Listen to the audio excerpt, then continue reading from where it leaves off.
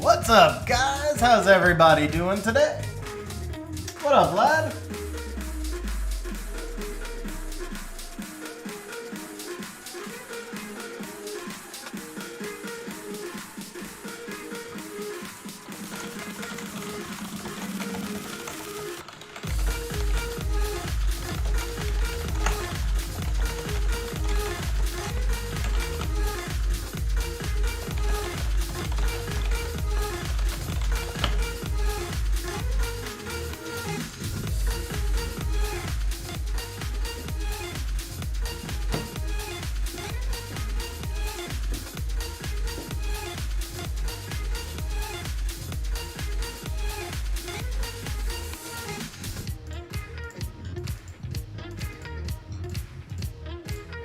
What up, Alex? How you doing, man?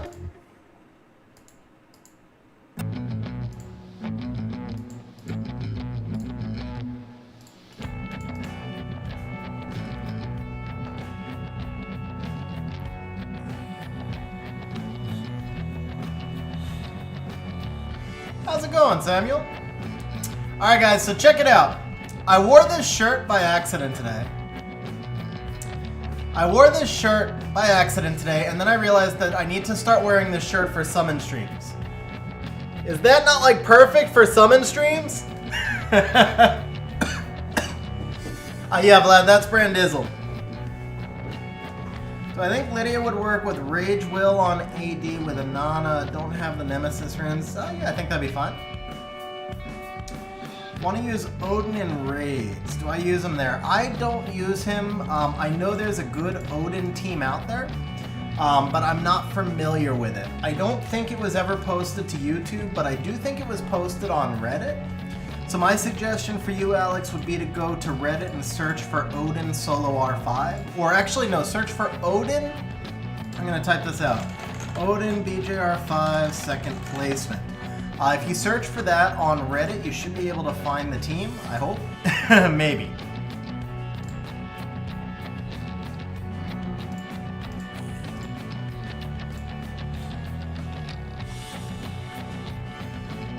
Vlad, I wouldn't bother with Brandia in solo R5, man.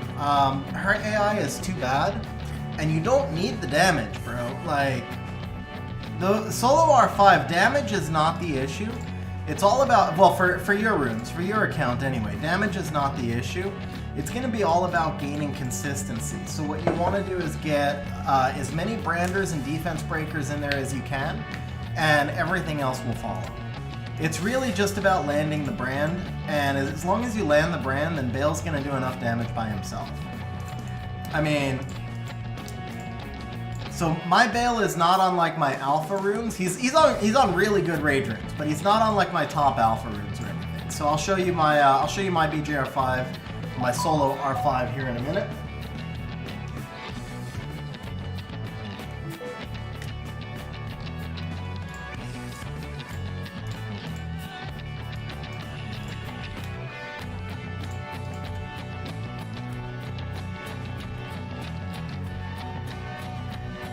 How many blue runes do I have on my account? I don't know. It should be a fair number. Let's see.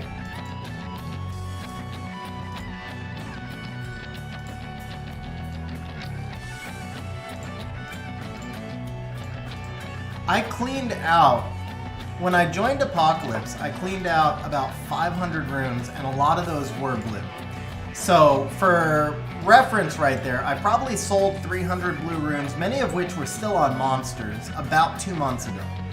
But let's see what we've got now. Let's see how many we've got left. Alright, so come over here to runes, and we'll just say quality there. I have 106. Thought it would actually be more than that. But yeah, 106, you can see, I mean, look at this thing, man. This is 110% blue rune. That's insane, actually. That's really insane. 110% blue rune. How many of them have innates? Not all of them. Okay. Let's see, like, that was kind of crap. Yeah, that's a blue, bro. 110% blue.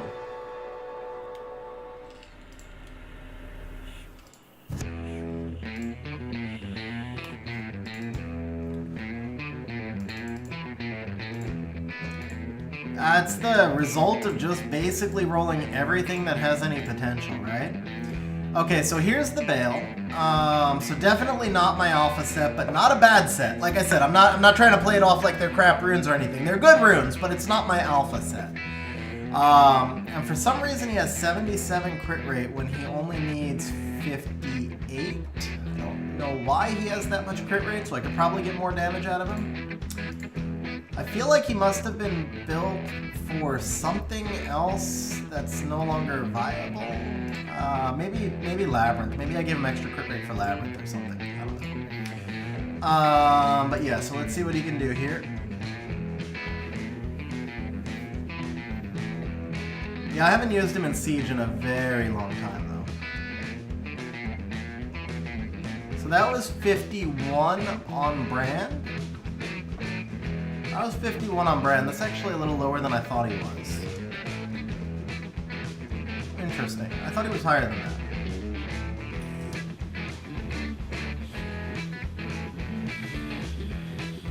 Yeah, I guess I'm only 52 on brand. I actually thought I was higher than that. I wonder if his artifacts could be improved, though. I haven't looked at the Bale build in so long. I mean, it's not like I need more damage, right? The team is fine. This team fails less than 1% of the time. You know, once every couple hundred runs, maybe. But let's see. So what do we have here? Skill 3 crit damage and own 1 turn. CD. That's actually. It's actually not single target CD. Ooh, that cannot go higher, can it? HP revive, speed up effect. Do we have attack increasing effect on this? We don't. Do I have the ability to put it on? Attack bar 1 revive, crit damage, speed up, skill 1 recovery, skill 2. 1 target, additional damage. No attack increasing effect. Okay, let's see if we've got enhance increasing effect, attack up effect, equipable only by sub-property. So John has got 17. Ooh, 17%. That's pretty big, actually. 11%. Oh, I'm on the wrong. Here we go. Okay, so we got 14% with skill 2, 11% with some skill 3 crit damage. 9% with 9 skill 3, or 11% with 3 skill 3. This also has some, that's not an attack artifact though. That's not attack. Okay, here we go. So we want attack, up effect, and skill 3 crit damage, right? Yeah, Laurel, you really should hit harder than that. I was kind of surprised. But it's one of my, it's nowhere near my best range set.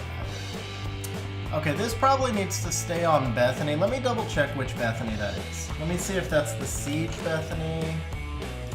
Okay, so Shield Will Bethany has 14% crit and 8 attack increasing. Yeah, that's this one. Okay.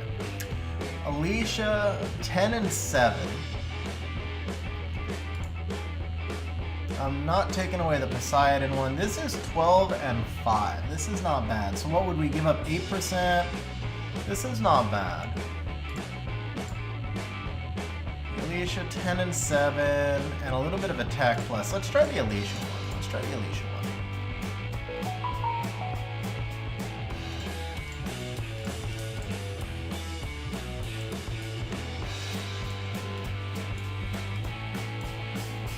Actually, you know what? Why am I doing it like that? I'm just stupid. I know how to run it in the optimizer, so let's just run it in the optimizer. Alright, Bale, we're gonna clear this. Just need to put that. Okay, we're gonna go Force in Bale. Clear this. Damage options. It's gonna be Start of Apocalypse, 550%. 40% leader skill. We won't worry about the 48%. So we're gonna go 48% enemy HP because it's after the jump that matters the most. So we're gonna do it like it's after the jump, right? We're gonna say Raid Beast, and we're gonna say Raid 5. Enemy does not have an element, there's no passive. This should be 550, not that it really matters. We're gonna have attack buff, defense break, and Debuff. Apply. Let's turn this on. Let's turn this on, and let's go ahead. Highest damage option is going to be this one. And it's using the one from Brandia. Interesting. Oh, because of the enemy, as the enemy is bad. Okay, that makes sense. That makes sense. So we're actually going to take HP here. We're going to do this. Skill 3 crit damage. A higher skill 3. I do. Do I want to use this? Do I want to use this for possibly an extra 1%? I probably don't. Okay. So we'll just leave that there. I don't actually have to immediately max that. What up, James? How you doing, man? Yeah, so after the jump, it's a lot of sequencing and tuning. It's really important. So for one thing, monsters like Yunu and Douglas Flag will help you a lot because they automatically brand. So you should have Yunu and Douglas both in there. And then the other thing is make sure that you have an extra defense breaker going last on your branding team. So like I have Shayna last on my team, and that's because Lauren is still going to get resisted on occasion. Think back to the old BSR 5 teams. So your team-up team is probably not going to have... Yeah, I mean, you could always just transmog him. If you feel the animation's too slow, just transmog him, man.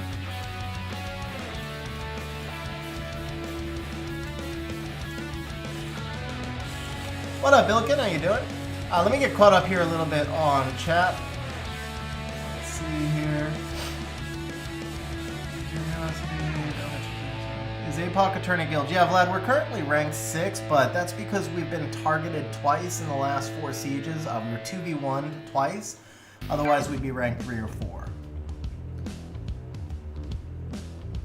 4. Taylor, so... Okay, yeah, so Taylor, you got the idea. Let's see. Some people use CR. 45 on last hit. Yeah, Vlad, probably just an artifact difference, because I know you've got the runes. Either that or you just didn't prioritize the runes. Eternal saying, like the stream or I'll call you a nerd. Guys, remember to smash that like button. Also remember that I was really slow to find this, but here we go. Also remember to subscribe.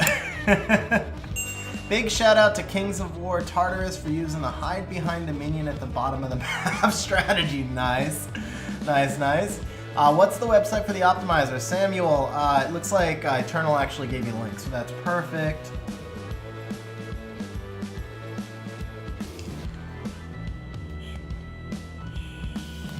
Alex, that would work, but don't rely only on Scarlet, because remember, Scarlet's not going to have exactly the AI that you want her to have at all times, basically. Alright, I keep forgetting. I need to move this Alicia out and give her her artifact back, or I'm going to forget later. So if anybody sees Alicia, please tell me. I'll try to keep an eye on chat, because my monsters like to hide.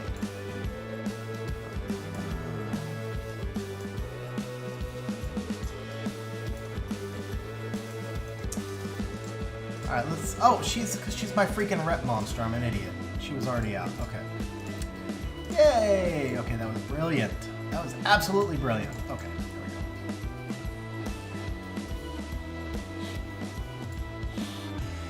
go. Yeah, I had them built, so a long time ago, before I came to APOC and needed all of the dupes for tourney, or for Siege, my storage would fill up with Rainbow Mon. I mean, like, so I moved to APOC however long ago, and I used all 1,001. It was like 1,000 and 1,000. I had 1,000 3 stars and 1,000 4 stars. And I used them all, and I'm already back up to 400. When you farm a lot, they fill up, and then you need to use them on something. So, because it's so hard for me to freaking find anything in my box, I was like, I just want to build 1,000,000 of one monster so that I can use these stupid Rainbow Mon, because the storage is limited, and what monster makes sense to build 1,000 of? And it's Water Talus for World Boss. And so that's how I wound up building all those Water Talus. Alright, Bale's got his new artifact. Let's see what a difference it made.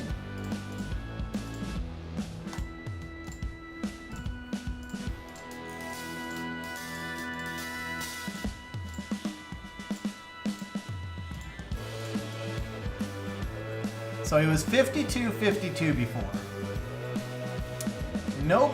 I didn't see it because the brand went up late. I didn't see his damage there. The brand went up late.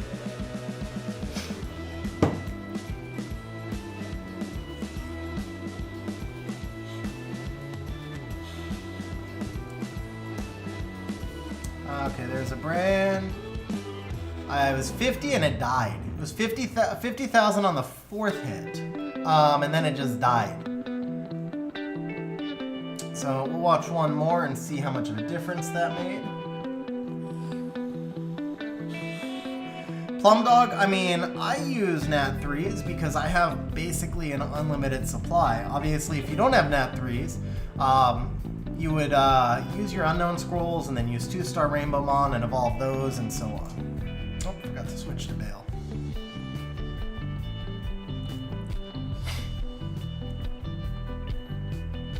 Alright, take 4. Take 4. Can we see the final attack here? No defense break. We have a brand and no defense break, and Bale somehow got out of... Something went really wrong here. What went wrong on this run?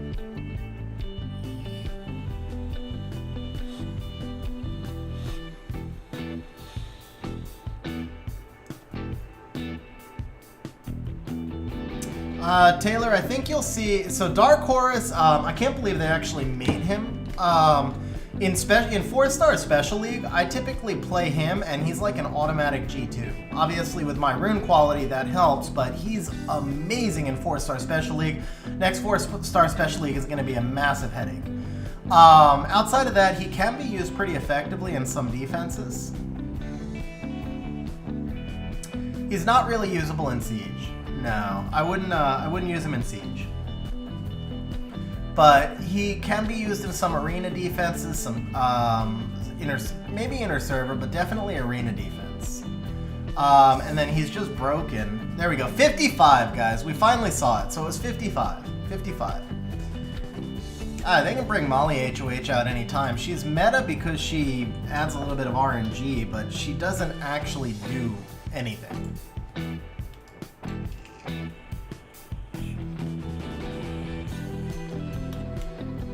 Alright, so as we said in the stream description, we're going to be doing some just kind of random stuff today. One of the things I need to do is a couple of siege builds. So you guys, I'll actually show some siege builds. We're going to start off by doing a Malite. And so let me go ahead and open the optimizer. I'll show you that. Obviously, I won't be showing any siege defense monsters, but some random offense monsters are fine. Speed, crit rate, HP for Dark Horus. I don't know about the slot 2. He benefits from being fast, but if you have fast enough subs, then you could also do it. It's more about target stats. It's honestly more about target stats. You want 100 crit rate, you want 30k plus HP, 1k defense, and as much speed as you can get. About 20 accuracy is good on him as well. Oh, what up, Robert Yang? Yeah, that was a good siege, man. How you doing?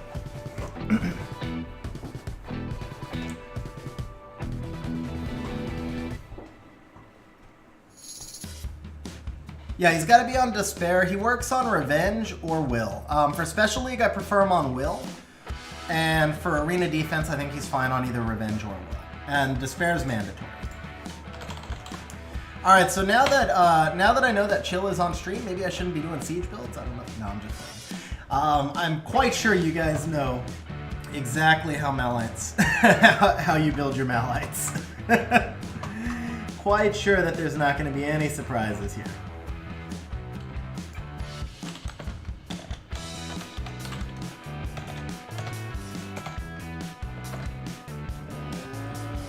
I don't really want to do any of that. Let's just go this. But I will show you a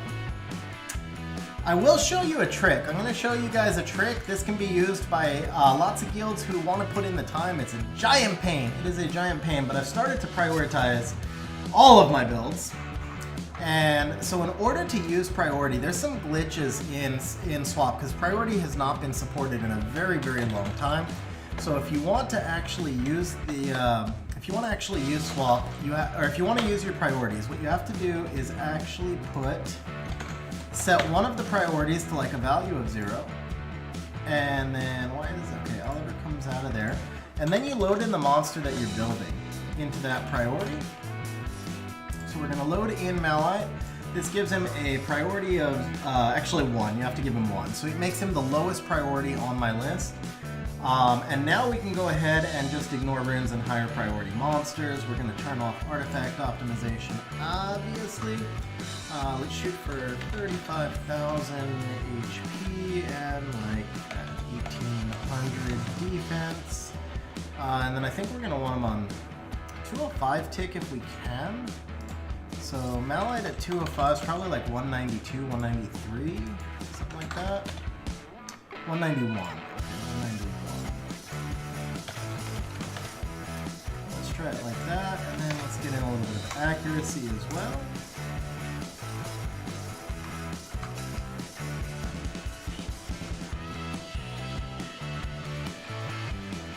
Eternal, I don't think he's onboarding devs, and I really doubt he pays, but I think if you reached out to him and just said that you wanted to help to get the experience, maybe. Yeah, Robert, I mean, the thing is, we tried. I wanted so badly. I wanted so badly to get us there as part of Aces War. I really wanted to bring Aces into the tourney, or help, not be the, you know. I wanted to contribute towards Aces making the tourney, and it didn't happen, man. It's too hard to recruit. It's too hard to recruit. Let's see. So do I not optimize? Yeah, if you come over here, it's just RTA ticks, but my speed tower is there. But no, I don't. I mean, yeah, you could use speed tower here. I honestly, it's just habit more than anything else. It's just habit. I've done it this way for so long. It's probably better. It's honestly probably better to probably better to do it with the tower checked. But I just never have. I've just been in the habit for so long. Uno Reaper dropping the member chat, says it won't let me chat except for this. Uno, are you sure, bro? Because so Uno, you're not subscribed then, bro. You're not subscribed to the channel, Uno. Are you kidding me, bro? Because it doesn't require members, it requires subscribers. Uno Reaper, member for 20 months, is not subscribed to the channel. Bro, calling yourself out. Calling yourself out. How do you not? Oh man, I will never stop giving you crap for that, man. Alright, let me just get my AC turned on here.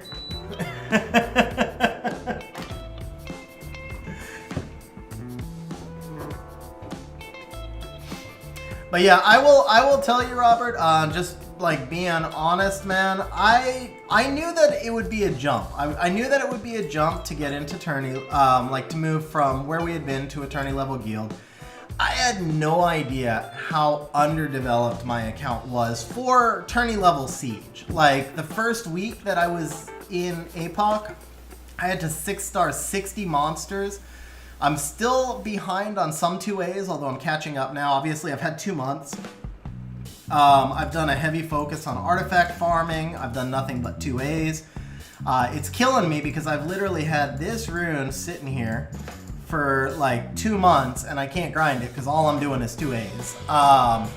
It's not like this rune's that amazing, but still. But yeah, I mean, I didn't realize how unready I was. So the first week was my worst week of siege ever. I went 12-8 the first week. And I was like, man, just kick me out. Let me go down to a G1 guild. I'm awful. But it's gotten better since then. I've been 93% since then, which is still like not where you want to be. It's the line, right? It's the line. But I've gotten much better. And yeah, that's it. I'm growing. I'm improving. And I'm learning a ton because honestly, so I knew I had a rune advantage in most sieges, but I didn't realize like when we were doing like rank 20 sieges, I wouldn't have thought that I was rune gapping people that badly, but apparently I was. And so once you can't just rely on the runes anymore, it's been a lot to learn. So it's been a lot of fun though.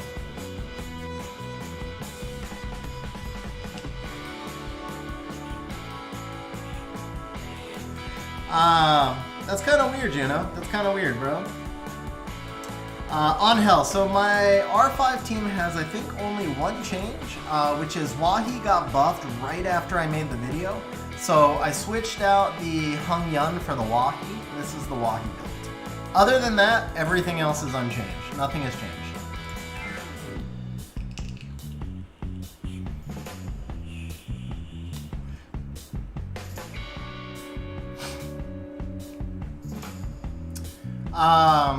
Eternal, I can also just send you a link straight to Xandro's Discord if it's not Swarpon.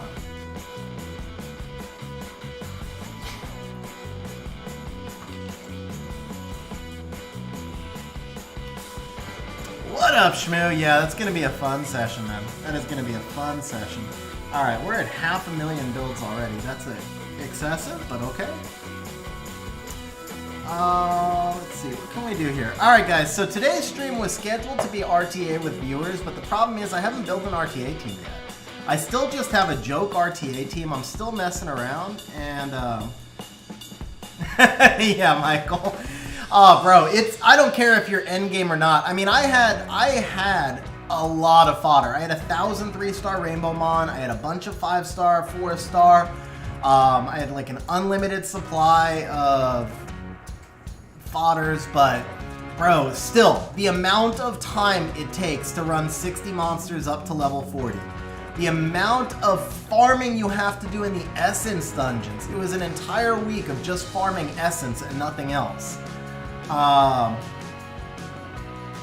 problem not to have installs on Will without a cleanser. I'm sorry, I don't know what you mean by installs. That might have been an autocorrect. Oh, there you go. Inugamis. Yes, it is a problem not to have them on Will, because they could get slowed and mess up your speed tuning.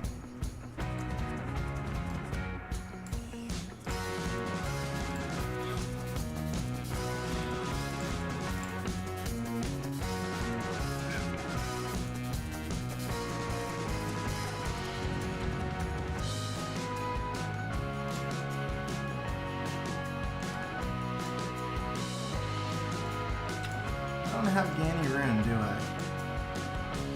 Do I have second Rune? I know.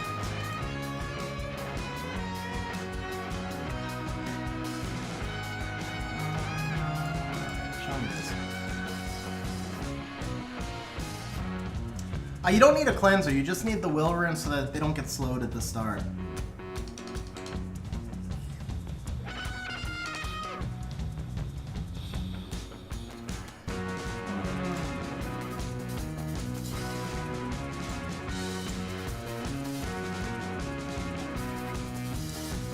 Sea Slug, since I've basically never done 2v2, I'd be fine. So Vlad, I was actually planning to do some of the RTA builds today. The problem is, as you can see, like just from the Malai build, it takes so long to run each build. But I was planning to do some of the builds today. Is that a freaking Revenge Beelzebub? That is a freaking Revenge Beelzebub. There's something I never thought I would see. Okay, that was unfortunate. That was unfortunate. I lose now. Everything resisted.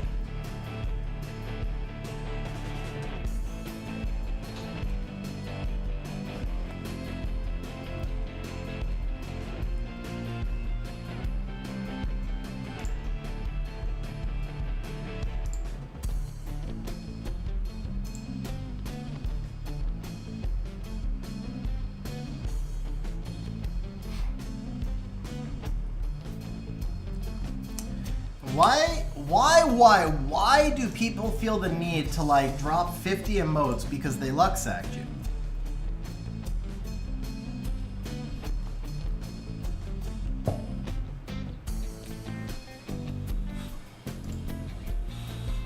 This guy's like, hey look, I'm special, I can get lucky.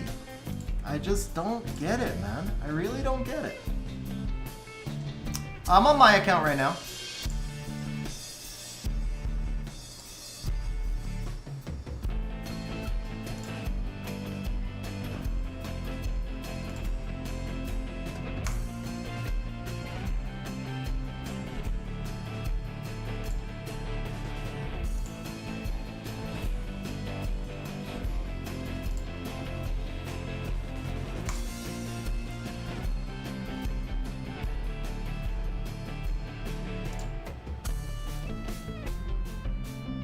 So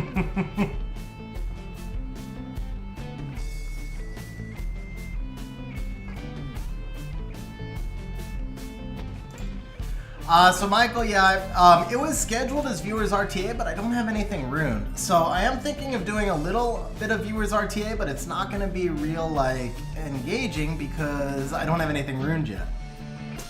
My favorite monster is Fang still Fang. It might be Julienne, but it's Fang or Julienne.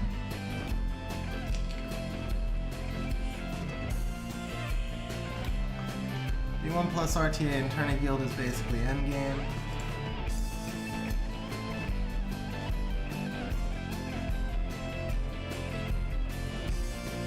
Yeah, that's a pretty fair evaluation there, Michael. That's a pretty fair evaluation.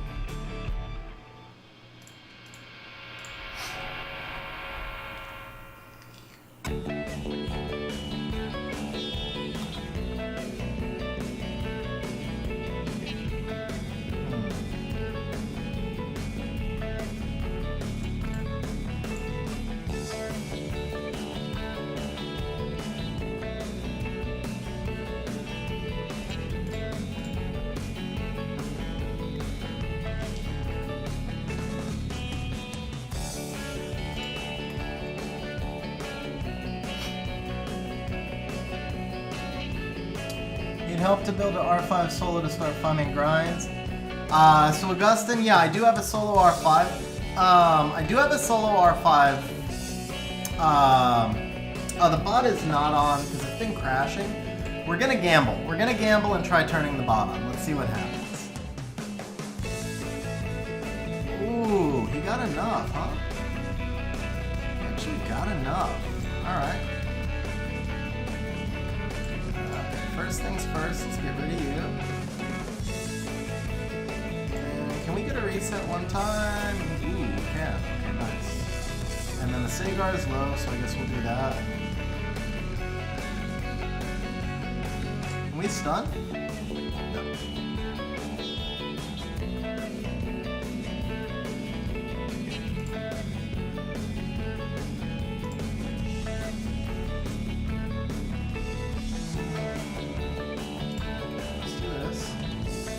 Resistance. Good resistance. Wow.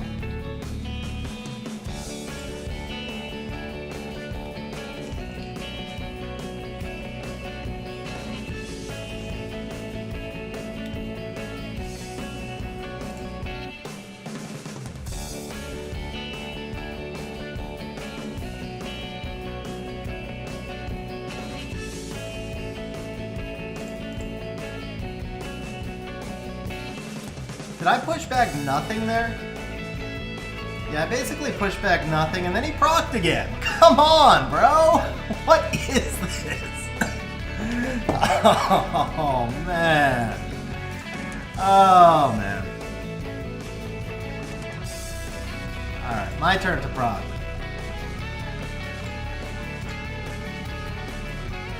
What up, Leggy? How you doing, man?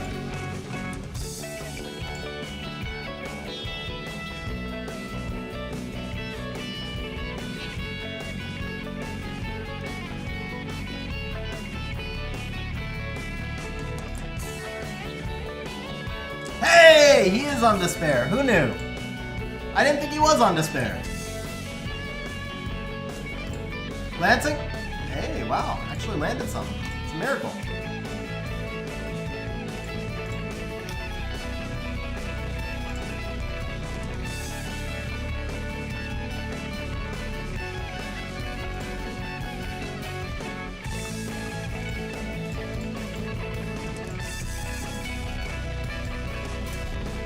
Does Shizuka work well with Juno Fen Yang? No, I don't think so.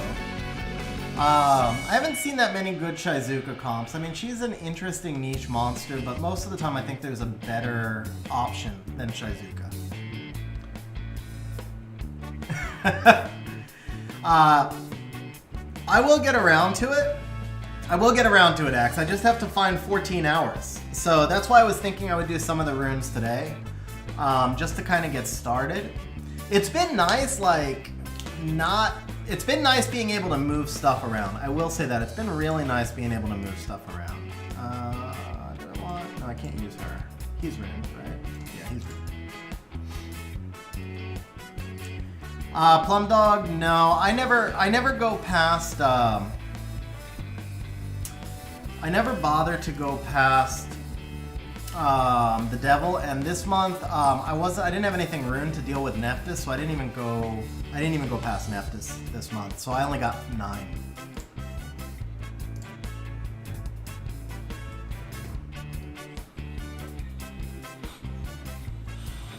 Yeah, it's easy, Michael. It's easy, especially as we're getting prepped for tourney this week. DSC, it's not completely fair to say that because you do see some snipe teams, and then there's different kinds of cleaves. But it's fair to say that, I mean, no, it's fair and it's not fair. It's fair and it's not fair. Like, that's not good. How you landed nothing? How do you land nothing?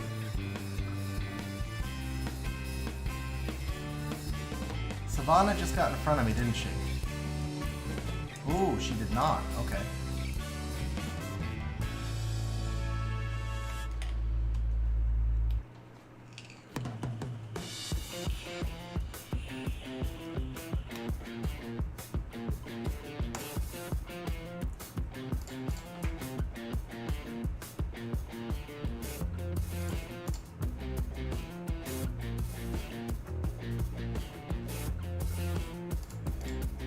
Savannah only has S1. He's already been hit. Let's do this. There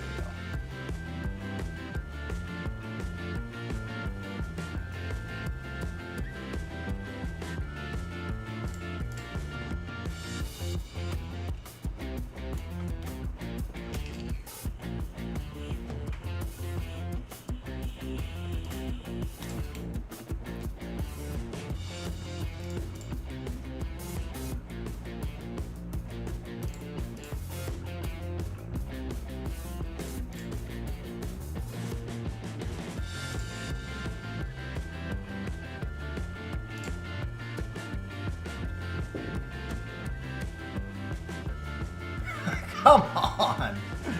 Wow, dude, seriously. So messed up right here. So messed up right here.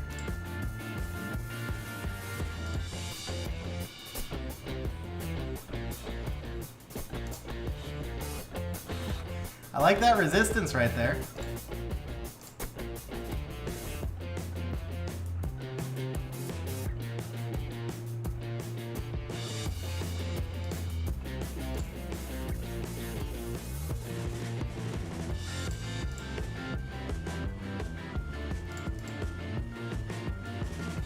What up, you? How you doing, bro? Nice proc, Diana. Nice proc.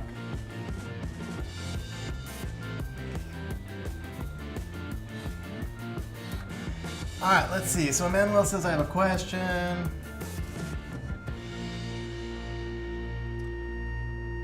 If a unit dies, do fight sets or something similar? Yeah, the effects remain in place no matter what, Alex. So actually, if you go to... You go right here and you look at battle effect and then you go buffs, debuffs. Sorry, no, you go battlefield effect. You can actually see all the different stuff you have and the fight runes do stay there. Samuel, I do think they'll nerf Oliver next patch. I think he needs to be nerfed. The really unfortunate side effect of Oliver, besides the fact that he's made every single fight turn 1, is he's now brought on Taurus super high into the meta and every single fight just feels like RNG. Because Antares is the only thing that really can try and counter Oliver. So I do think they'll nerf him. I believe personally the reason they did not nerf him last patch is because the 8-year events were coming up and they wanted people to spend. But I think and I'm hopeful that he'll be nerfed next patch, and I say that as somebody who's got him.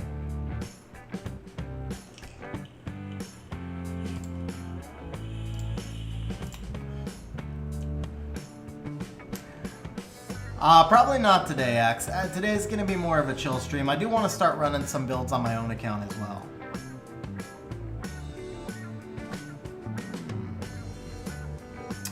Like a vertihile. What is this?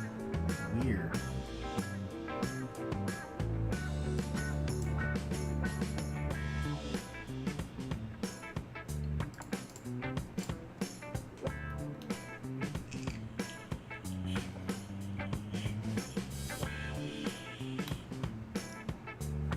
Yeah, he has to be second or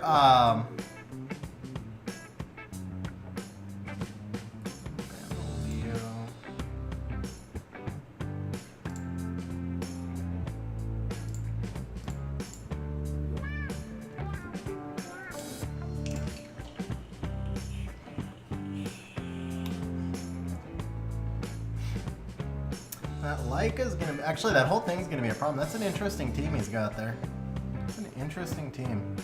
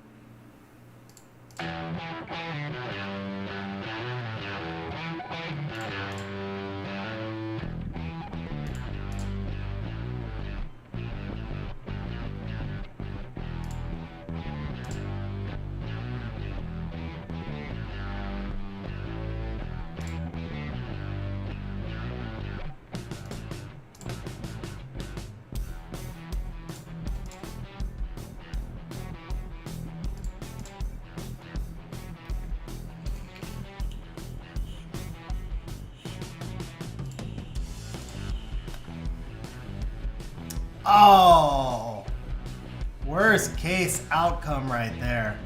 Worst case outcome right there. What up, Asian? How you doing, man?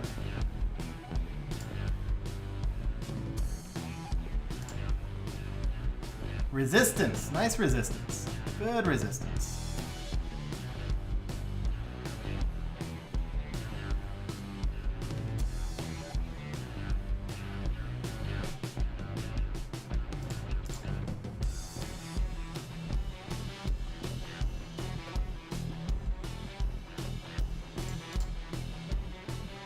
Are rune packs worth it? See, that's a tough one, man. That's honestly a tough one because they buffed them recently. So I kind of feel like rune packs might actually be worth it now. But it really depends on if you need rune packs, like if you need runes. So rune packs are insane. Since they buffed the rune packs, it's absolutely insane. With a guaranteed innate. But if you don't farm R5 and you don't buy re-apps, then the rune packs don't give you all that much. What they give you right now is re-app targets. And so it's hard to say that re-app targets are good if you don't have tons and tons of re-apps. But rune packs themselves are actually pretty broken. Rune packs themselves are actually beyond broken.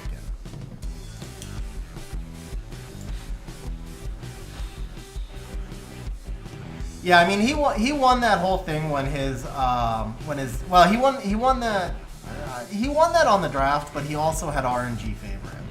The Bird was 2 for 2 on counters, and the Douglas resisted the Ryu.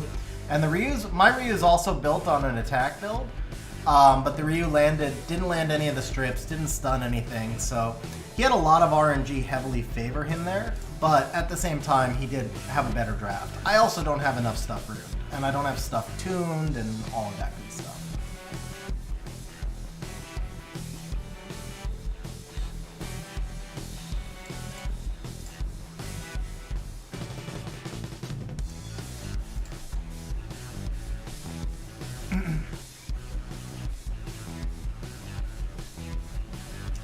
Moth, Ren, Charlotte, Tiana, a good RTA team starting out. So I've been testing Ren a lot, and not super impressed by Ren. I originally thought Ren was going to be absolutely broken, and so far I just haven't been super impressed by Ren. Let's do this.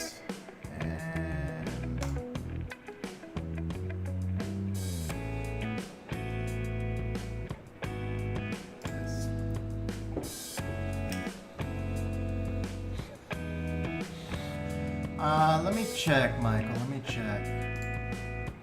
Bro, Michael.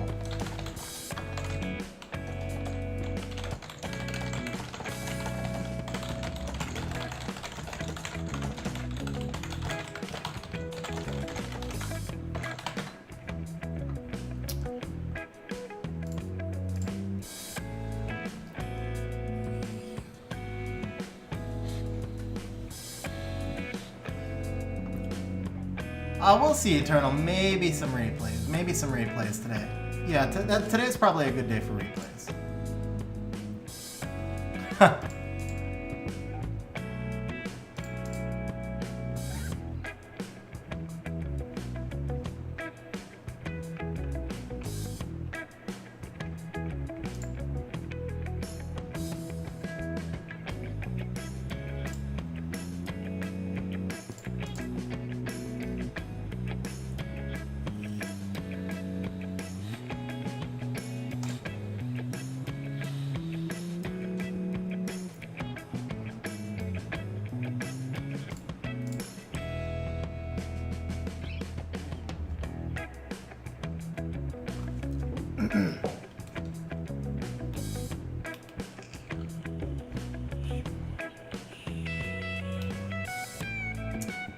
It's one of those days, man. Really can't catch a break.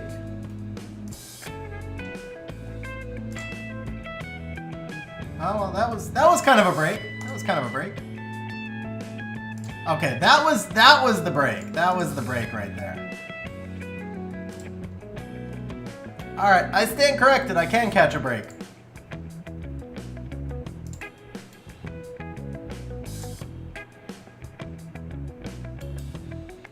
Does he die right here?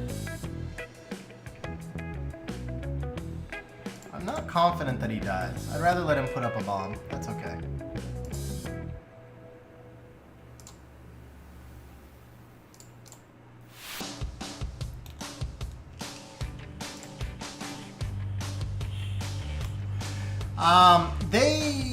The RTA season ends at about the 3-month point, but I don't know offhand, but it's pretty easy to figure out. They used to display it somewhere in the menu, but I couldn't find it. I looked for it once on another stream, and I couldn't find it. It's probably about a month and a half, 2 months though. So if you go back and you check the patch notes, it'll be 3 months from when it, like 3 months from when the season started. Alright, let's go ahead and put up the Malite build and then get started on some RTA builds. Alright, these... Why are you taking in from Windy? Croc is okay, but Windy's not. Windy should be on my priority list. I'm on Mumu player right now.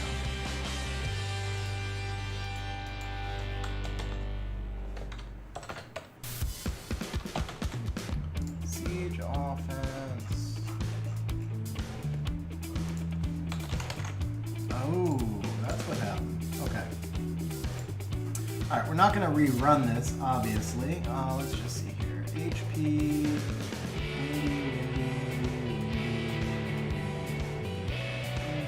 Here we go. Nope. Windy. Are we going to rerun this? Oh man, that's a rip.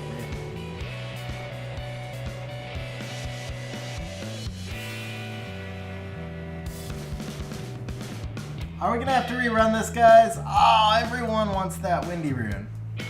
June 25th. Okay, perfect.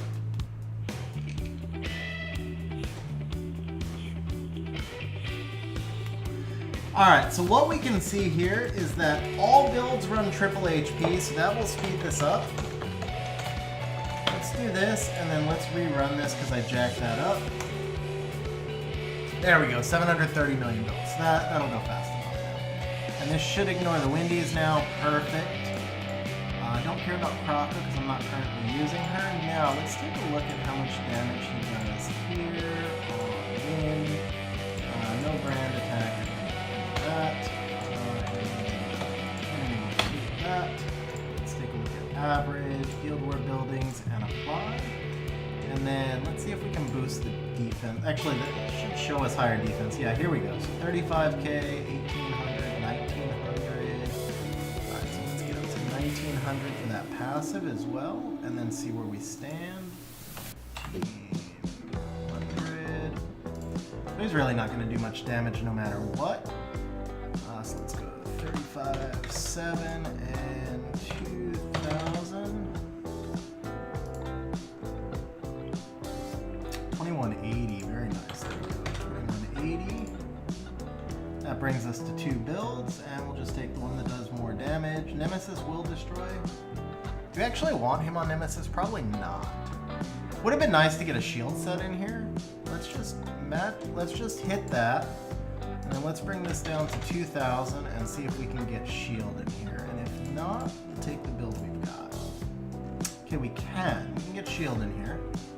So effective HP on this is 320. The best I see down here is, they're all in the 290s, okay?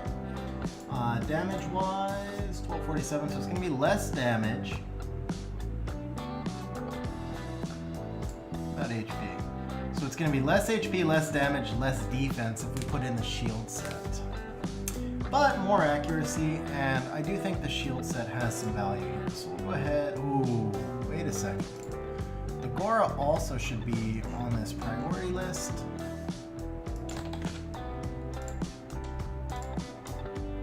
Optimize one more time. No builds. Okay, no builds. So then we'll go ahead and just use the energy build.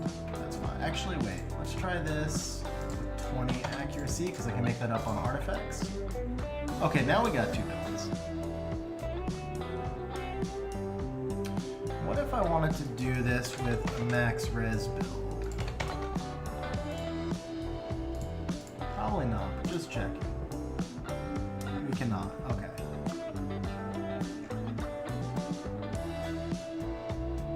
Okay, that's fine. So we'll do that. Rerun this. Let's go 2000.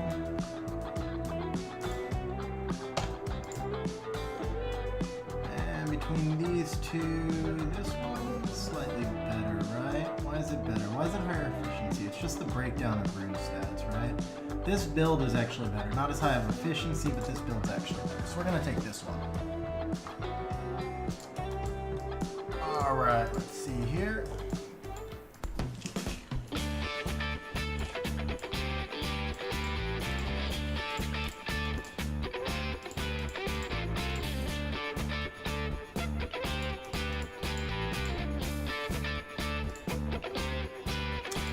Oh great, it wants the rune that's on Oliver.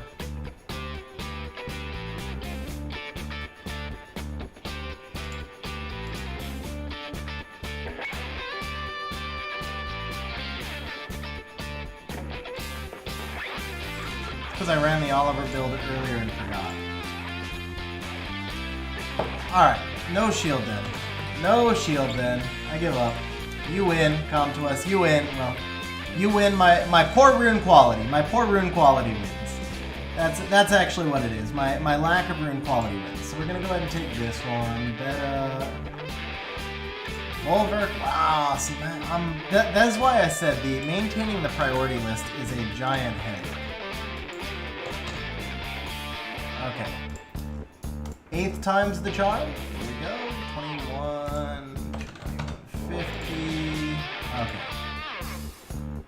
Gildon. There we go. 8th time is the charm. 8th time. Alright, we finally got it. So we need a will 1 with 26% HP.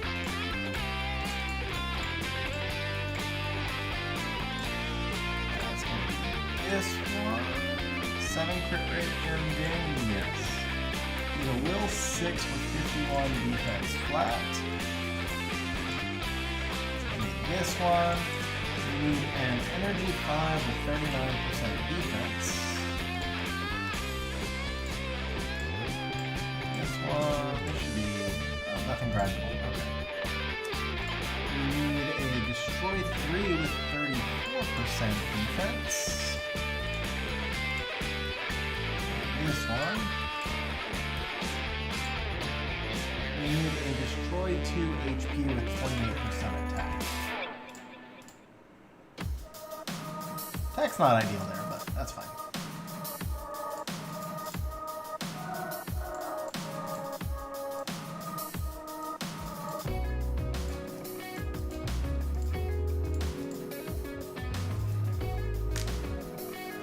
Can I explain when I would use focus depth in swap?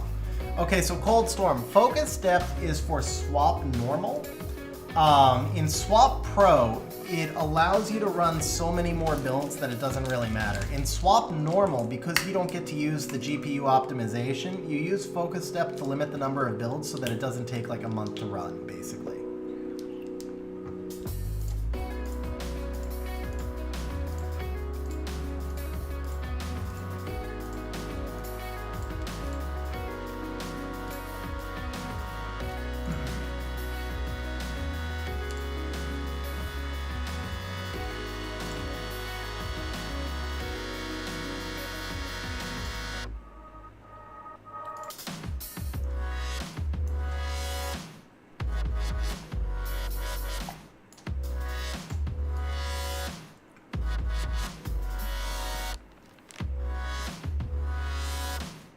Accuracy. Let's go skill 2 accuracy.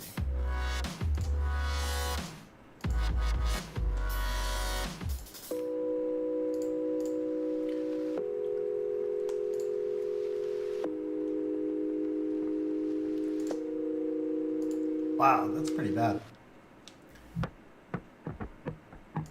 Which crit rate do we have? We have 90 crit rate. Wow, we have 90 crit rate? That's gotta be the wrong rune. I didn't change the slot 4. Energy 4, HP over 20 speed.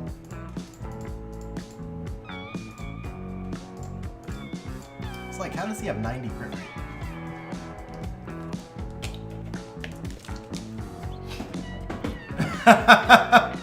That's how they thank you, bro. That's how they thank you. Yeah, Cold Storm, you can leave it blank. If you have the pro, I would just leave it blank.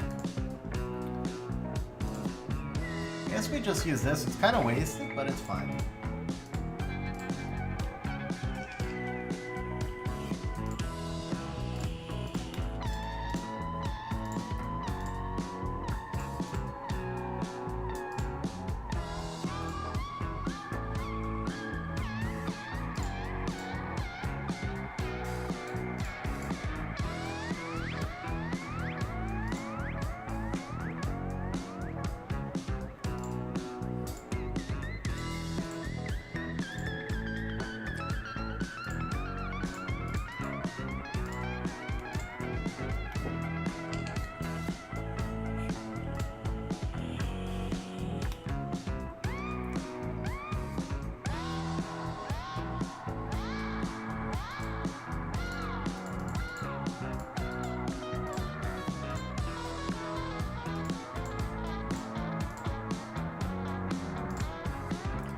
Argument's sake, if I did this, I lose 3 speed. I'd have to make it back up. Bro! Bro, huge grats, Michael. That's a huge jump, man.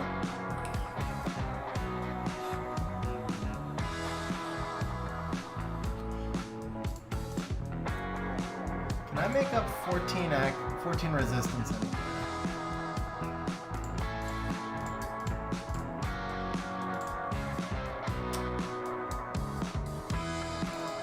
Fine there. Okay, that helps.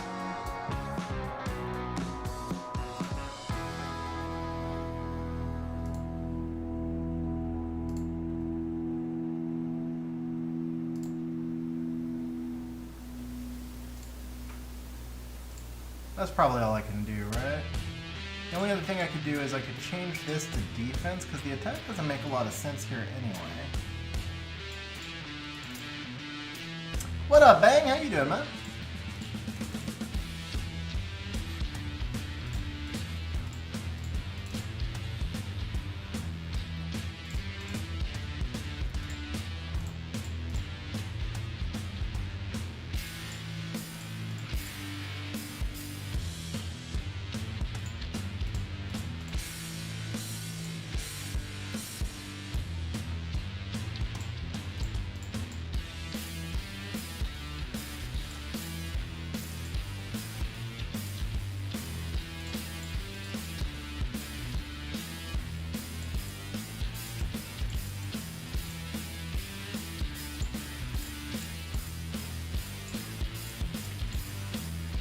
I'm low on speed, aren't I? 189. I'm 2 speed too slow. Okay. This is probably the best shot for me to upgrade. We need 23 speed. That's already my fastest. How's this grinded? No.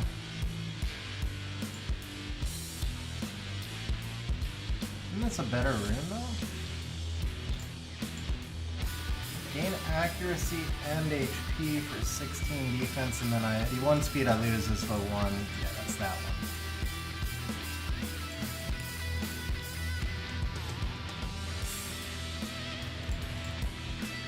So I need 2 more speed. Where can I get 2 more speed? It's gotta be this one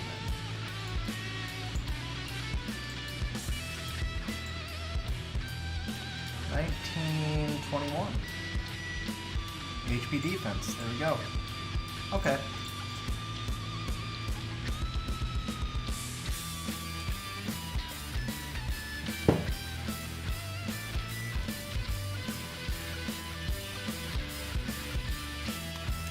Guess that'll work.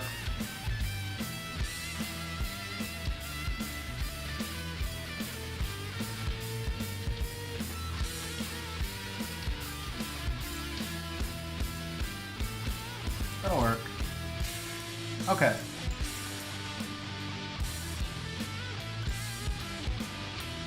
Alright, so there's our Malite. Let me go ahead and get Swap Pro loaded up. We're gonna grab a new JSON real quick.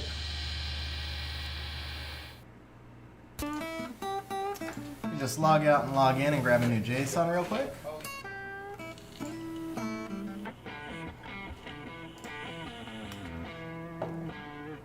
Let's get Swap Pro loaded up. We'll Swap Connect. We're gonna get Swap Connect loaded up. So I use Swap Pro.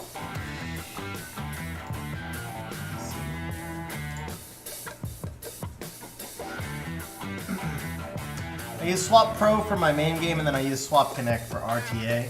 Not that one is specifically better than the other, but because there's so much configuration that went into the main game one, I can't risk overwriting it.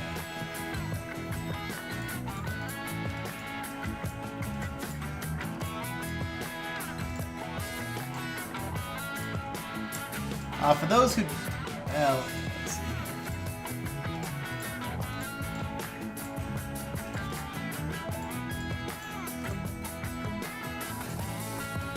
No, I almost never buy the transmog Zax. I farm enough. I mean, I've bought some, but it's just usually not worth the money. I basically, to be honest, like all of the transmogs that I bought were in one day. They did a transmog returns, and I bought a whole bunch. It was just one time, like one day of weakness. I bought a whole bunch of transmogs on one of the transmog returns. Other than that, I think the only one that I can remember buying is the dragon one, because the dragon one is just amazing. Absolutely love the dragon one. That was worth the money. But I farm enough that I can transmog whatever I need to, just from the stones. Probably have 100 stones now. Oh yeah, definitely. I bought the ragdoll. Yeah. Yeah, I got 146 stones now. I mean, I could transmog. Actually, I should probably transmog the Carnell. That one's an interesting.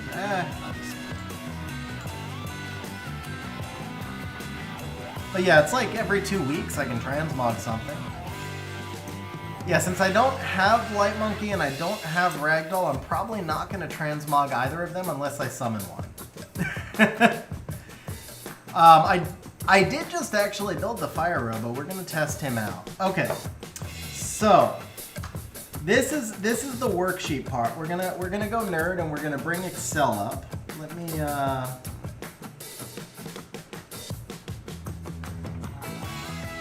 find my notes here. No. RTA new. There's one. RTA new. Okay. Let's see if we can share a window capture. I'm gonna share the Excel file with you guys.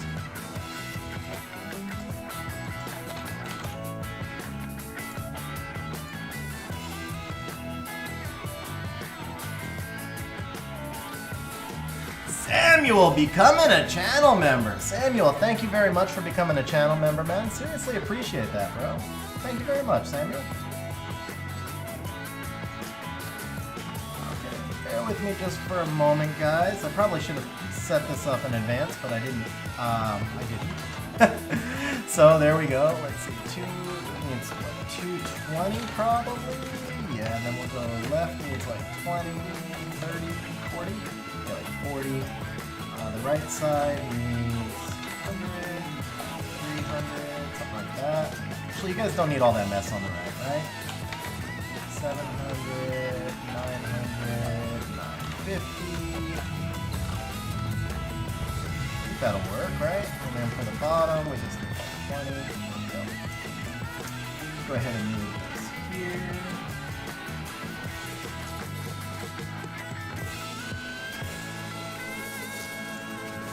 Samuel, thank you very much for becoming a channel member, man. Seriously appreciate it, bro. I don't think I gave you the appropriate shout out because I was trying to get that configured, but you know the bot's up, man. The bot's up, bro. It's score though. Wait, what's going on here? The bot is up.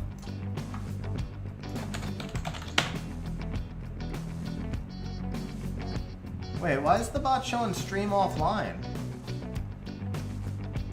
Hang on. The bot actually was up, bro. I've had it up and running the whole time. I don't know why it didn't connect. But you know, thank you for hanging out on stream, bro. Have a good night, man. Let's see. Samuel, so do me a favor, if you're in our Discord channel, do an @moderators in the I love that comment. Do an @moderators in the main channel, and they will give you access to the channel member, channel supporter role, so you get access to some additional channels in Discord. And then, why is the bot not connecting?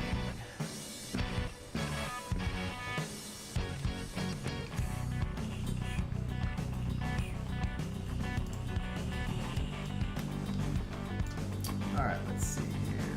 General. No. Alright. Do this.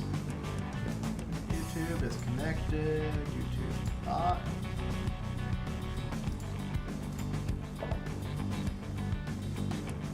No idea why the bot's not connecting, guys. So the bot did an update. The bot did an update about a month ago, and that's when all these problems started. And now there's some sort of other problem. I'll have to test the bot offline because that would eat up a lot of time. I have no idea what's going on there. So Axe, if I check a replay on stream, bro, then I open it up for everybody. We might do replays later, but it'll be point-based replays. Because otherwise, like, how do I say no to one person and not to another? Wait, how can I take points if we do replays? That's, oh, okay. All right, well, one thing at a time, guys. So I did start doing my worksheet over here. Fire robos.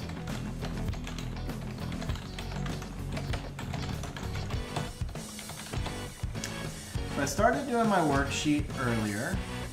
What is his base speed? Let me check his base speed real quick.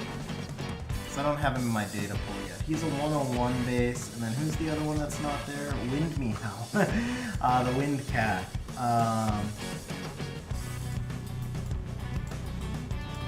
Wind Cat's base speed is... What is Wind Cat's base speed? Here it is. 100 even. Okay, so we're going to go 100 and 101.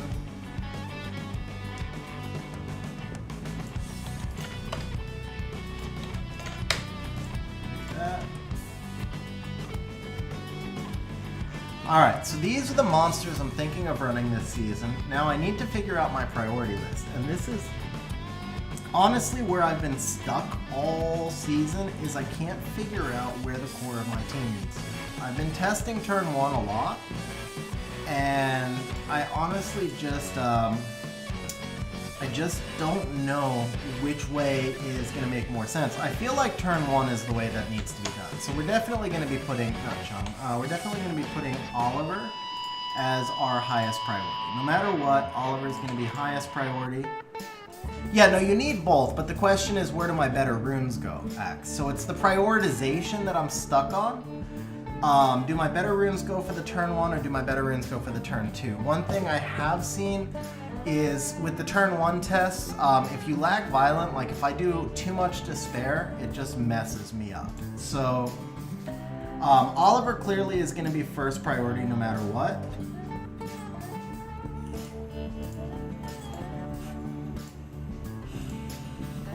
Then there's also the question of speed tuning, because if you go turn 1, you're running a lot of strippers, and if they're all on despair, then again you get kind of an issue with too much despair messes you up as well. I do think Antares probably needs to have the number 2 priority, not because he needs my second best runes, he won't be competing with anybody, but because I need to make sure his set is amazing. Abellio I'm not sure is going to have a place in my roster.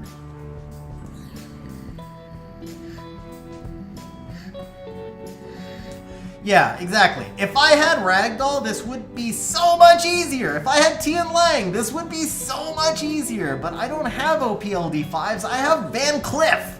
I have garbage Van Cleef. And that does not do the same thing for me.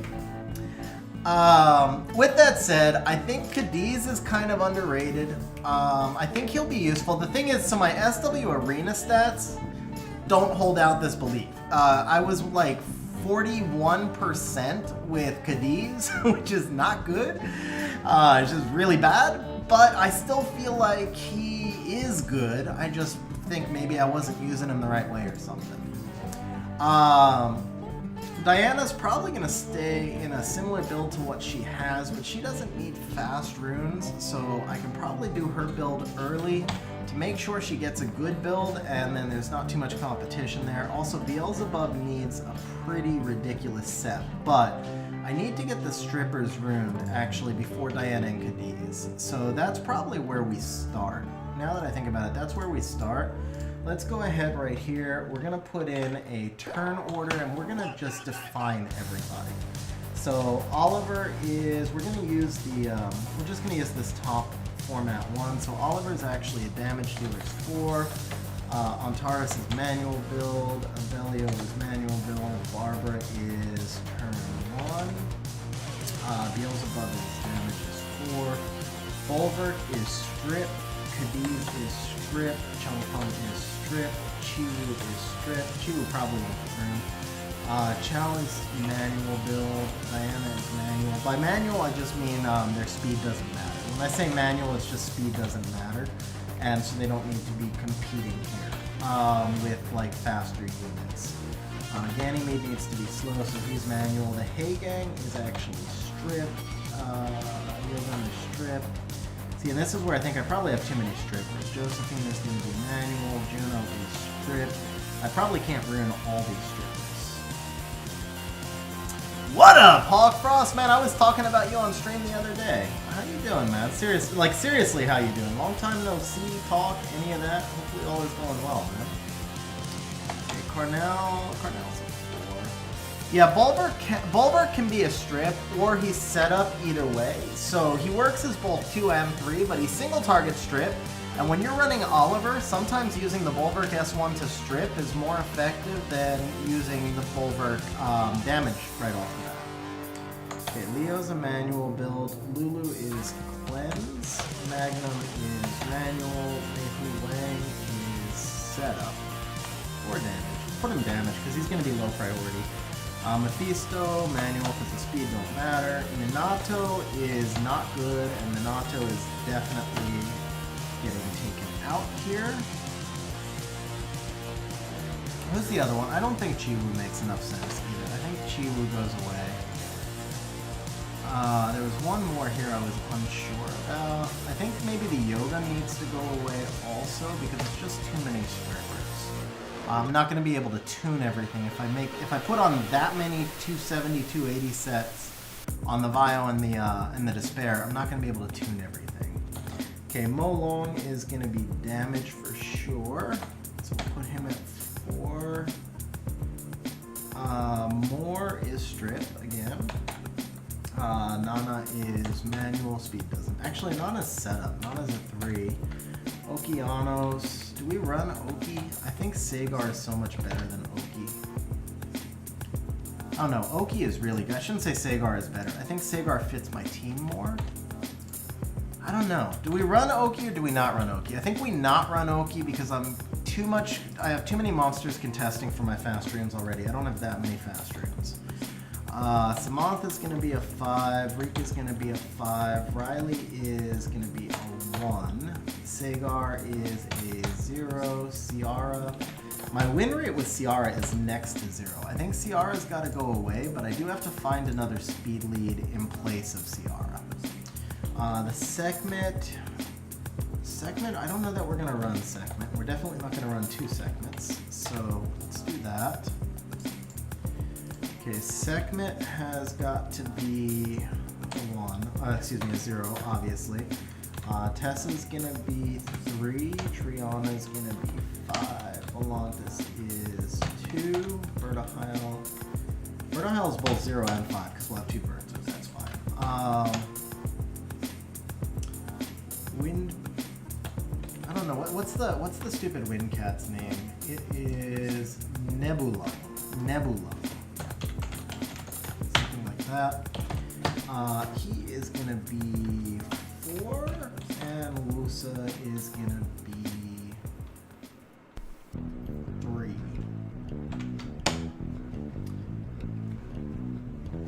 A lot of hours at work, 60 to 70 a week. Oh.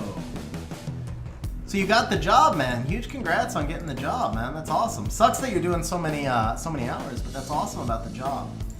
All right, so we're not gonna run both Barbara and Sekhmet. I tested Barbara and I was very unimpressed. So we're gonna get rid of the Barbara. Now, I did not see Ethna in here. Ethna needs to be in here one way or another. The question is, do we run Ethna as a turn 1 or a turn 2?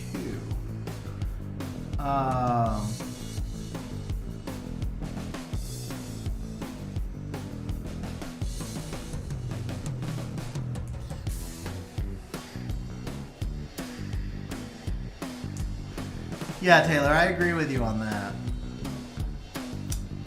I don't really like the Sekhmet, honestly. I really don't like the Sekhmet. If she gets resisted, you lose, and it feels like she gets resisted more than she should. Maybe she doesn't, but Sagar feels much more reliable. And he does more. I think he does more also. Obviously, Sekhmet's huge benefit is the base speed. So then it's back to, do I run like a Swift Ethna or a Swift Sekhmet? That's going to be the role that's played here. It's either Ethna or Sekhmet. My win rate with the Swift Ethna last season was low, but with the Swift Ethna, I was running a 350 Swift Ethna, and then I would run it without speed lead. This season I'm going to have speed lead, so I don't have to run her as fast. I can probably run her at 330 on an attack slot 2 and get the guaranteed stun on a pretty regular basis. So I think we're going to do the Ethna on the Swift set. Do we do Ethna or do we do Vertihile on the Swift set? Or do we do Sagar? So those are the 3 options. Ethna, Vertihile, or Sagar. Take any thoughts from stream? I'm open to hearing it. So I know, like I said, the win rate with Ethna last season was pretty underwhelming. The Vertihile, though, the only thing with the Vert is I feel like he's not fast enough. And then Sagar has the same issue. So the Swift Sagar was super effective for me when I was messing around with him earlier. That's one thing. He was super effective for me, but I have to put him on Swift Broken to make decent stats. So we'll come over here and show you. Oh, that needs to go away. We'll come over here and show you guys what the builds look like. So Swift Vertihile is kind of slow. He's 219. No will runes. I can get him a little bit faster if I use this rune that's currently on Volantis. It's actually a better overall build. This is a better overall build. So I can get the Vert to 223.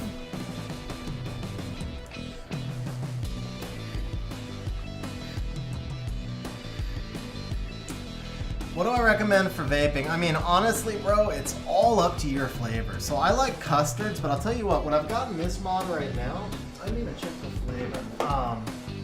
This is a lemon meringue. This is freaking killer, man. This is the first time I've ever tried it. Coastal Clouds lemon meringue. Absolutely killer. Really enjoying it.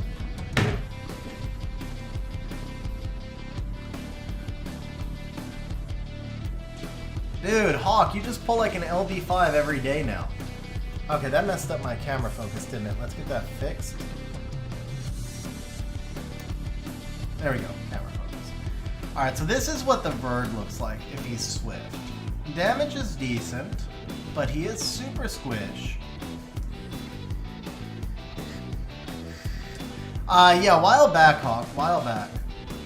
It's still fuzzy, it looks good on my side, Eternal. Alright, we'll try and reset it one more time.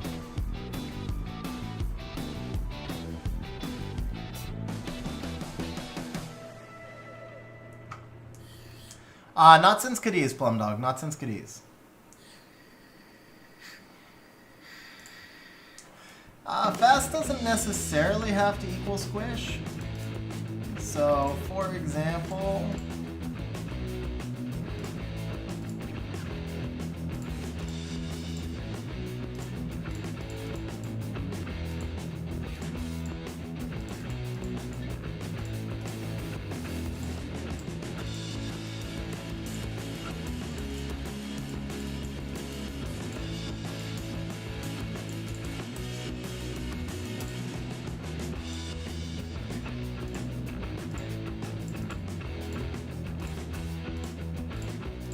we can do this, and this isn't as bad.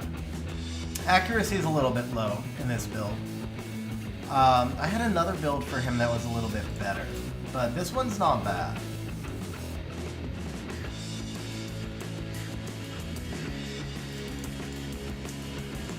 He's using this one. With this one we get the max accuracy. Yeah, it was this one. So this build isn't too bad.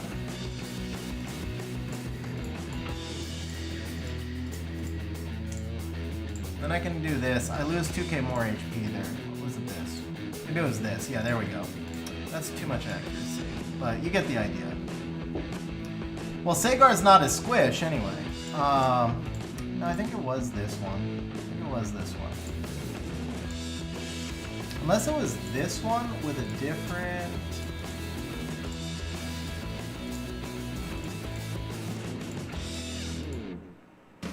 I don't remember the exact build, but that's the whole point. We're going to be running the builds.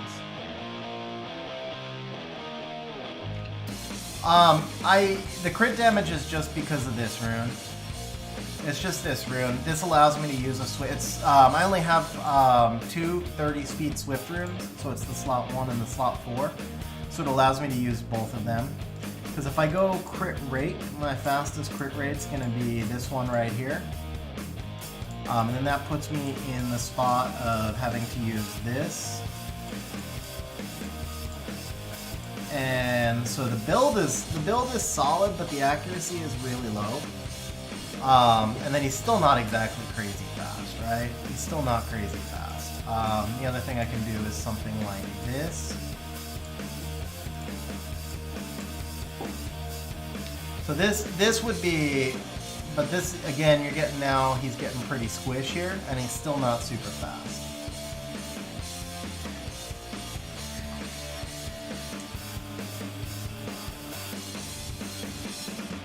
I heard about it, Plum Dog. I heard about it. Vlad, it just so happens those are fast runes I have, but I've actually, when I was testing him, the Destroy came into play a couple of times. The Destroy is not wasted in RTA. It's really not. What up, Porch? How you doing, man?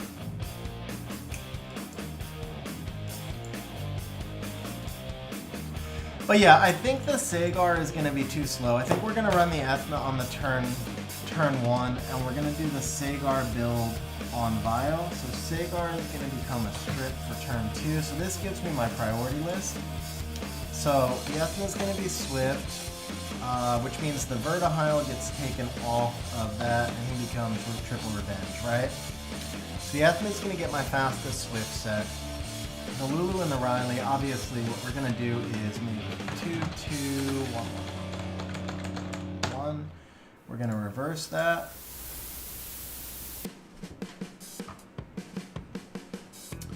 Alright, so this gives me, for AoE strippers, Chung, Fire Robo, Hagang, Juno. The Fire Robo doesn't actually have to be that fast. Does have to be on Despair, though. So as far as monsters that have to be fast, it would be Chung, Hagang, Juno, Moore, and Volantis. So I would need 5 sets at like 275 plus, and I can't do that all on Despair. So the Chung then has to go Vio. Volantis needs to be Despair. The Moore, I guess, could go Swift. The Moore could go on my second Swift set. That might bring the balance I need there.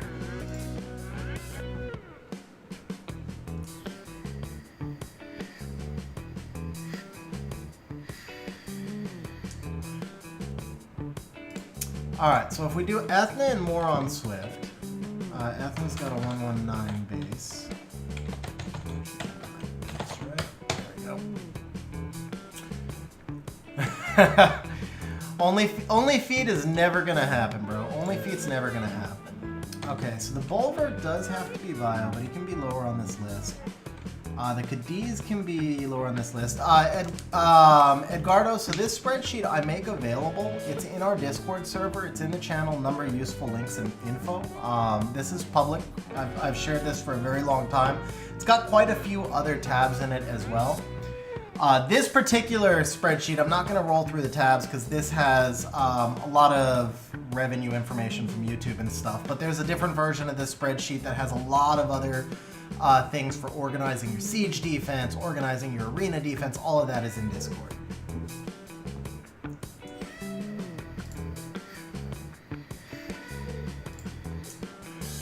Alright, so let's see here. So if we do, the Fire Robo can also be slower. So we're going to call Fire Robo 1.5. Hagang gets the slowest of these sets. Hagang's 1.5. Cadiz is 1.5. Sager is 1.5. Oh, here you go, bro. Put the link in chat for you. Eternal, if I had money to spend on that, I would. You know? Not the blow part. Alright, so here we go. So this means I need a total. We can drop the Swift sets. I need a total of 8 sets that are going to be run super fast. I think everything else can slot in behind here. The other one that I want at the 1.5, Julienne and Molong. I probably want the Julienne and the Molong at the 1.5s. Now this brings in a separate issue for me, something that I encountered earlier. Where'd my Julienne go? How is Julienne not there?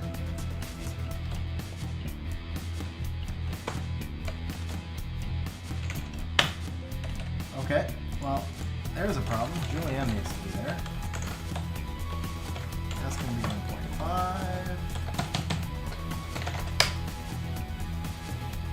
Okay, so we do this. Julienne obviously going to be Bio, but Bio Nem.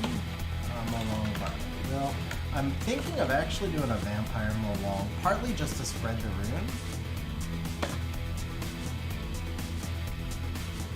Oh, perfect. Thank you for sharing that, Eternal. Appreciate it, man. Alright. So, let's take a look at our priority list. Ethna's going to wind up getting first overall build simply because the runes don't interfere with anything. Moore gets second. Now, after that, I think this puts Volantis in the spot of the third overall build, which I don't love because Volantis has too many counters, but it is what it is. So we'll do Volantis, and then that goes 5. Now from here, I think the Hagang goes 6. Julienne goes 7. Sagar get 8, because these get 8. Sagar is going to be Bio. I don't want Sagar getting built ahead of some of the others, and I don't want Cadiz getting built ahead of some of the others either. So let's move those priority builds out of the way. Oliver probably actually gets 8 at this point because he's going to be my most important monster, right? But there's also that question of speed tuning. Which monsters do I have to get in front of the Oliver? Okay, Beelzebub's also going to need an early build. Beelzebub doesn't have to get in front of Oliver, but he needs an early build. The Vernal doesn't interfere with anything, so he'll just be 39 to put him out of the way. Same deal, the Leo is not going to interfere with anything, and neither is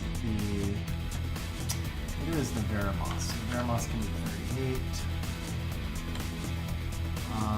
Leo, where's Leo? I know, yeah, there's Leo. Okay. Leo can be 37. I think probably we want to do the Antares after the Juno. So the Antares can go... no, I decided against the Swift Bird, Justin, because he's only 323, and I just feel like that's not fast enough.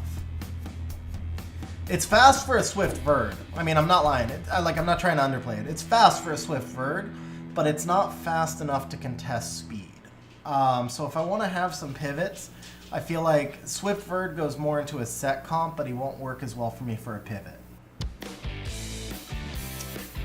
Alright, so Bulwark probably has to be built next. Actually, Bulwark probably has to be built before Beelzebub, to be honest. Because he is super hard to get fast enough on bio, and then he also establishes the speeds for a lot of my other monsters.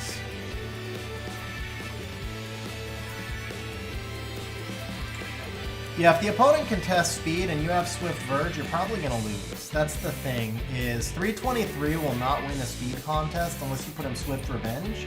And then you have a 15% chance to counter, but my Revenge runes are super slow and I lose too much speed. So I can't make a Swift Revenge Bird that's anywhere near fast enough to use as a Swift Bird, so the triple Revenge just makes more sense for me.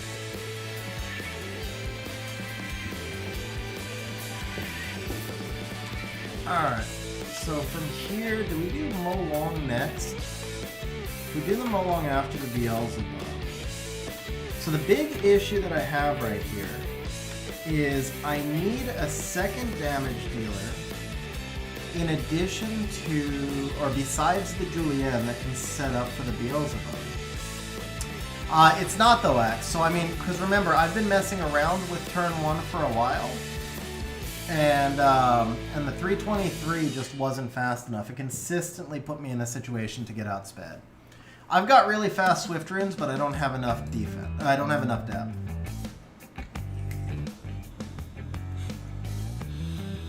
Well, that's the point. You draft Swift Vert once you have like Ryu or Oliver or something, and you really can't pivot away from that. Right. Well.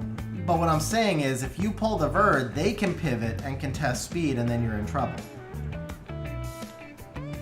For me, the Swift Verd just goes more into set comps. I mean, there's situations you can draft him outside of a set comp, but he's more of a set comp monster than a pivot monster. Or a last pick. But either way, you've got to be, I mean, you're saying you're not contesting speed, but that's not true. You don't run a Swift Verd unless you're contesting speed, because if you can't kill something, the Swift Verd is pointless. You might be thinking about contesting speed in a different way, but my point is, like, you run Light Monkey and multiple strippers. So you can take Swift Verd when you're contesting turn 1, not contesting speed. I guess that's the thing. You're contesting turn 1 because maybe they have, like, a random speed lead or something. You're not contesting speed. But, so the Swift Verd can be used to contest turn 1, not to contest speed. I guess that's a better way to say it. Okay, so the Tessa needs an early build. Wusa does not. Cornell really does not. Chow and Diana don't. Douglas can be a late build.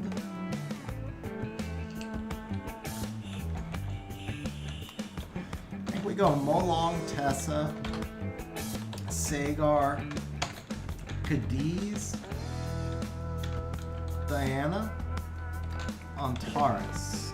Where'd my Antares go? Oh no, Antares is, yeah, there's Antares, 16. And then from there we do, Nana can wait, Riley, 17, Lulu 18. And is it going to be probably the Fang? Fang's already pretty late here. Maybe the Mephisto, Triana. Now it's time for Fire Robo, Nana. Actually, let's do the Nana for Fire Robo. Lucy can come in here. Cornell can come in here. Chow. Douglas. Josephine is going to be iffy. At 28, I may not get a build for her. That's probably the earliest that she needs to go. Because I don't see myself drafting her enough. So then from here we're at 29. I think the 29 goes to Abellio. Danny, Mehu, Nebulon.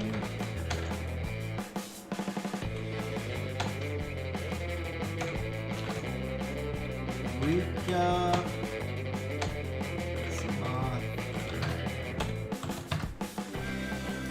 Okay, so that's going to be our priority order. PDRT, so I mentioned this earlier, the spreadsheet is in our Discord server. I make this available to the public. It's in a channel, number useful links and info in the Discord server. You're more than welcome to jump into Discord and download it.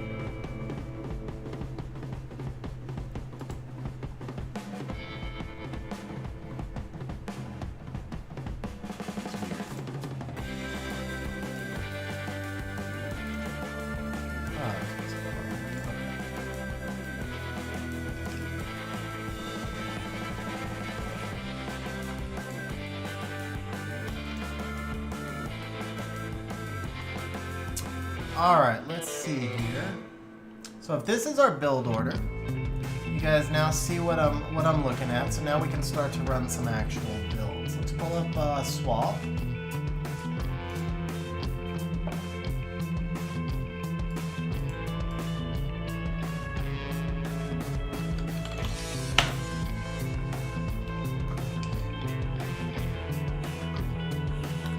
Yeah, it's when you've got every good LD ever invented. I mean, like, the only thing you're missing at this point is Gianna, right? You basically have every other top-tier LD. I don't know who Gurkha is, to be honest, bro. I'm sure it's an LD, but I'm not familiar with it.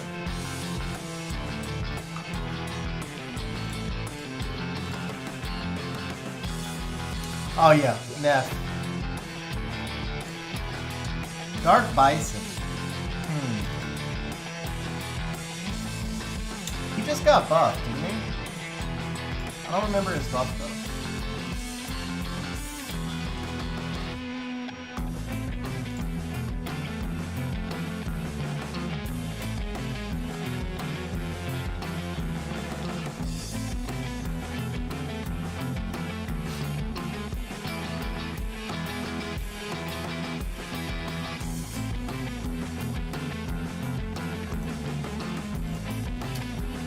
Now the Cleve one is the light one. So the thing is, I would think that he needs to be. By the way, guys, I showed this at the start of stream. I wore this shirt by mistake, but I think this needs to be the summon stream. Whenever we do summon streams, I think it needs to be this shirt now. So I don't think you can run the Dark Bison without another Provoker. So Axe is saying Nyx. I think he can be used without Nyx. Like, I think he'd be okay with Sagar. But it puts you in a tough spot because you need strip. You need a lot of strip. I almost view it as like a more aggressive Gani Hathor. So maybe something like Dark Bison, Gani, Sagar, with one speed lead for your first four, and then your last one could be either sustain or another strip or something like that. But it just feels like you're going to be screwed every time you're contesting speed, even with that speed lead. You might struggle a little bit with damage if the control cycle breaks at any point. You know, it's not going to be as much of a lockdown as Gani Hathor, so I don't really know. I mean, I have no experience with him. I think he would synergize with Sagan. Obviously, he would synergize with Nyx, but I don't know how the rest of the comp would build around that is the issue, because you're going to have strip, or you're just dead to... if you don't have strip, you're just going to be dead to dead to immunity.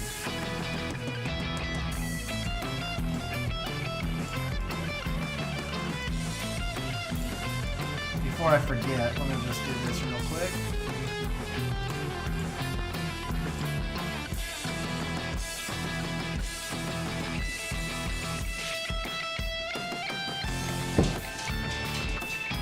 Yeah, I would try him with Sagar if you have Sagar.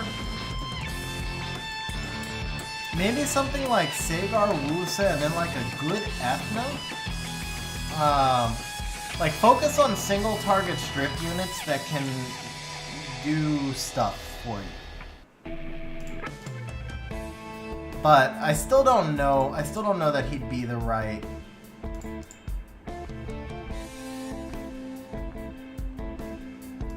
Kinky actually does. See, here's the problem. For RTA, Kinky does need a buff. Kinky is not very good in RTA, but Kinky is OP for siege offense. He's also not that great for siege defense. People use him because he can't be cleaved, but he's long since been solved, right? I don't think he needs a buff. I think he's balanced, but he is definitely overrated.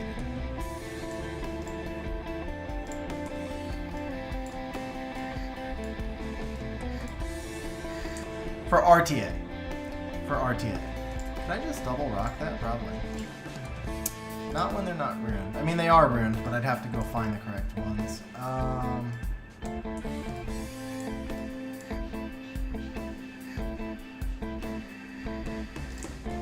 Let's just do the same thing.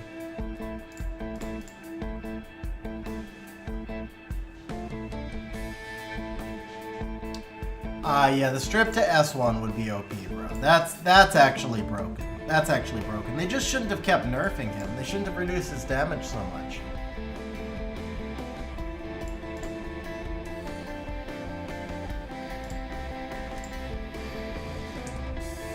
But again, he's OP on siege offense, so you know it's more of a siege issue for me. I don't. Yeah, you keep on going there. Keep on going, Carcano. It's all good.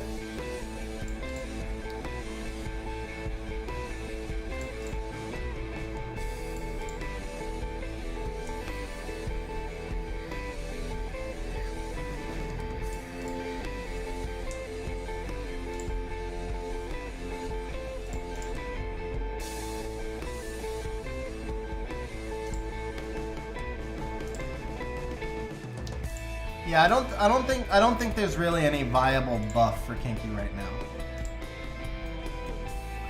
Yeah, it's also not limited to 4-star, Vlad. Nah, the last buff was overkill. Sorry, the last nerf was over. I felt like all the nerfs were overkill.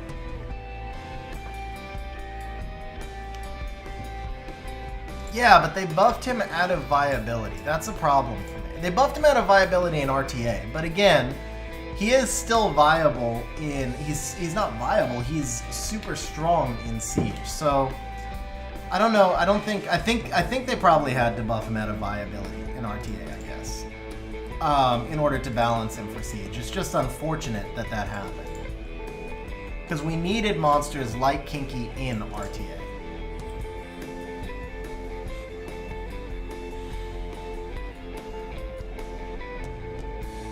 The Fuki nerf was basically for purposes of, like, the Fuki nerf was also for siege because he was a little too strong in siege, and then same thing Kinky and all of them. It was a siege balance, but it impacted RTA.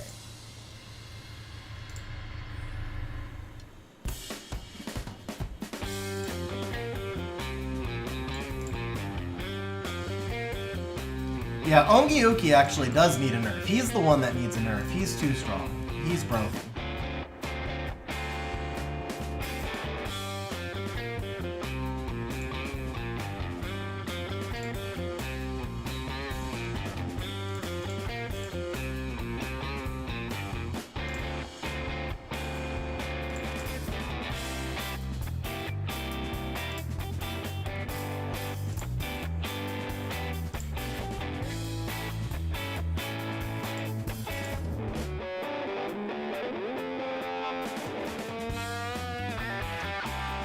Stripping to pull down. Ah, Ethna doesn't need a buff. Ethna's really, really good.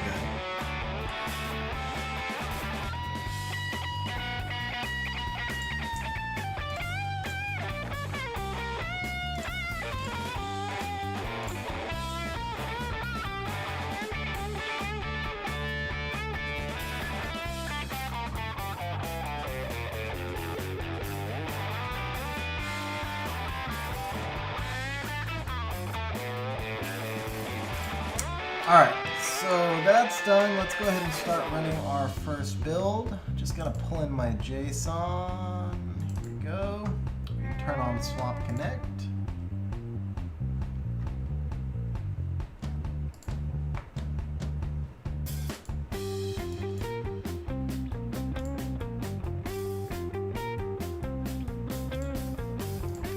There we go. Alright, so we said first build that we're gonna run is, I mean, the Ethna build's actually not the first. Ethna's actually a manual build. Let's come back over here. Ethna's gonna be, you know what? Ethna doesn't have to be a manual build. Let's do this. Let's do it like this. We're gonna go Ethna.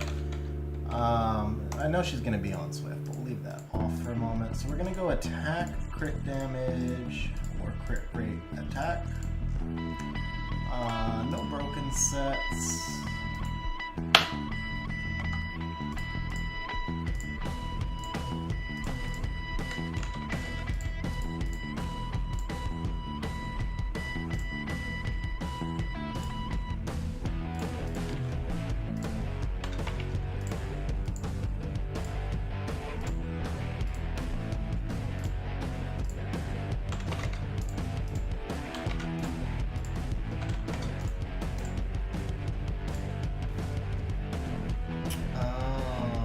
Might have to allow a broken set here. Oh no, it's because I put the attack block. And this can also be. Oh, that's too many builds. That is too many builds. Considering I know the room. Do I have any Rahul Siege defenses? I don't off the top of my head since I don't have him. Unfortunately. I don't see him that often. He's really good when you do see him, but I don't see him that often. I saw one. Rahul Nana Savannah. I think it was Rahul Nana Savannah. That one was pretty toxic.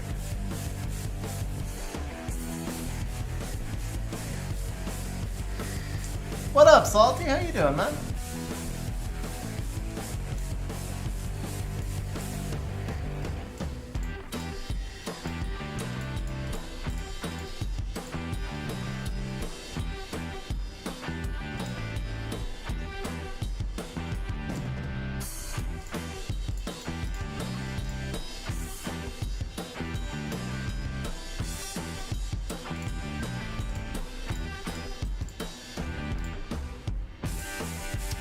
Oh, that's slow.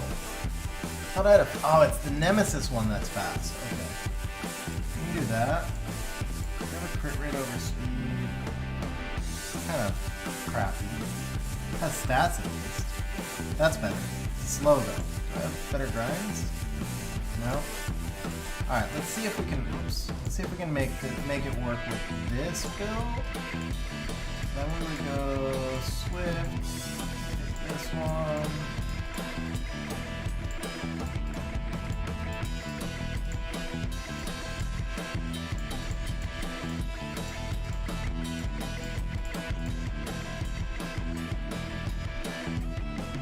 Yes, FPS, I have two dogs, Brownie and Shaquila. They've both made frequent appearances on stream.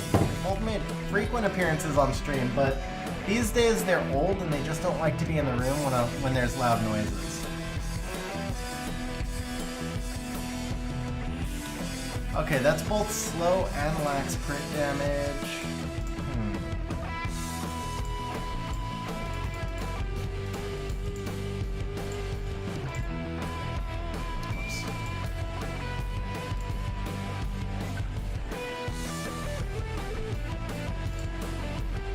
Focus build might not be terrible. Let's try this. Now it's gonna have to be destroyed, isn't it? Okay, it has to be destroyed.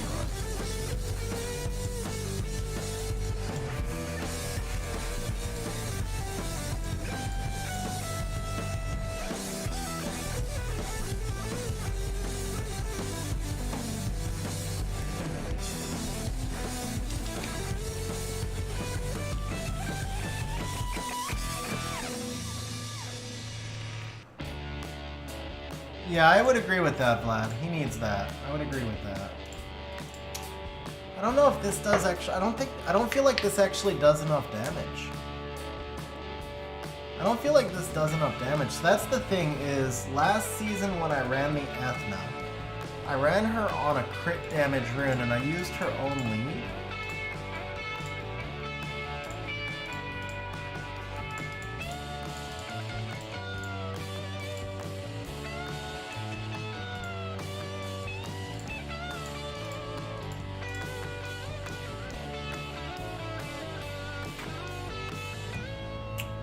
They help, but they don't help enough. When you run into something really tanky, she just doesn't give you the guaranteed stun. It is an all-swift build. Okay, so I have a 30 speed blade rune.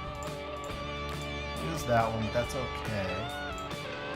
Let's try that. It's 31 speed blade rune. Okay.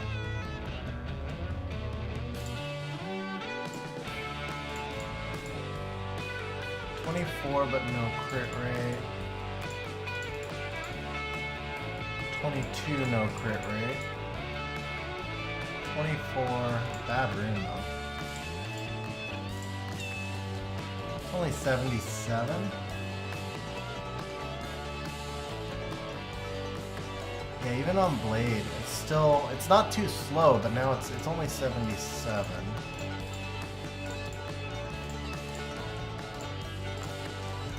With this, we have no accuracy and no stats.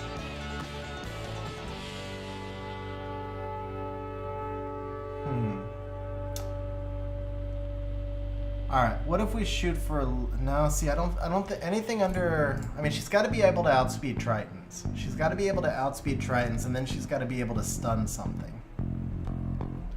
235, no accuracy, which means I don't get the additionals.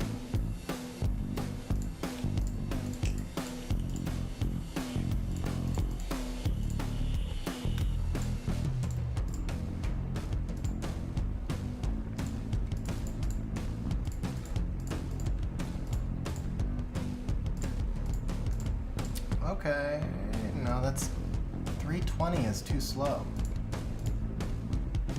320 is just too slow. What's the speed on this thing? Oh, it's 12 speed. How is it? Wow, that is so slow. It's so slow. Okay.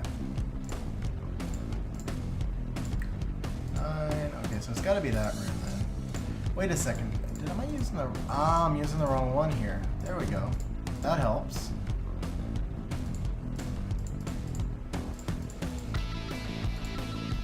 And that helps. There we go. Okay, that's not terrible. That's not terrible.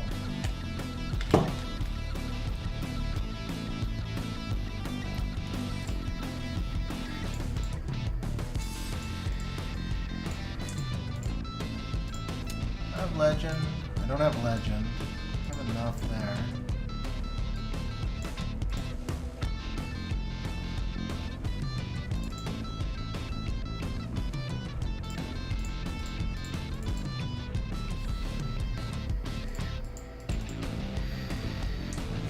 I'm sure you're right, Axe. I'm sure you're right. But at 334, I feel like this is a pretty fair build.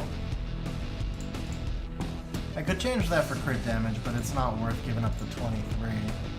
I can't bring that any higher. Can't bring that any higher. I can't change crit rate on there. So the only other thing I could do is to have a... That risk's terrible. That rune gets me to 94 at the cost of 5 speed. And then this one costs me a ton of speed. Maybe it's legend. Can I try and... I don't think I even have re-ups though, do I? I have no re-ups, okay.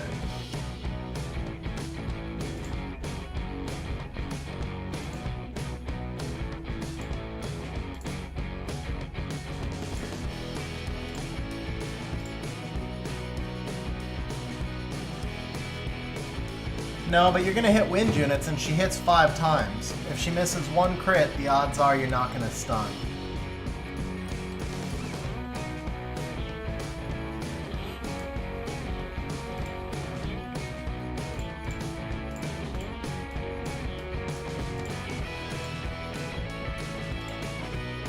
Yeah, I'm not gonna get the crit rate any higher than this unless I can upgrade. It's this rune that's hurting me.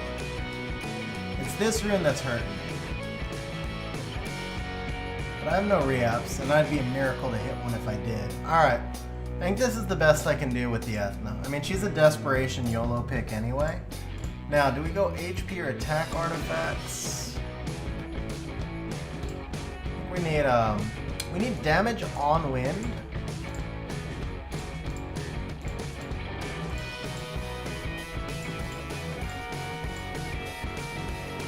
Damage on wind, attack and speed, that's defense. Damage on wind with speed and co-op. Damage on wind with speed, defense, attack. Damage on wind, that one's interesting. That one's interesting. Damage on wind and light. But the extra CD here is nice. I don't like the light, but the extra CD here is nice. Damage by speed. That's wasted there though. That's wasted there. Okay, damage on wind, water, HP. I like that that one was attack. Damage on firelight, wind, and dark. Now it drops off a lot. Okay, let's see. Additional. High speed. Speed only. Speed and HP. Speed and HP. Speed and HP.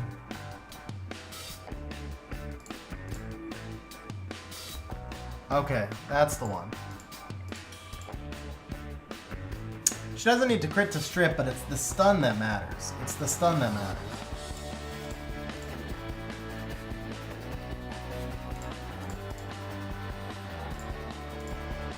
Alright, we'll try that. Speed HP. Crit damage of enemy is less. So we're at 231 of speed. 8% of attack. This would be much better if this was attacked. I don't think I have the additional damage by attack though.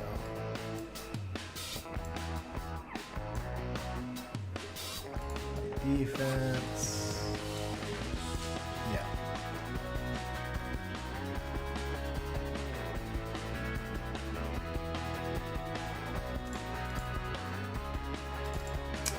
No, I usually hit her to hit a low, you got the first part right, but you don't want to hit the one on broken because you want will runes, unless the enemy has a Gianna, then you don't want the will. Ooh, okay, we'll take that. Okay, so Ethna's done. Let's go ahead and just grab a new JSON real quick, since the Ethna was a manual build, and then we'll run our first optimized build.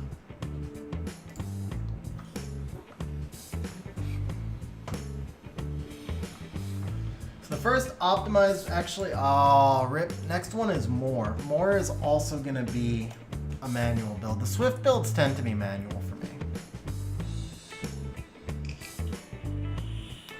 Vlad, because these Swift builds just tend to be manual for me.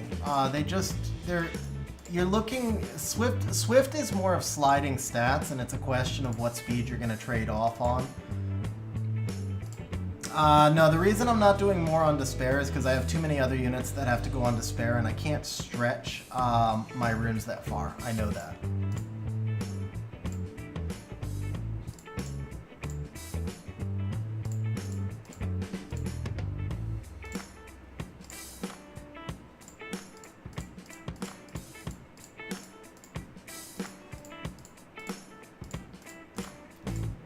Also, freaking Despair More never stuns anything anyway, so... For me, he doesn't. When I face him, he stuns everything every turn, but... yeah, that's... If you saw, I'm looking for attack percent slot 6.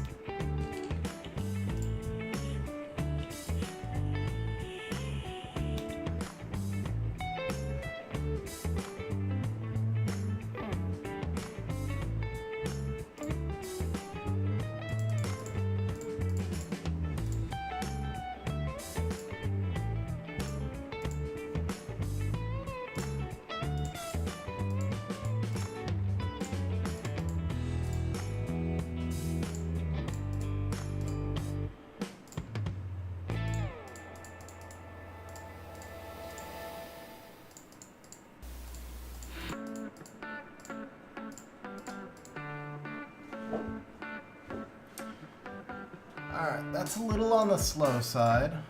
That's because of the Nemesis.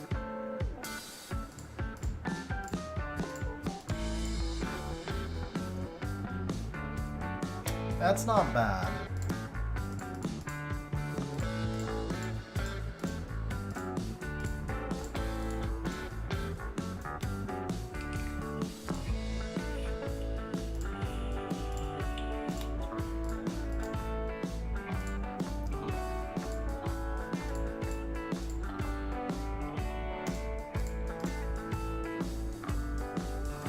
Alright, so we get 21 there. 66 is kind of low.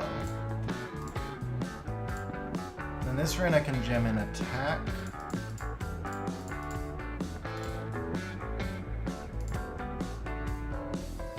This one's already got it. We lose 1 speed. Now we lose accuracy also, but we gain a lot of attack and HP.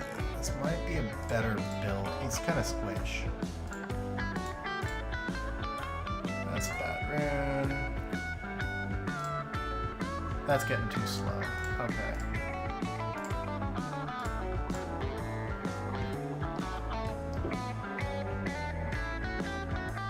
I don't love the crit rate, but I need this rune. I need to use that rune. I just don't love the, I don't love this build.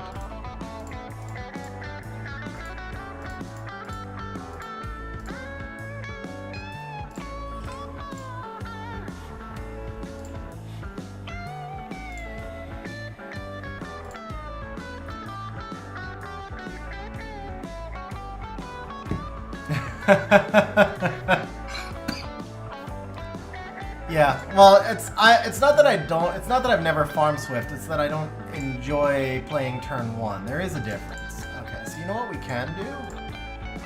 We can do this. If we're gonna go crit rate, let's just use this rune. That fixes a lot of problems. We put him on Will. He's a little slow, but we put him on Will.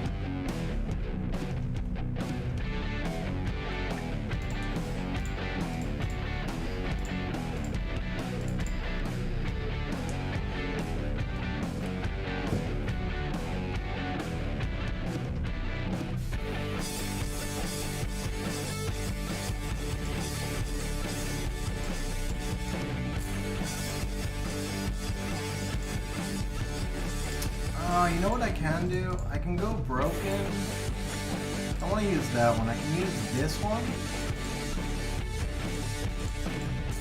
And I can use a better rune here. Like this? No. Okay, what if we do accuracy? We do this. Too much accuracy then. Okay, that's a starting point.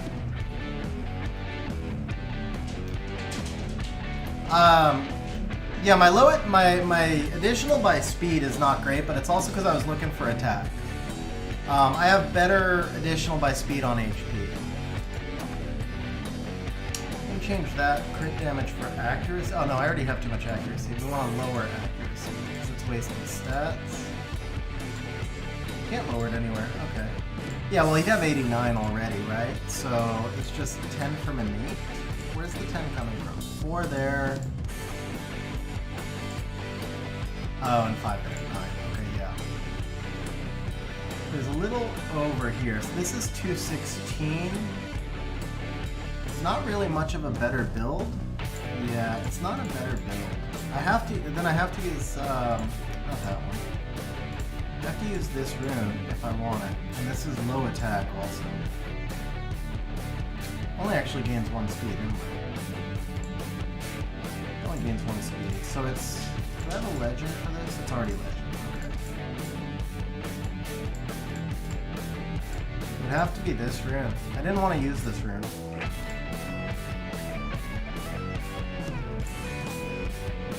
I don't like this build. Wasted stats here. Lots of wasted stats here.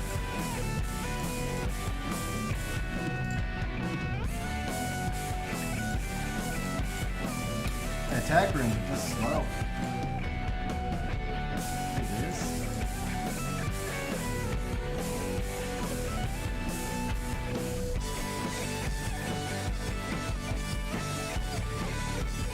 Yeah, he's on speed attack in this build, Taylor. I don't know if you're behind or not.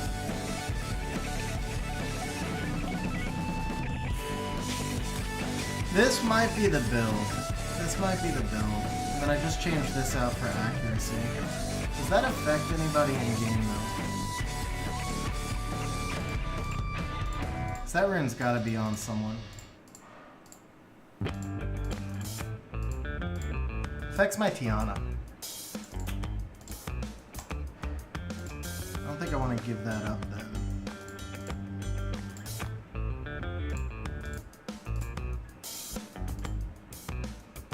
There we go. 11 accuracy, you gain a little crit right there as well. Let's do that.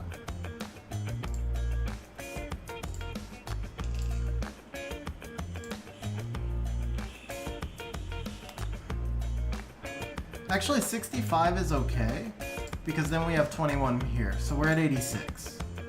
Okay, that'll work, and then that should be enough attack to deal with. That should be enough attack to deal with the Olivers also, or the Douglases. Okay, I think we're good with that build. But I want to give him a little HP. Now I think this is probably the floor of where he can be attack-wise, isn't it? Yeah. Because we gave up the attack here to go for the accuracy. That's only 11 accuracy. What if we did this, and we did this? 76 accuracy, I gain the 81 attack, and then I can do more HP. So do we take 76 accuracy with more HP? Or do we just take the extra attack anyway? 75, it's actually 75 accuracy. Oh, this is gemmable. In this build, I might actually prefer the HP, huh? I think I actually prefer the HP.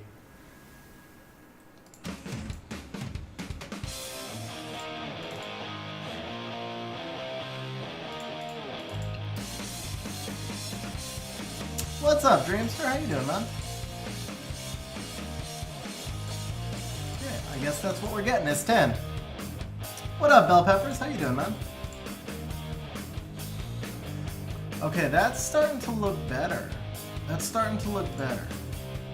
That's not grindable, I know that. This, I have grinds 4. This is not grindable, I'm sure. I don't have, actually it is grindable, but I don't have the grinds. This I could regen, but it's not worth it. I don't value that rune enough. This... Okay, so I guess this is our build unless I want to switch on 1 HP artifact, but I think this is okay. I'm just really torn here on this. Really torn here on this. I think max accuracy. I think we go max accuracy. That's our build. Okay, that's our build. Now we're gonna get a new JSON and we're gonna start to run builds.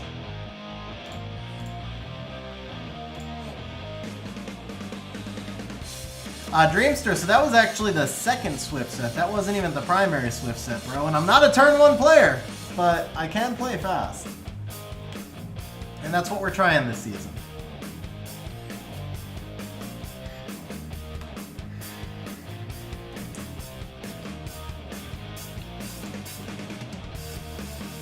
Well, here's the event page everybody was talking about.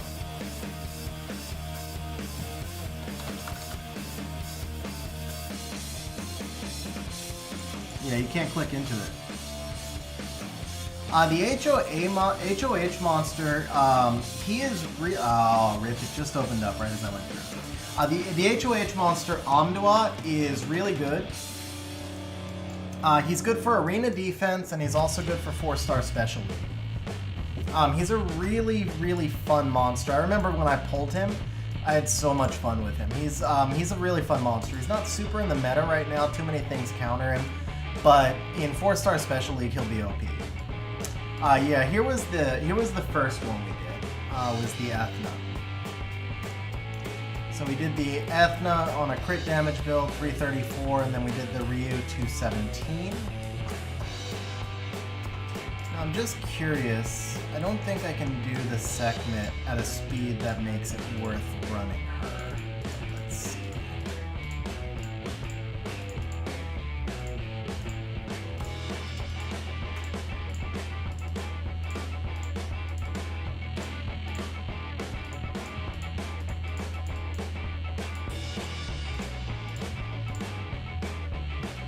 That's plus 200. Okay.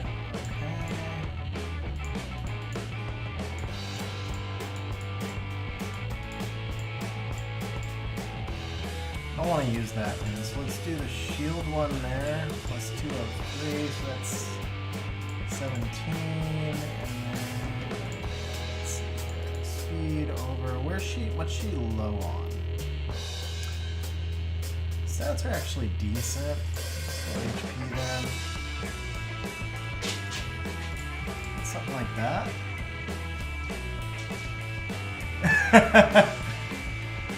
Yeah, Dreamster. The game has evolved, man. The game has evolved quite a bit. 317.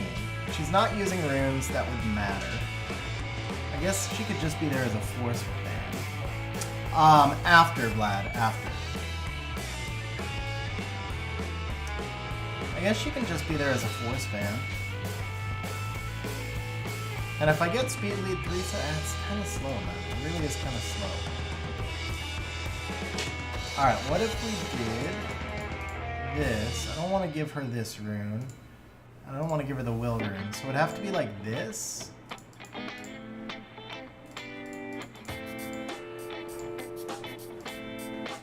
And this. Bulwark for RTA bio. 321's not terrible. 321's not terrible. And the crit rate build's actually not bad on Sekhmet. So at this point now, we'd actually do this, I think. And then just give her HP artifacts, 321. Be okay with 321. Do I have a better... Let's see, I have a better... It's also 26, right? We lose some accuracy.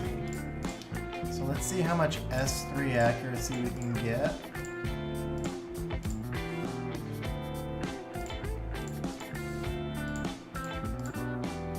Uh, 16 only? Really? It's because I want HP, right? 19. 18 with some crit damage. That's an attack artifact. 16 without much, 15 without much, so probably this one. Dreamster, Ethna is really good, but I also use her as a little bit of a gimmick to try and outspeed, basically.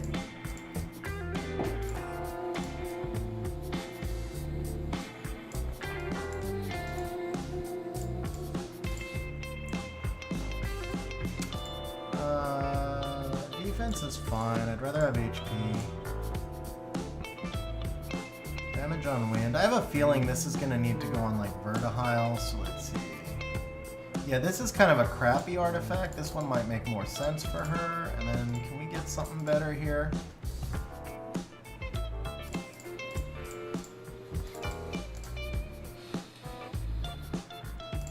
Yeah, there we go.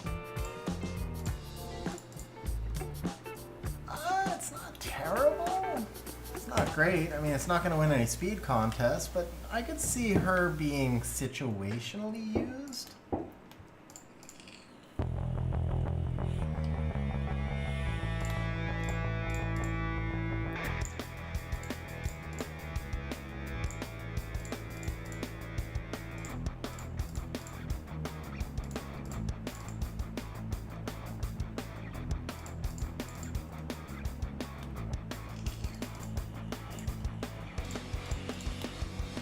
Alright, we'll leave her in the box. We'll leave her in the box with that build. So you finish Trikaru, Dots, and BJR5. Next objective is probably solo R5 and starting to build some Guild War teams. So next objective, definitely solo R5 because BJR5 is harder to run. And then yeah, starting to grow in PvP. Arena ranks, making sure your arena towers are maxed, of course. Stuff like that. Alright, so Sekhmet's done, Ethna and more are done. The next build is going to be Volantis. So we're going to do Volantis, speed, whatever. We want him on destroy. Sorry, we want him on will because of Oliver's. We're going to use all runes. Now we're going to come over here, and the two builds that we did... Oh, we have to import runes. Okay.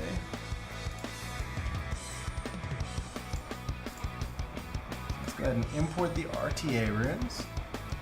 Yeah, you're welcome, man. Absolutely. Alright.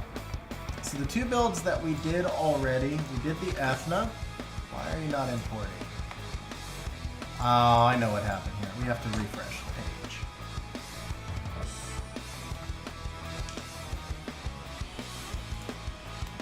Then we have to import not as RTA first. It's a little glitch in Swap Connect. So you have to refresh the page, then you have to import not as RTA first, and then you import as RTA.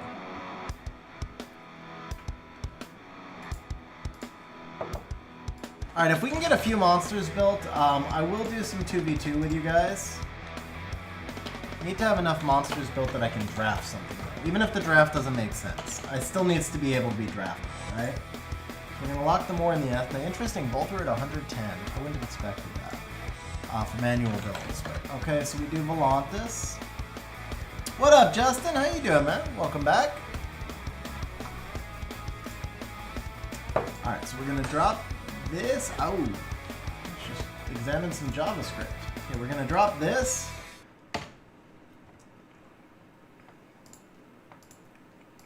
We know we need slot 2 speed. We know we need despair. My preference is going to be will. And we need him upwards of 270, I think, which is kind of hard to do with Volantis. I do want that 85 accuracy, but I should be able to make up 20 through an artifact. So we'll go ahead and put it for 65, disable artifacts. Let's see what we can get for this. Now, we want to check his damage on the Rage passive, check damage on wind, average enemy defense of 1200, average enemy HP of 70. We're going to do average, all of that is fine. Let's go ahead and apply. So damage range is 1600 to 3500. This has 23,000 HP, so that's going to set a good floor for me already and 125,000 effective HP, so those both set floors. He gets targeted early though, so I really do want him tankier, even at the cost of some damage. We want a max crit of 101. That's going to lower that a bit. I see 87 here. We obviously want him just to be really highly efficient. That'll filter some stuff down. And then we don't want to waste that efficiency on resistance because it's pointless, so we'll cap that there. That brings us to 21 pages. Now, from here, my highest HP build has a damage of 2279, so we'll do that. And then take a look down here. Second highest HP build is not a huge drop off. 2395, 2432, 2764. There it is. So that's our balance number. That's the number I'm looking at to balance between tankiness and damage. And then actually the 2883 is also good for me. And so we're going to do that to balance. And now we're going to bring the HP up to 27,000. That brings me down to just one page of builds. And I can see kind of the tankiness ratings right here. Because the orange in the dark mode hurts my eyes eternal, I use dark mode on everything else except swap. Everything but swap, but the orange hurts my eyes in swap. Okay, and then I see two of these at 273. Obviously I want him faster, so we're gonna do that.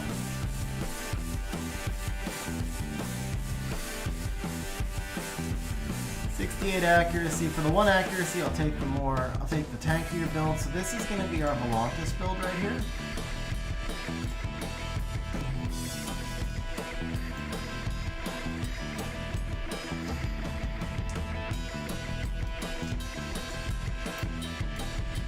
I appreciate that, Justin. Alright, so we're going to take, the Despair 1 is coming from Rika. The slot 2 is 28% defense. That's going to be this one. Slot 3 is actually Will. And that's that one. Slot 4 is also Will. I had a feeling it was going to be these two. Slot 5 is Despair, 27 speed. This one. And slot 6 is a 24 speed Rune. That is this one. So there's the Volantis build.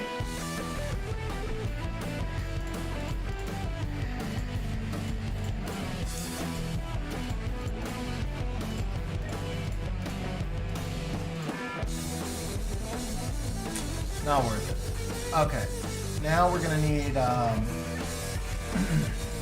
need 18 skill 3 accuracy to start. So we're going to increase accuracy skill 3. This is 21. Not a terrible artifact. This is 17 and not a good artifact. This is 16 with crit damage, and attack. So we're gonna sacrifice the 2 accuracy. We're gonna sacrifice the 2 accuracy there. I'm fine with that. And then this is interesting, but I don't think he actually needs all that additional damage. I don't know why that was on him. So we're gonna go attribute. We are gonna look for an HP on this side, and then what I actually struggle the most with in Volantis comps is gonna be fire. So let's start damage on fire, and look for something that has multiple additional damage by attribute. Fire, wind, and by speed. Minus 15 from wind. You know what? I take it back. I think we want damage reduction. Let's go decrease damage from wind and see where that puts us. Wind, fire, additional damage, and damage from water. That's pretty solid to start. Damage on fire, damage from wind, damage from wind, on wind, from fire, from light. This is on wind and reductions from 3. This is 25, 29 reduction. This is 31 reduction, so that side's better. One target CD doesn't help. Additionals don't help there. This, rip the bottom one, man. Rip the bottom one. 32 reduction with no addition. 31 reduction with additional, so that's better. Okay, so I think that's the Volantis build right there. So the Volantis is going to be 273. So when we think about our strippers, I'm okay with Volantis acting in front of everybody, I believe, other than the Moor, obviously. So the other strippers that I'm going to be building are going to be Juno, Chung, and Hagang. So now the question is, what turn order will I accept for these? Realistically, I want Chung to act last among these. I don't care if the Juno or the Hagang goes first. I have no preference. So the Hagang, I think we can do third. We're gonna do the Juno build next because Juno's stats matter. So we're gonna do the Juno next, and she's gonna be Despair Revenge, and we're more or less just looking for the fastest build we can get on her. We'll try 265 to start. Dreamster, the highest I've been ranked was 87, but the highest I've finished is like rank 950, Last season, I was safe G2 a dozen times, but I kept pushing for G3, and I wound up finishing like rank 1020. So I could have finished 500 or so last season, but I kept pushing for G3, and then I got wrecked at the end of the season.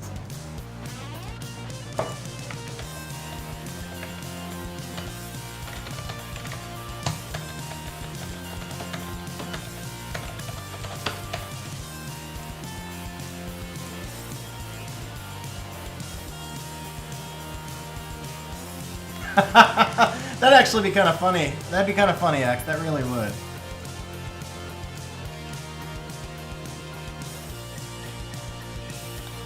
It's always the freaking problem, man. Always the problem is my revenge runes. Oh, also, let's go ahead and equip this.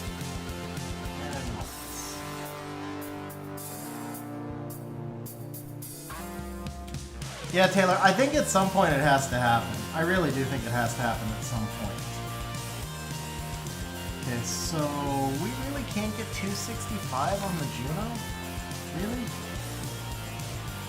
One build at 260. That's just sad, man. That's just so sad. Is 260 even fast enough to do it, or do I just give up and not do revenge? I run into this problem every season. My revenge runes are just crap. I mean, they're like really crap. But I don't know if 260 is going to be too slow for what I'm trying to run. Like, that doesn't put her in front of Oliver, for example.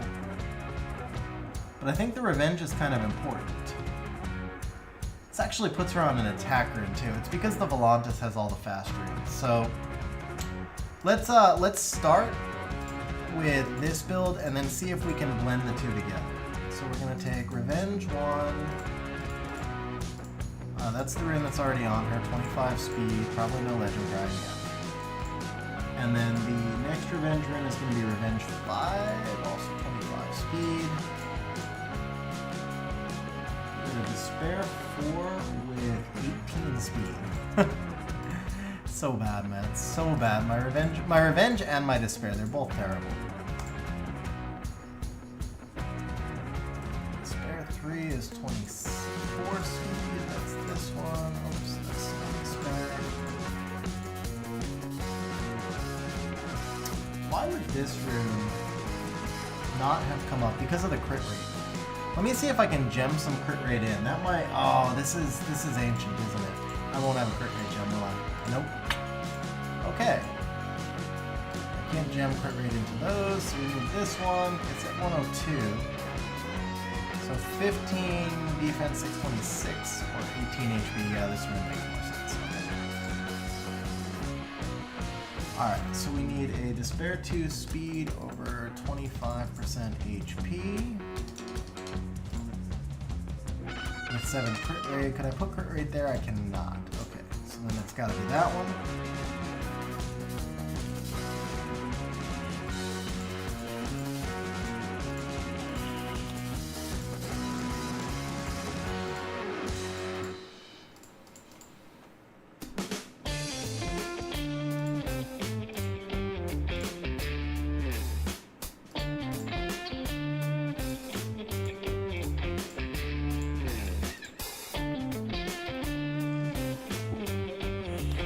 Nice, Rune. What up, man? Vinicius, I don't know what to say to that, bro. Yeah, Justin, this is a tough season to find your core, man. It really is. Alright. How do we make this better? With a Revenge 6 HP rune, but that's a problem.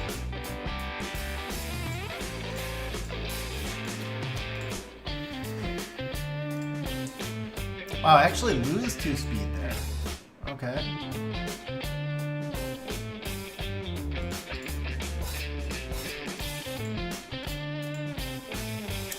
Wow, that rune is so bad. No wonder this rune came up.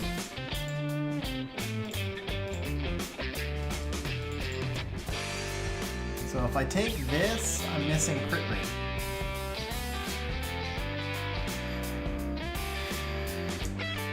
No iOS for me. But what if I do this? Wow. That doesn't work. So what if I do this? I'm losing 2 crit rate for 3 speed, and I lose 3k HP. It's not worth it. Just not worth it. This one, I could gem the crit damage out for something, but it's still not worth it. This one, yeah, no, it has to be this, doesn't it?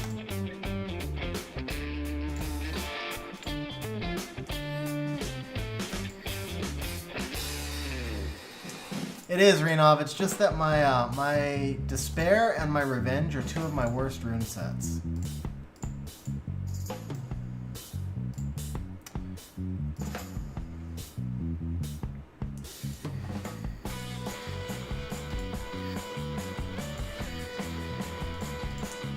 Is there a better rune I could jump crit rate into?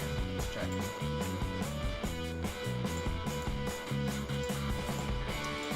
Yeah, this is it.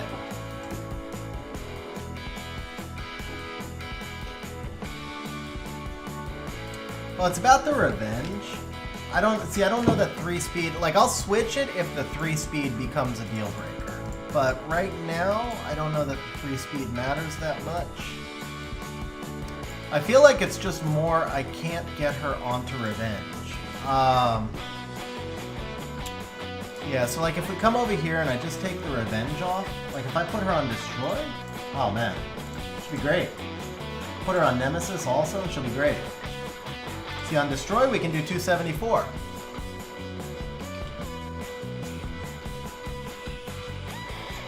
It's actually faster than I need. Nemesis is probably the play here. I think I can get a solid build on Nemesis.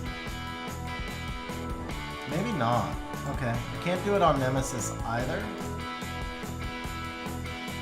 Blade, Destroy, Endure, Energy, Enhance, Fatal Fight, Focus, Guard, Rage, Shield, no. Swift.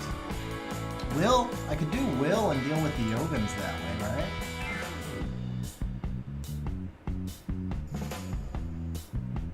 There we go, 269 to spare Will. I think I like that more. Rena, Duke Praha, definitely not. Duke Juno, I would say probably not, but Juno can be useful in Siege, so it just depends on if you can devil her or not, really. Yeah, see, these are still using... Okay, so we can get 269 to spare Will that way. If I want an HP slot 6, 264.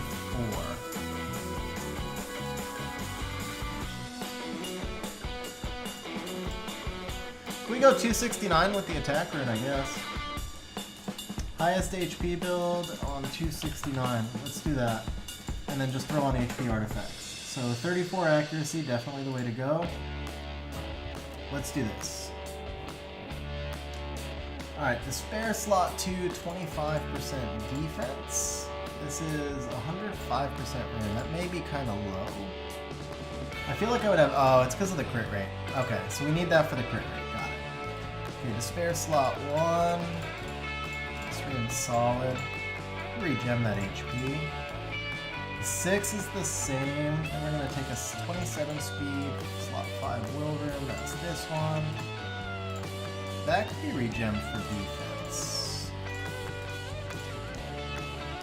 Is that worth regemming though? Because I'd have to use Legend. Probably not bad. It's probably not bad to keep it. She's only got 1,000 defense. I don't know if I want to mess that rune up, but that rune makes more sense on defense, I think. Alright. This rune, 13 res here is such a waste, but it is what it is. And then we're going to take this one. Still the same 11 crit rate. Okay.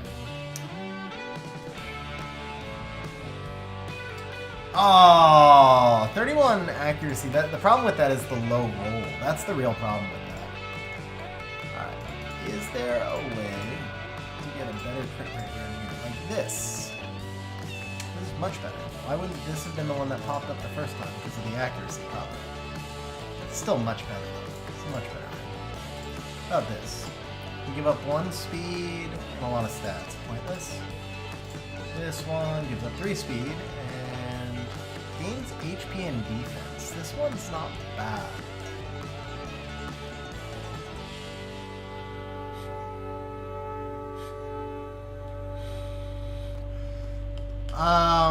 Belial has some niche uses. He's not a bad monster. He's not a great one. I wouldn't rush to build him, but he's not a bad monster. Alright, 264 is getting slow. I think 267 is about as low as I want to go. So it's got to be one of these two. That one makes no sense. This is 266. 266, maybe I can grind speed somewhere? That's not grindable. That's not grindable. Okay. 266. It's got stats. She's got the defense now. We'll do this. We'll do this. And then we need just pure additionals.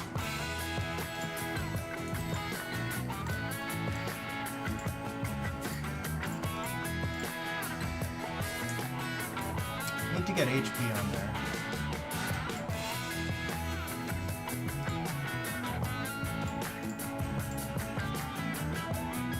This one would have been great if I had revenge runes. Alright, what if we don't do additionals? Okay, speed, defense, skill 2 accuracy. This is actually quite useful. I don't mind the defense here. I don't mind the defense. I don't know about this one though. This one doesn't feel very good to me. Let's see. Speed, attack, damage from water. It's not terrible. Speed, HP. Do I get any more additionals on this?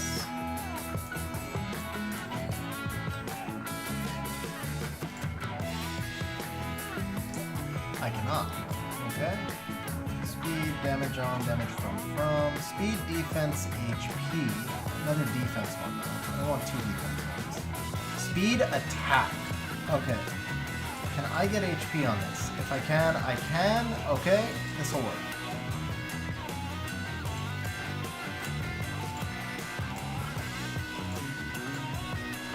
Alright, so 30k and 1200, 1700. Let's see. Not much wasted crit rate. I think this is what we'll go with. 266 on the Juno. So we're going to come back over to connect. We're going to equip these runes, but then we're going to manually switch out the slot 4 that we used. Whoops. And the one that we wound up going with is 22 speed. So it's this one right here. I'm going to go ahead and put this onto Juno. We're going to save that. And come back over here to monsters, and we're going to lock the Juno runes again. That's how we handle the manual change. Okay, our next build is going to be Chung. So we come back over here to speed tuning. So the Chung we're going to be looking at, Juno wound up at 266. The Chung we want exactly at 265.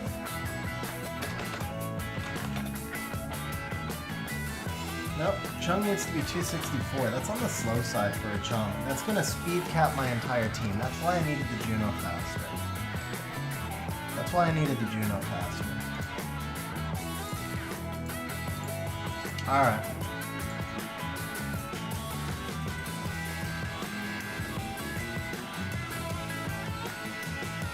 I think we have to go with this build. I think we have no choice. 269, because she speed caps everything behind her. That's why the early builds are so important. Because that's what sets the speed cap, right? So we're going to go ahead and give Juno back this rune. It's not a great build for Juno, but it stops me from handicapping the rest of my teams. Okay, so we'll do that for Juno. For the Chung, that allows us to go up to 267. Still kind of slow for a violent Chung.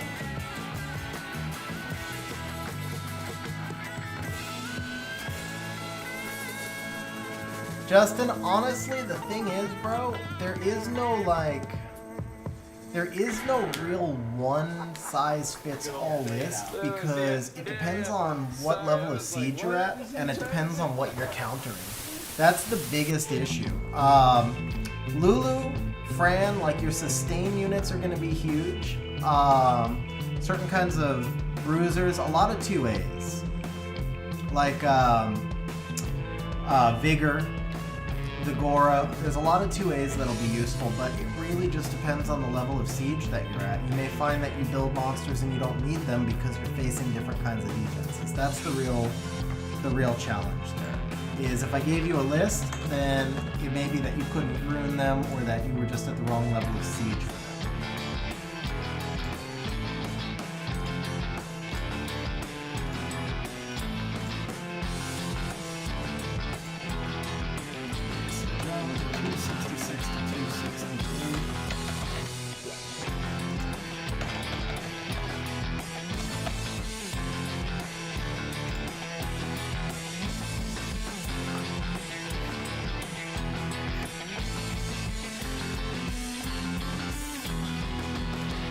We're not going to run him attack here. We're probably not going to run him quickly here. Let's do that just to reduce the number of builds. Alright. First person to say something, first person to say 2v2 in chat, I'll run a couple of matches with you while we wait for this to finish running.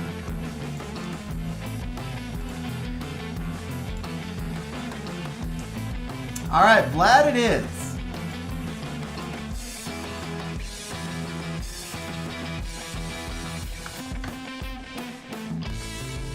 We'll probably do a couple of these. I'll do like, it looks like we're only gonna have time to do like maybe 2 more builds on stream. So I'll do like, I'll do a match with Vlad, and then I'll do, we'll do Vlad, Eternal, and Axe. I'll do a match with each of you.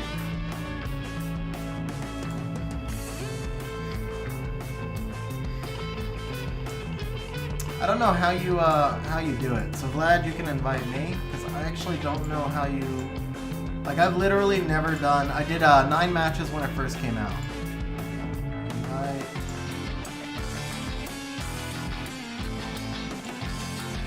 Can you invite? Like, how do I invite you?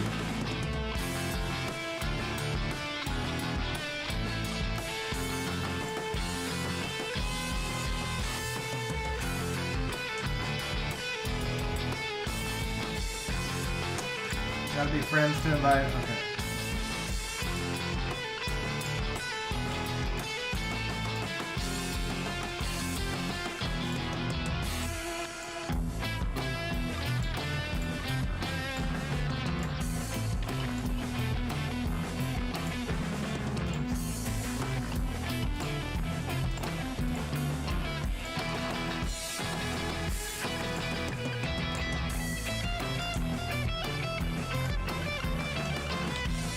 Oh, it looks like I could just type in the name.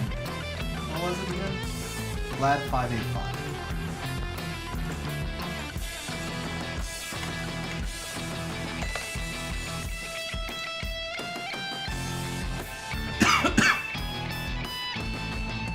Now the question is, will we ever get a queue? Like, can you queue these days or not? I don't know. That was why I never got into it, was because of the queue times. I actually do think it's pretty cool. I really like it, but no queue times. By the way, I forgot who asked to see my Leica build, but that's the Leica build. Nothing is ruined at the moment.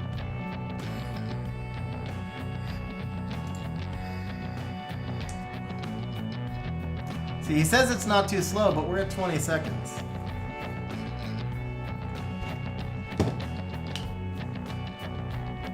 I think we took a rune from Oliver too.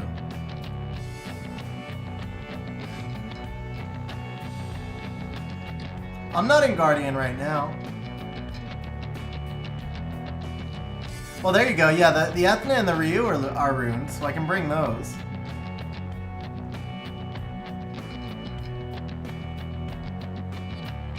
Yeah, see, we're at a minute now already. And you can't even minimize it and back out of the queue.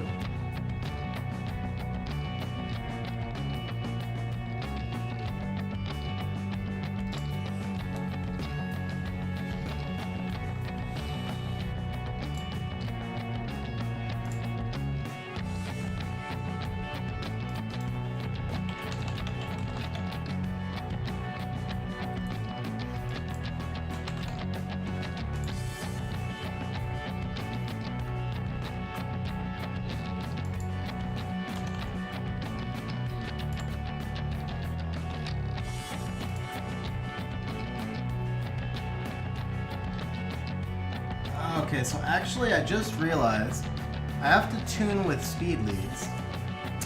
So the chung would actually be 267 max. I don't think we're gonna match, bro. I don't think we're gonna match.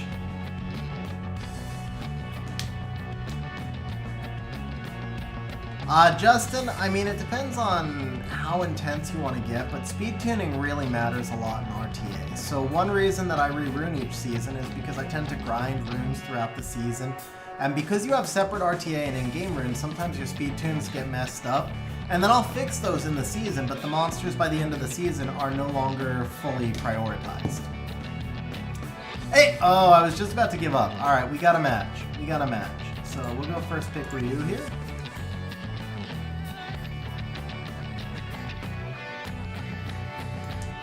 Oh, it was an artifact. I could have taken the Oliver. That sucks.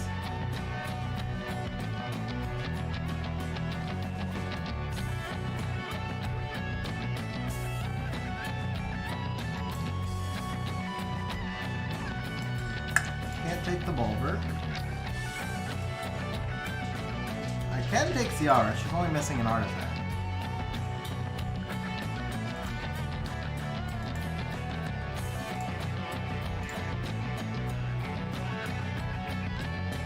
Julian have rings? No. Diana has rings. Who else might have rings? Bulwark? No. Nana? Hey, Nana's got rings. We can take a Nana.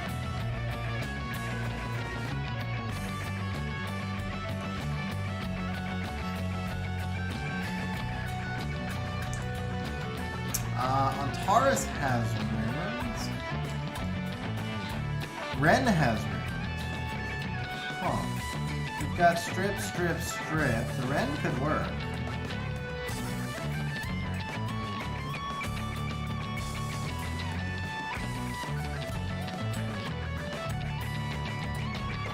Chow also.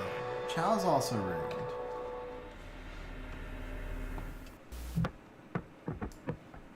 Cadiz is not. The Juno's ruined. We know that.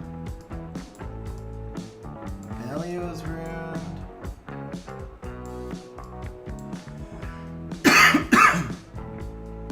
So we have Segment or Ethna. They're both ruined.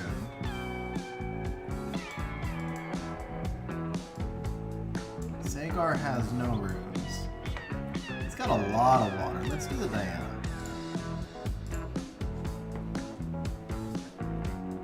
I have no sustain rune, Vlad. I can't draft sustain. Literally none of it is ruined except for the Riley, but the Riley was taken.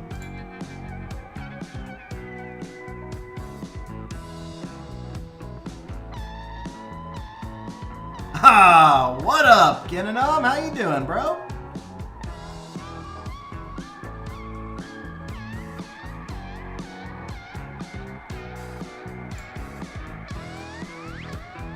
Alright, let's see here. Josephine or Hathor?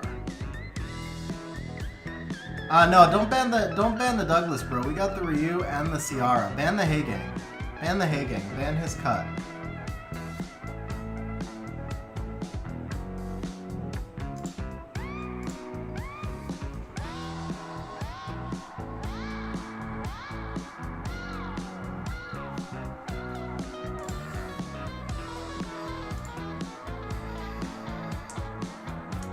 Wind attack for the Ciara, man. My Ciara is low attack. Resistant 41 res won't do much for us. Nothing's built on res.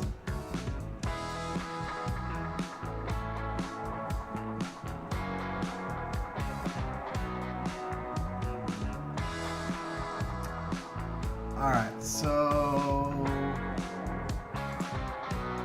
let's do this.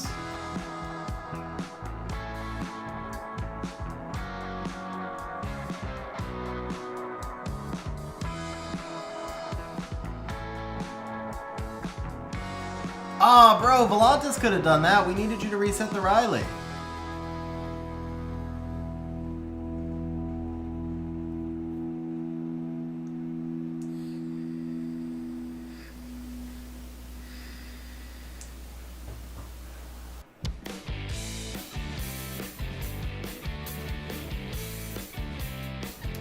Wait, he cut? Alright, well.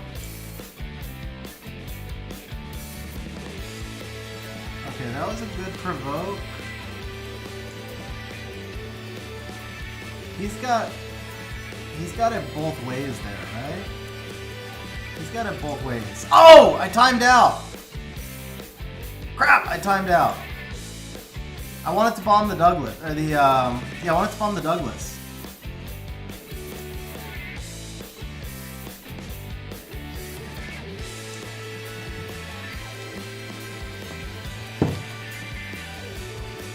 I don't need to explode on Wusa. If I bombed the Douglas, I would have exploded.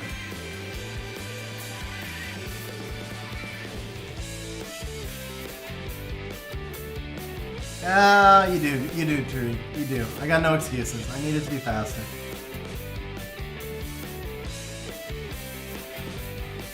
They win now. They win.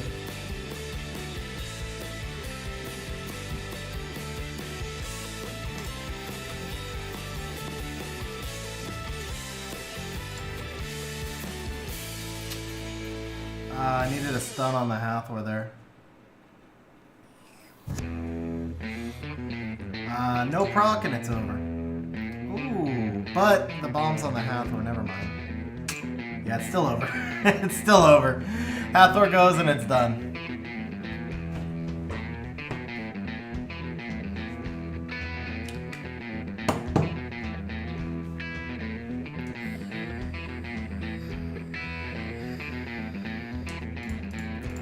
Alright, well, that was fun. So the reason I was stuck on that is because the Ciara build is so bad. Like, I didn't think the Ciara would actually kill the Douglas.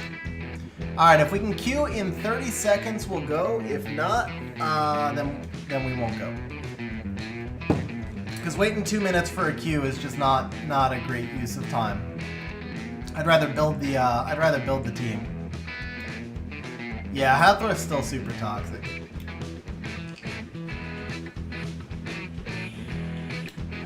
Alright, there we go. Alright, let's take the Oliver this time. He's only missing an artifact.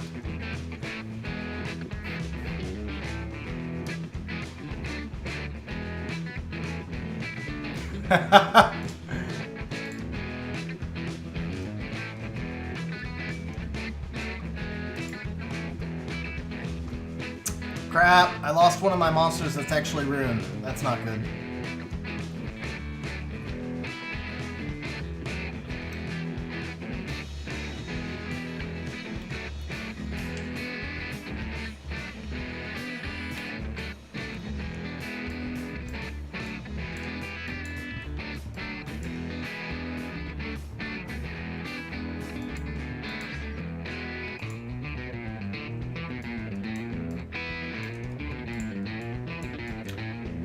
Tessa's ready.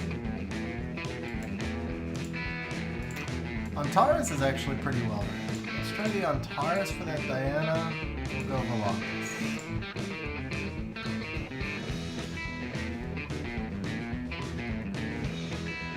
I feel like in the 2v2 matches, there should be a 20-second timer. I know that takes some adjustment to think about 2 picks and all that, but Antares can only proc. Okay, I had no idea. Well, that's great. He can proc into the Wusa. You should take the Riley, bro. Lulu, okay.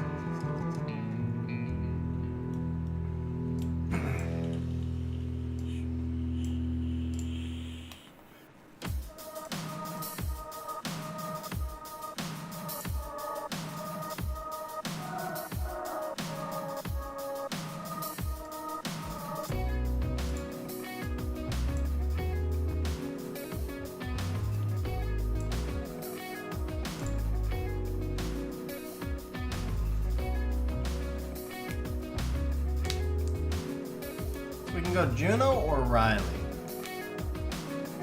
They both provide a little sustain. But we can't go Juno. So we can go Riley or Chow. Bub's not ruined, right? Yeah, Bub's not ruined.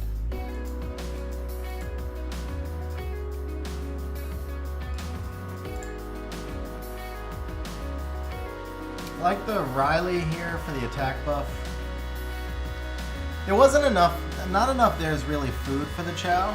And I also like the ability to attack buff the, let's see, ban the Diana.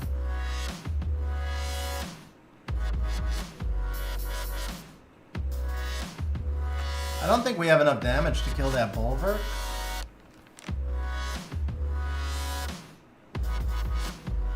I don't think we can kill the Bulwark. We can work around the Juno. Minato's no threat. We don't need to strip this side, so yeah, ban the Diana. I'll ban the Bulwark. We have what? We have 2 strips, so we can deal with the Wusa here. Yeah.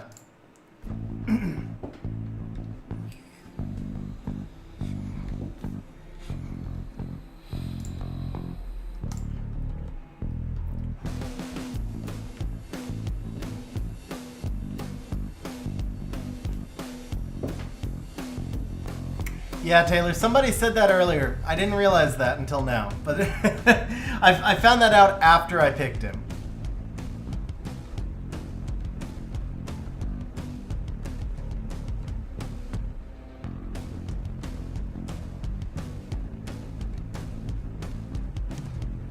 Apparently, Vertihile only works on your side of the field as well.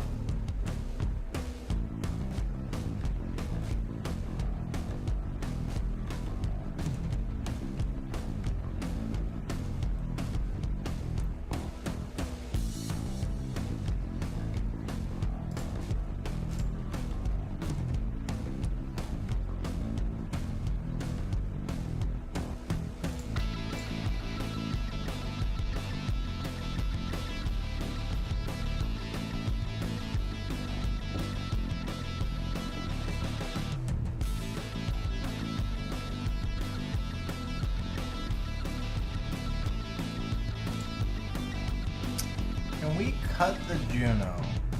We cannot. Well, that'll work.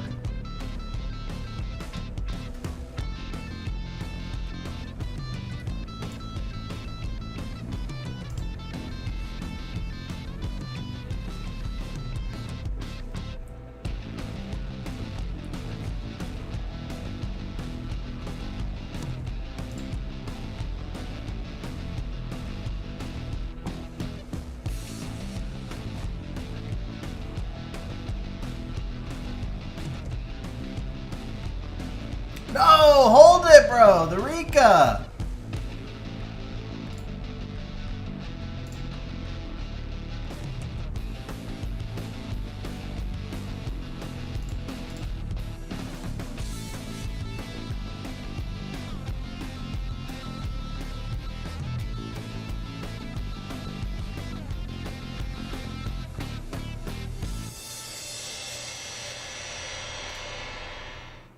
Okay, Rika still has no attack bar, so we can do this.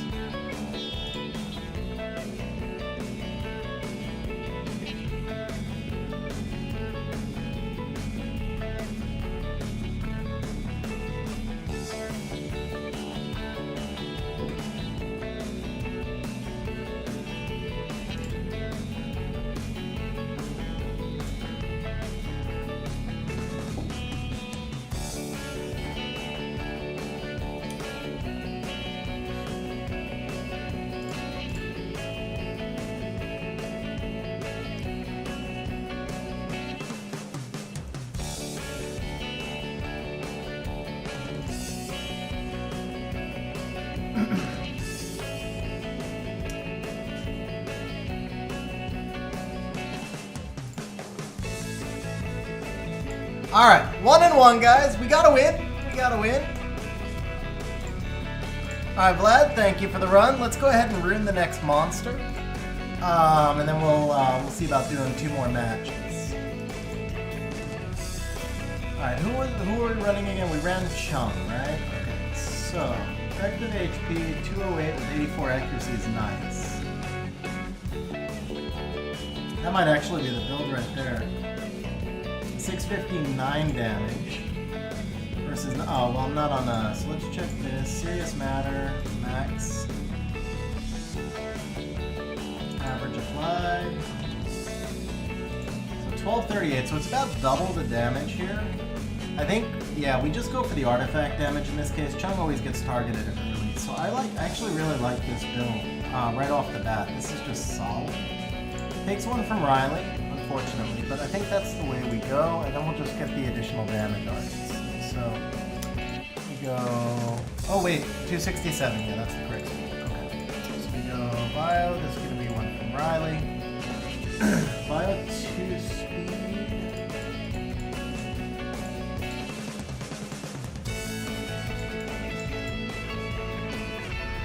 Bio 3 is 23% HP.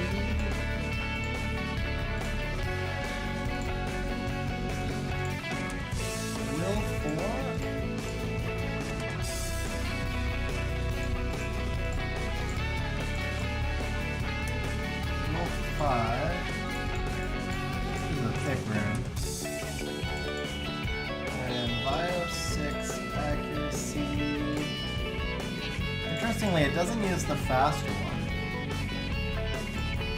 So there we go on the Chung.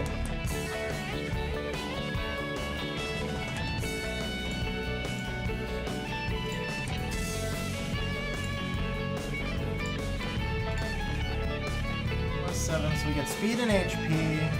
Definitely the better build there. Speed and HP with attack, effect, and damage on fire. Damage from fire, that's definitely better. Speed and HP with damage on wind. Crit damage doesn't help much.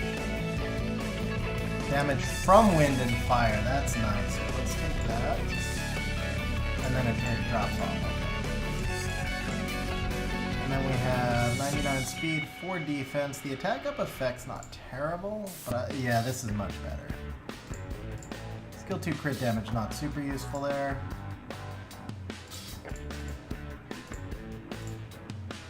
So 74 speed and 5 HP. This is better for his build. Except for the fact that it's attack again.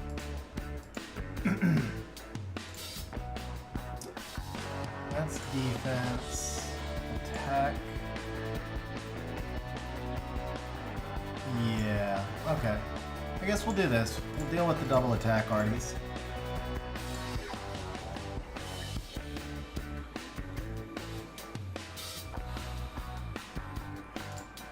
I don't love those. I don't love that they're attack. I'd much rather HP. This is better. Let's at least do this here. Speed and attack up effect. This is fine. This is fine. Let's see if we can get something better than attack up effect here.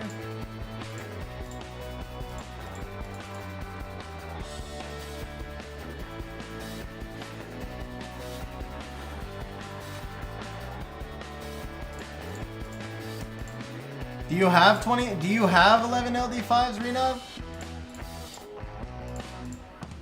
Actually, yeah, I remember you do, don't you?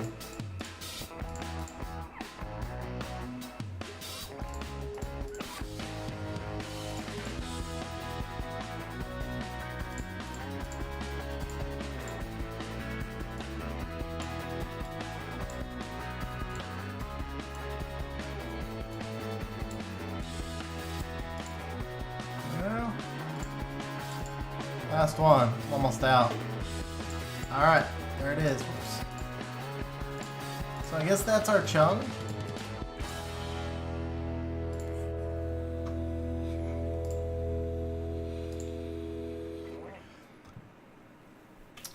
Okay, the next build is the Hagang, who's actually manual, and then after that it's the Julienne. So Hagang's on Despair, that won't affect anything. Let's go with the Julienne now.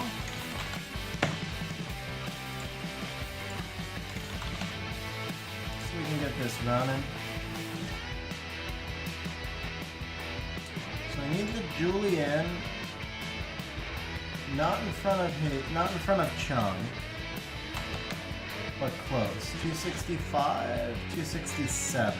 Okay, so the Julienne up to 267, so we want something like 262 to 267.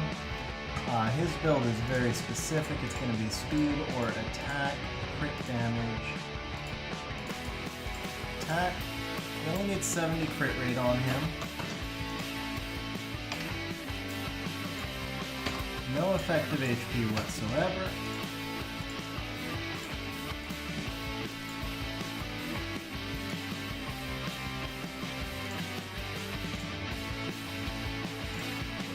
And we need him on Nemesis, not Will.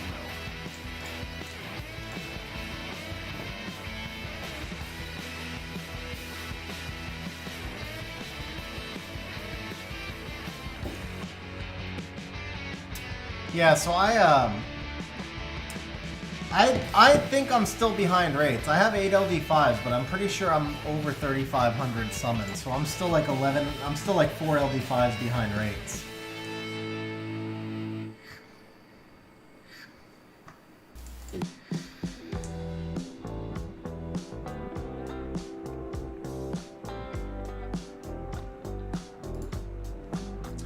Okay, 265 or 267. Let's take the 267. 71 crit rate. Okay, so that's good. We can put him right at 267. I want the 82. 82 crit rate's not bad, but I need that accuracy. So 21 accuracy, that's important.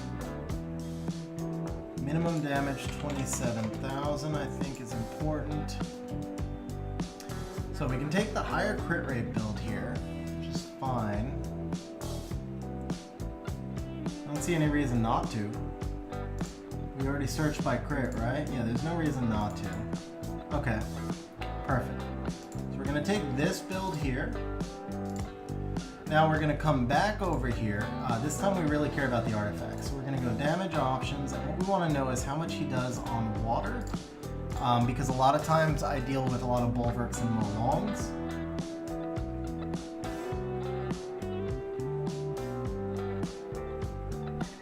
Close that. Now we're gonna enable artifacts, and we're gonna force the Julienne build in.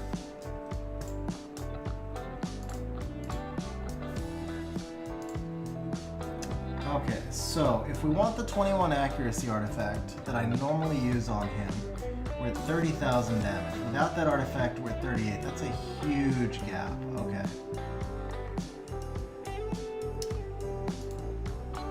Let's see. If we make this 42, we can get to 35, actually. There we go. We can get to 35. This is probably how we want to do it.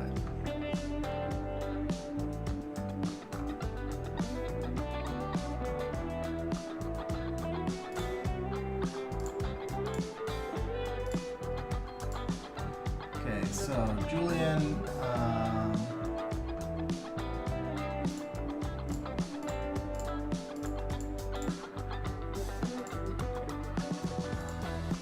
keep that one. Take a Nemesis. And take that one.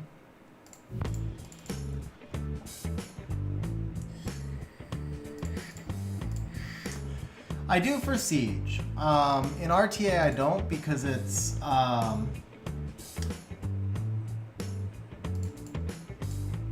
that one.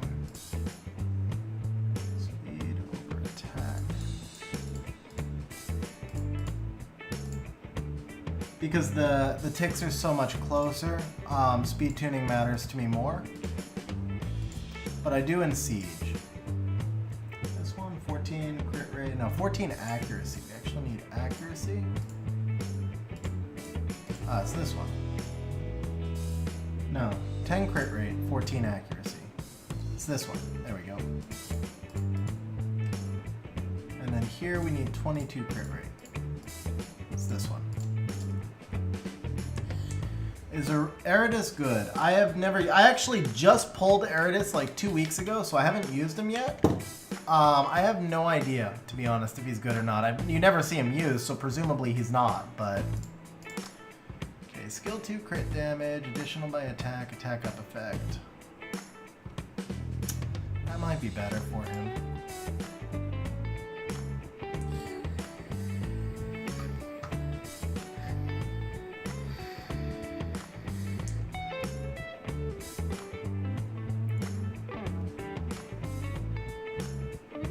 It's hard to know if I'm better off with the attack plus proportional or not.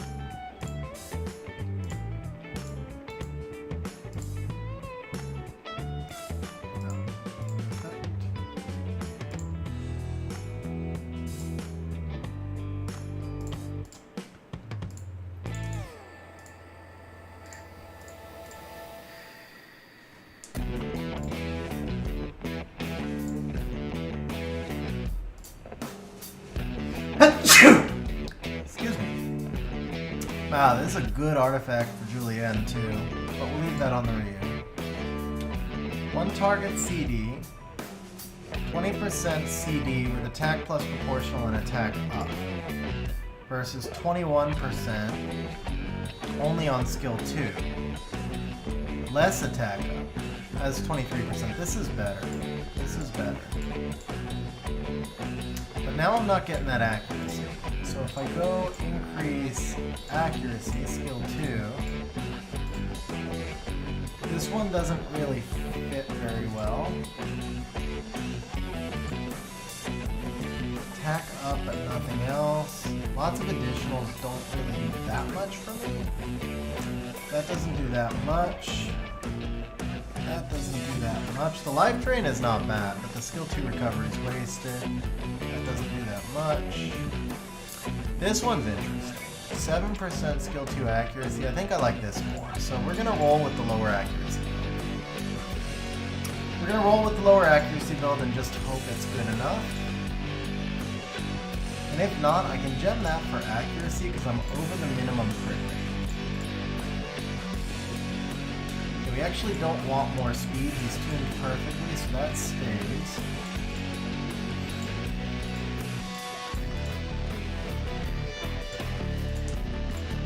Alright, so there's our Julienne build. So now we come back over here. Actually, now we're going to do the Heigang build manual.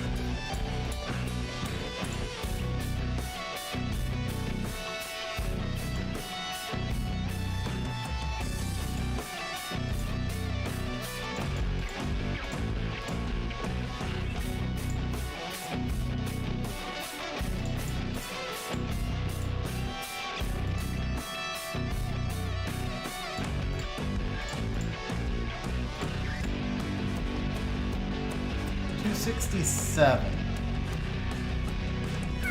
You deviled Cabesino, that hurts. What was my noob mistake? Not buying an LD account when I started this game. That was my biggest noob mistake, was not buying an LD account when I started the game. I made so many noob mistakes though. I wouldn't even know where to start. I managed Rune Strong forever. I mean, everybody makes noob mistakes, but specifically, I remember thinking of buying an LD account and choosing not to. That was definitely the biggest noob mistake. Alright, so we're gonna go Despair 2, speed over HP, something like this is perfect.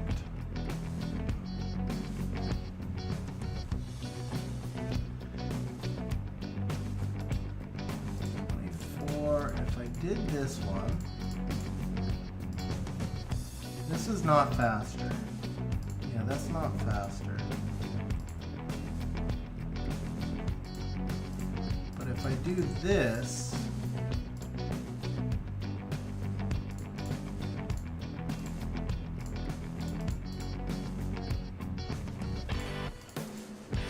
That's fast.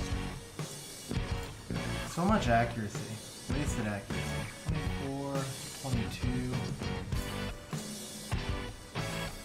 That's a slightly better build.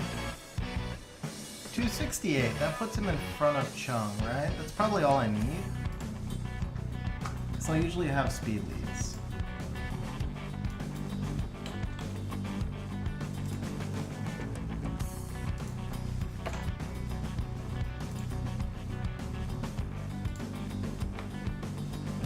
So Chung 316, everything's good there. And then if we turn this off,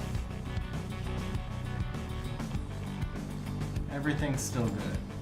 Okay, I think that build is okay. That build is okay. And then all we really need is probably damage down from wind.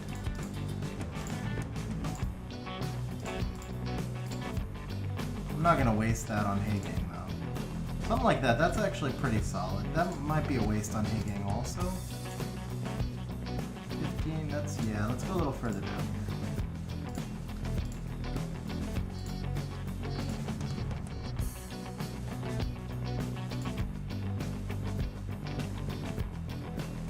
Let's do this one.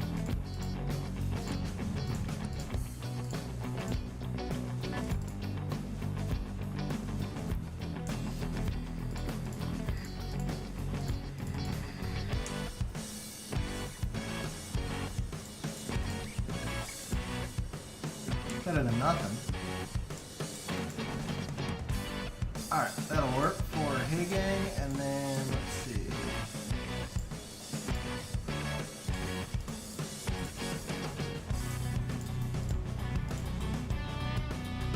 Damage by skill 3 recovery. I mean, there's like nothing he needs. There's literally nothing he benefits from on artifacts here.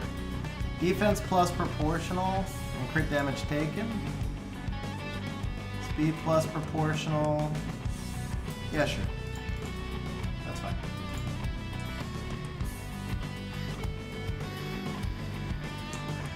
Van Cliff is Storage Guardian. He even got retired from TOA Hell when I realized that he was making TOA Hell harder for me. Pure Storage Guardian. Pure Storage Guardian. Alright, so next up is the Oliver! Alright, that's what we've been looking for. Oliver. So where do we put Oliver? I feel like I kind of actually want Oliver even behind Mo Long, because at least Mo Long can strip for him, right? So we're actually going to change this up. Do we do... I think we got to do Bulwark and Mo Long before Oliver. Bulwark and... Yeah, so Vlad, I've been told my account is worth 4,000 to 5,000, but that's only because I've never had the G3 RTA finish. If I had the G3 RTA finish, it should be worth over 10. I would hope.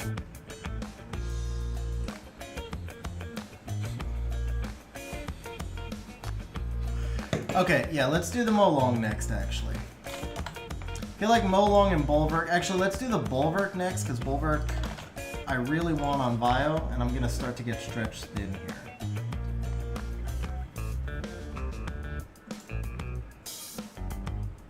What up, Garb? Long time no see, man. How are you doing? Oh, I got too many monsters in. Okay, we can take out the Volantis, the Juno, and the Haygang. They're done. Let's go ahead and put the Bulwark in. Why am I doing this? I'm stupid. The whole point of the spreadsheet... This is the whole point of the spreadsheet. Let's bring this up here. Alright.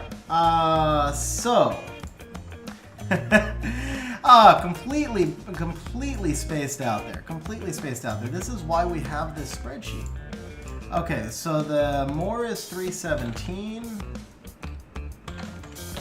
The Ethna is 334. The Volantis is 273. Juno is 269. Chung is 267. Change this to a 33 liter. Who else is effectively ruined? Julian is 267. Hagang is 267. Hagang is 268. So if we look at no speed lead, smallest to largest, largest to smallest. So we've got Ethnamore, Volantis, Juno, Hagang, Chung, Julienne. If we go with speed lead, nothing changes. Perfect. Perfect. Okay, so for the bulwark, now we want to move the bulwark here up at let's try him at 266. And let's see where that puts us. So no speed lead. Bulwark is going to be tied with Julienne. I think that's probably the best I can do. So 266. And then with speed lead, Bulwark's still tied with Julienne. That shouldn't be. Oh, at 266. Okay, so if I do him at 267, he'd be tied with the Chung, which I'm actually okay with. So we need the Bulwark exactly at 267. Bulwark's got to be exactly at 267 to put him where we want him.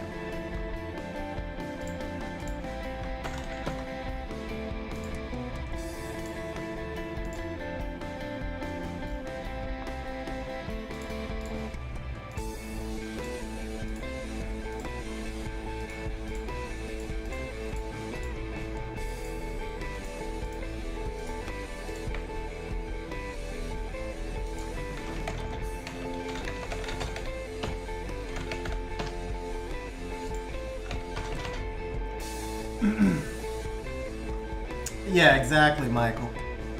It's more so Julienne can stun.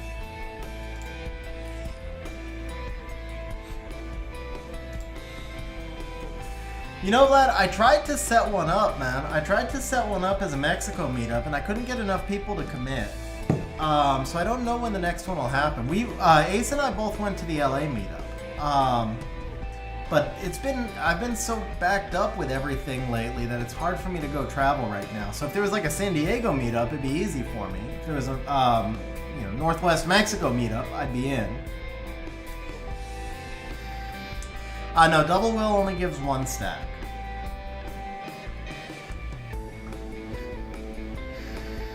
Got you, Michael. Got you.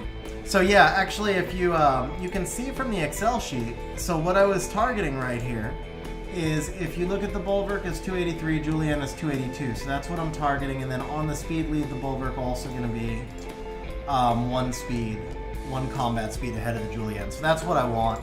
You can technically run them at the same speed, and then you have to draft Bulwark first. It becomes a hassle. Okay, I lost my swap window. Let's see, here it is. We've got our builds. Let's see, highest effective HP is perfect 100 res. At a 101 res, I can get 41 accuracy. Down here, I see 50 accuracy. Oh, I like that. Okay, so let's bring this up to 36,000. And let's bring this up to 210,000. Also got to make sure that the Julienne runes were put on him. They were. Okay, perfect. So we get the Bulwark here, 36. We can get 41 accuracy, more or less the same thing. 41 accuracy at 38,000. So let's bring this up. Yeah, actually, I think we're good here. Okay, so this is narrowed down. So the 50 accuracy build's probably the build. We got a couple of 55, but this is perfect. No wasted stats, super efficient. Bulwark's going to be in a lot of drafts for me, so this is definitely a worthwhile build. Let's turn that off. Let's turn that off. So this is going to be the Bulwark build right here. We're going to go Bio slot 1, 25 speed, 11 accuracy. We're going to take a Will 2 speed rune, 23, 28. There it is, 23, 28, 14 accuracy. We're going to take a Bio with 29 speed.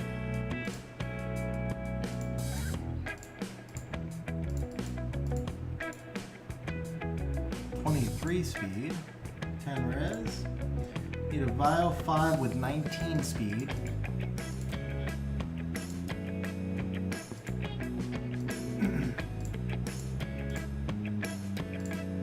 12 crit rate? It can't be. No, 11 res. That's the one. 19, 17, 21. Yeah. Then we need a will 6, probably resistance rune. Yeah, it's gotta be resistance. So we go resistance over 27 speed, which is already on him. Perfect.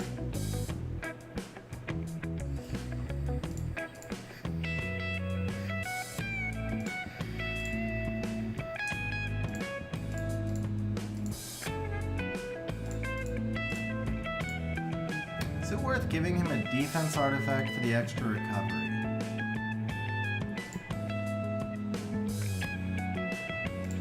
Probably not, right? I don't know, that recovery can be big though. I think it actually is. I think it actually is worth it in this case. And then here we're gonna want damage from wind and water. Probably damage from water and then wind. Yeah, this one right here, this prevents me from getting Molonged, right? But no wind reduction. This might be better. Triple damage with some defense plus. Yeah, let's do this. It is if you use him in RTA, Renov. If you're using Amelia Bulwark Skogul outside of RTA, you can get away without him being maxed, but in RTA it really does help.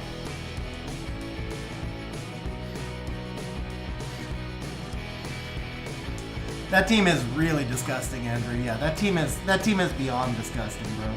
That team is beyond disgusting. Alright, so we're gonna come back over here to our Excel now. So we got the Bulwark where we want him. I think the next one we want is Molong. We're gonna need him at 267 also, I think. In order to get him tuned properly with the Bulwark. So we're gonna go no speed lead first, largest to smallest. 267, I actually want him at 266 because I want him one behind the Julienne as well. Gives me a bigger speed gap with the speed lead, which I don't love, but I won't have speed lead every fight. And I don't want to always be forced to draft Julienne first. So I think we're okay here. We'll take them along at exactly 266. Now I have not decided yet if I want to run him on Vampire or Violent. Part of that is going to be decided by... that's going to be decided by the build options that I have, I think. So let's start him on Violent. Generally, you want Violent on everything if you can. We don't need the resistance there. What we're looking for... Can I say 267 again, right? Yeah, because he's one lower base than Julienne. 266, no, 266.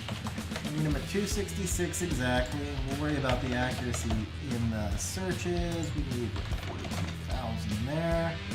That looks solid. This is Vile Will. Alright, perfect. So we do have some viable builds. 46k. This right here looks solid to me. 36%. 278. So let's go 278,000 with 36 accuracy as a starting point. And that brings us to 2 builds really fast. So here it is. This is our Molong. That was easy, man. I did not expect to find any builds that easy or quick at this stage of the game. But at this point, I think I'm happy with the Violent build. I don't see any reason not to use this build on the Molong, so I think we're good. That's the correct one. Now I need speed over 33% HP. 33 or 32? Oh, it's a will rune. Okay, so we go will. That's this rune, and this is grindable. Oh, I don't have a legend. Okay. Let's give this one shot right here. Alright, let's give it more than one. Most of anything in RTA. Hey, we got it. Didn't expect to actually get it. Okay, Violet 3. Oh, I forgot to equip the Bulwark runes. That's why we found the build so fast, because it wants the same rune from... It wants a rune that's already on Bulwark. So we're going to have to back this off a little bit. Run it again. Okay. 45,000 over 271. Alright, so we can have 44 with 46, or 45 with 41. This one's got more crit rate though. Molong hits pretty hard. I like the extra crit rate. This has even more crit rate. The HP is way too low. 45,000 is okay. So yeah, this is the build. Okay. So we're gonna be using a different slot 1 then. It looks like 27 speed slot 1 is this one. It's gonna be the same slot 2. Slot 3 now is 23 speed, 25 HP. And 5 crit rate. That's this one. Slot 4 is a 25 speed HP rune, currently on Oliver, so we'll take that easily. Slot 5 is a 28 speed bio rune, so that's going to be this one. And then slot 6 is a 25 speed HP rune. That's going to be this one. No, one of these was Will. Slot 2. No? Slot 1. There we go. Slot 1. 27. This one? No. Why do you want a Haygang rune, man? Because I didn't lock Haygang. That's why I want a Haygang. Okay, that's fine. We're actually going to give him this rune. Haygang can be 1 speed slower. Oh, he can't be 1 speed slower, can he? Can Haygang be 1 speed slower or not?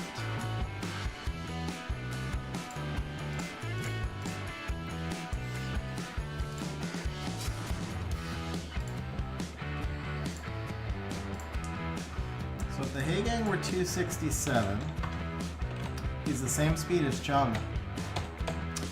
I can't let the Haygang be 1 speed slower.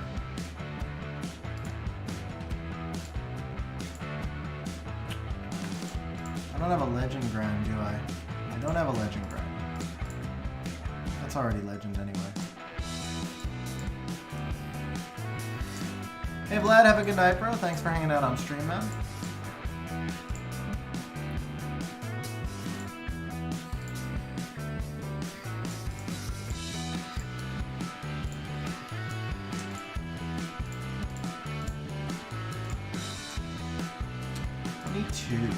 So slow. 24. Alright, so we have to take the wasted accuracy. Fixes the speed.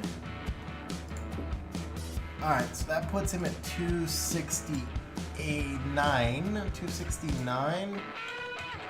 Now he's actually ahead of Juno, which I don't care about at all. That makes no difference. Can I get the accuracy down anywhere? Yeah, I can do it off this one. Over HP, just look for a better all-around rune. Y'all have accuracy. Here we go. There we go. I do farm ancient runes, but I haven't been farming them for the past couple of months. Since I went to a siege tourney guild, I needed more 2As. Alright, that'll work, right? 2021. Give him like the resistance. If I ever have a Tessarian, actually if I ever draft Tessa, that's not bad. At least then he's got like it's a useful stat there. Let's just do that. That makes better use of this resistance. Oh, he had resistance somewhere else. Yeah. So if we do this together, then when I draft Tessarian, it's not bad. I don't see that I'm going to be using the two often together, but it never hurts.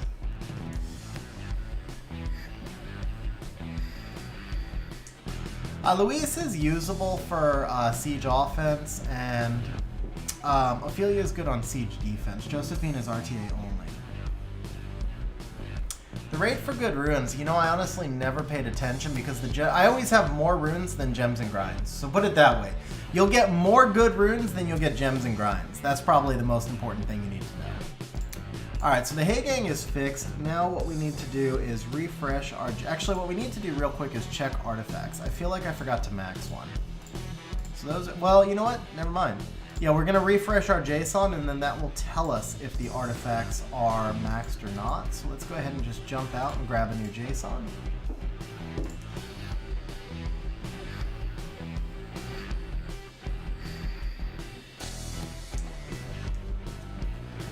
I gotta say, this is going a little faster than I expected. When you run the builds this fast, when I running at these speeds, because I have fewer options, this is the fastest I've built an RTA team, and I can't remember how long.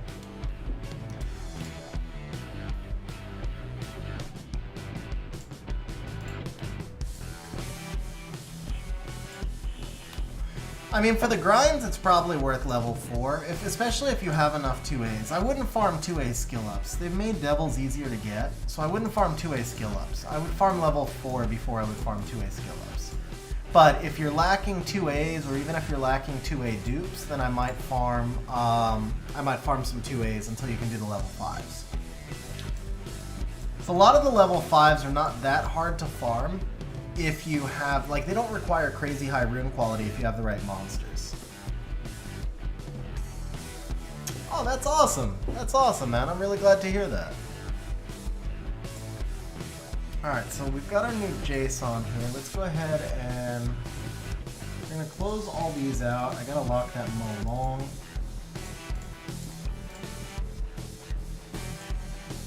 We got to do a quick page refresh. Easiest level 5 dungeon and the hardest. Lumel is really easy and doesn't require like crazy nat 5s. Alunia is pretty easy if you have Eladriel and Feng Yang, if you have both of those specifically. Lumel is fairly easy without them, but may need a little bit higher rune quality than the Eladriel Fang thing. Karzan is probably the easiest of all of them because you can just run it with like a Jason. You can just run it with like a generic Kamoon, Lauren, Baladian, Fran, I think, or was it? No, Kamoon, Beladion, Vertihile Fran, something like that. Or Ralph Fran. It's been a long time since I ran that, but I remember it was Kamoon, Fran, and something, and the rune quality did not need to be that high because I was able to run it when it first came out. At like 99 or 100%.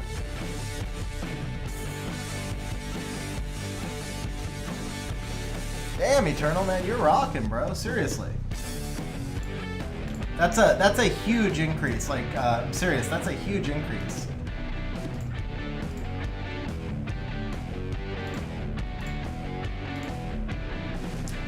Karzan. Yeah, Karzan.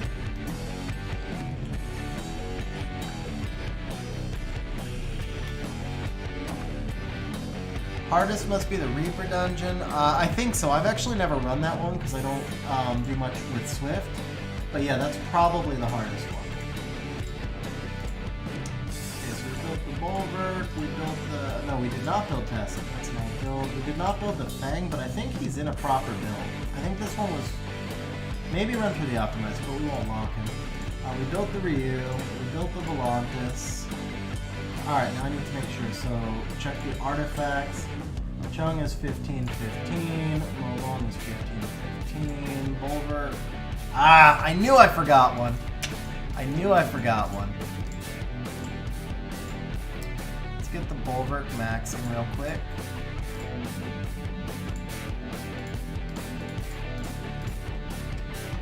Alright, so Bulwark's 15-15. The Ryu.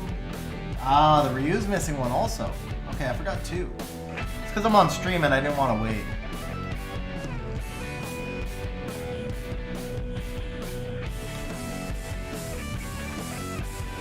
Hey, that's not bad at all, Eternal, man. Seriously, that's huge progress. Okay, the Ethna is built and done. Douglas' build is old. His build is correct, but I probably would benefit from just double checking and making sure that it's still the best build I have for it. Same thing for Fang. Like Douglas and Fang and Diana, all three of those builds are old and they're probably worth running one more time just to be sure. Then there's the Juno.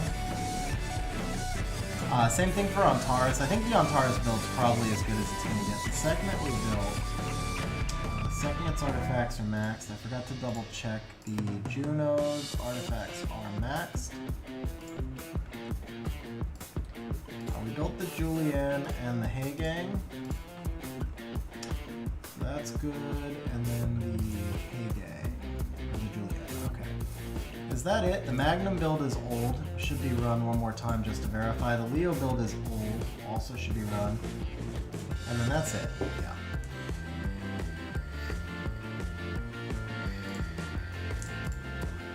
What up, Andrew? How you doing? Is the Wind Striker usable? I haven't really found him to be very good. I know there are some people who probably use him, but I'm not one of them. Alright guys, I'm going to take a quick restroom break. I will be right back.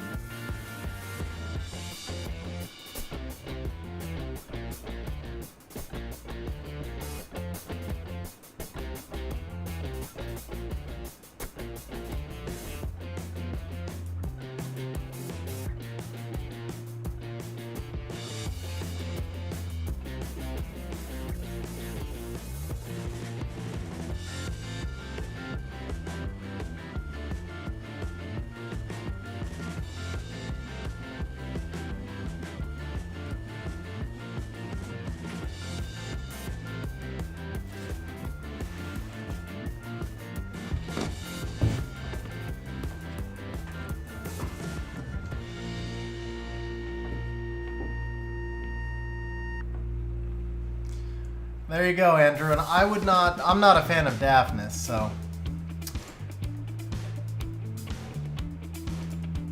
Alright, I am thinking we'll do a couple of matches. No, we have to do one more build. We have to do Oliver.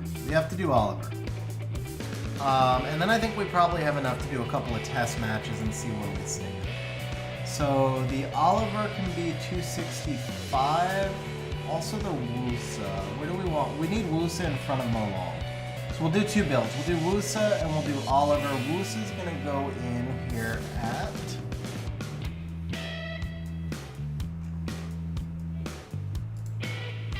Let's see. So the Wusa should be probably 265. That puts the Wusa at the same speed as the Bulwark. We want Wusa one in front of Bulwark. So 266 on Wusa as well. And then we want Oliver just behind Molong. That's going to be 264, I think.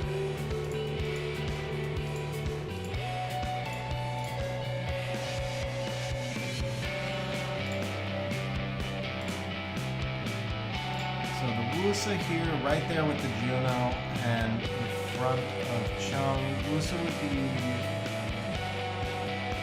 Oh, that's really tight speed tuning.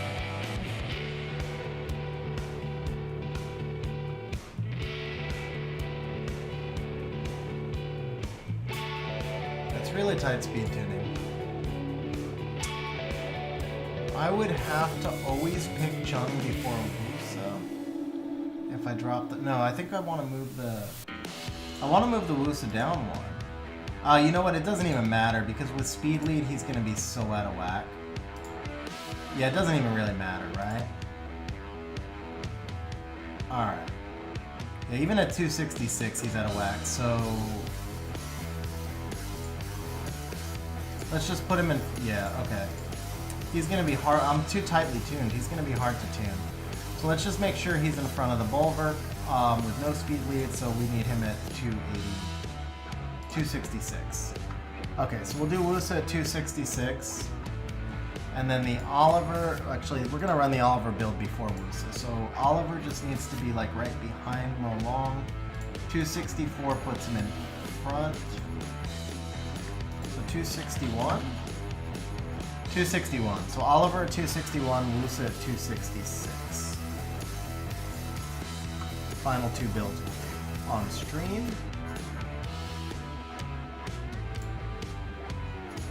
Alright, so Oliver first.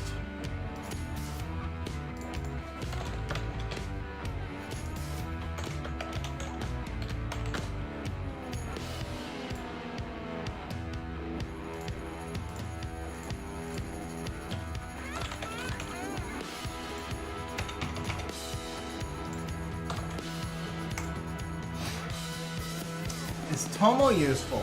Congrats on pulling Tomo. I feel like Tomo's a little underwhelming. The thing is, for the longest time, I thought Tomo would be really useful for turn 1 players, especially after she got buffed, but she just never made it into the meta. That's the Fire Onimuji. So, it's not that I've never used Tomo, and I've never faced Tomo. So, the reason I feel like Tomo is underwhelming is because you don't ever see Tomo. And I feel like there's got to be a reason why thousands of people with her don't use her.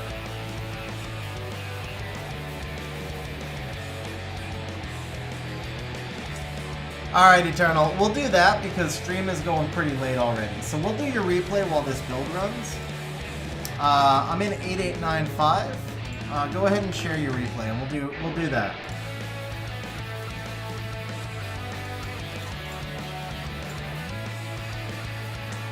Water Onimuji really isn't either. There's an interesting comp with her where if you have the light Onimuji, you can run the two of them together. Outside of that, I've never really seen her be effective. So I think one thing you can do, if you're ever curious about how a monster is used in RTA, they did make it so that you can search replays now. So you can come in here, this is Tomo. And first thing I see right off the bat is she's only been used in one Guardian match. So she's only being used in C2, C3 it looks like, from these replays. And she was picked with a Nyx.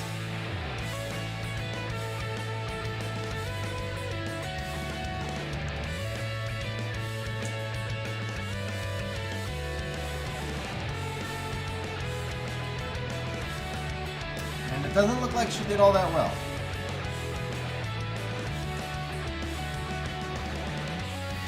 Wait, maybe she did.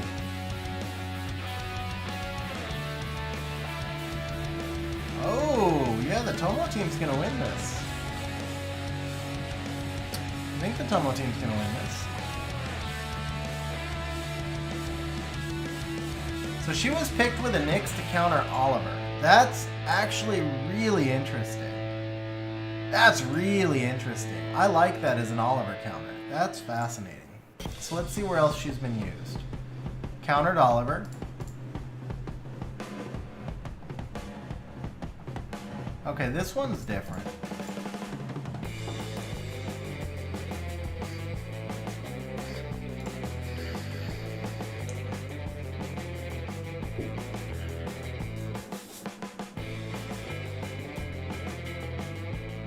So Despair. It's just a weird speed contest here. It's a weird match. Like, I don't feel like you gain that much information out of this match. Yeah, I don't feel like you gain enough information out of that match, but I'm interested in the Tomo counter to Oliver. I think that right there was like some good knowledge to have, because I haven't, she's not deviled for me, I've never ruined her, so I haven't really given her consideration. Now if you see the water one, you can do the same thing here and you'll see no Guardian matches, mostly C1. She just never really became relevant.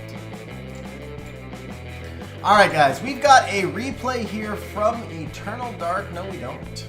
Oh yeah, here we do. We've got a replay from Eternal. Eternal has been itching to show this replay all stream long, so he's trading his 2v2 turn for this replay. So here we go guys. Eternal opening up with the Oliver, of course, facing Antares and Kaki. Kaki, an unconventional counter, follows up with the new LD5 Nikki along with the... Okay, we're not going to be able to keep up speed with this.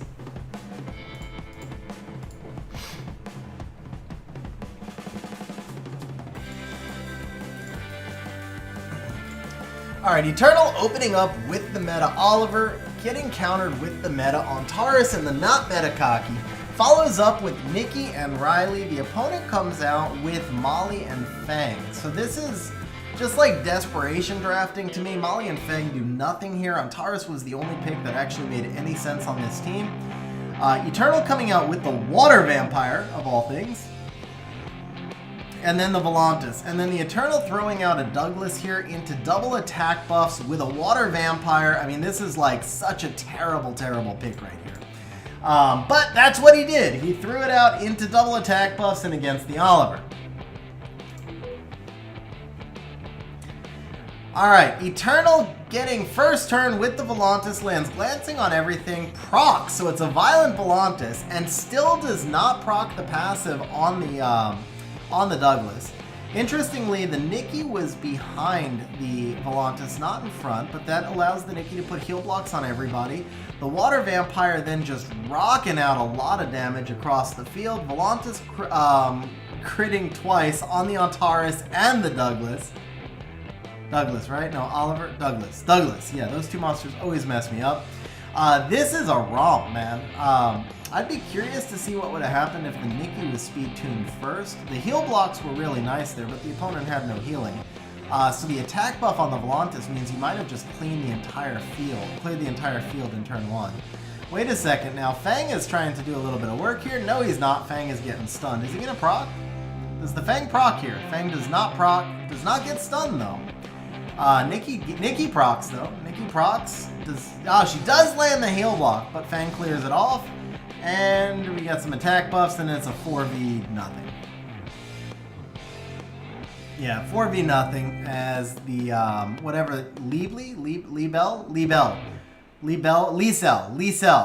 Lysel, something like that. As the Water Vampire finishes it off.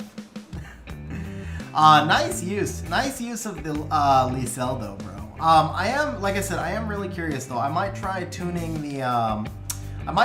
the Nikki in front of the Volantis, because it's not like Volantis is setting you up with defense breaks or anything.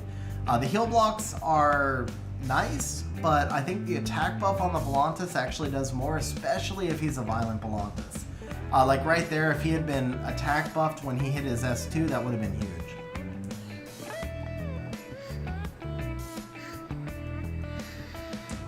Alright, so that did allow us to finish the build on the Oliver. Right here, I'm actually going to just go efficiency here to start. So 112, ooh, that's already looking good. We're going to cap that right there. 221,000 effective HP. And let's go for a 108 efficiency to start. Okay, well there you go. We got one build. That was easy. No wasted stats here either. 7 crit damage and 4 res are the only wasted stats. He's just a super beast tank.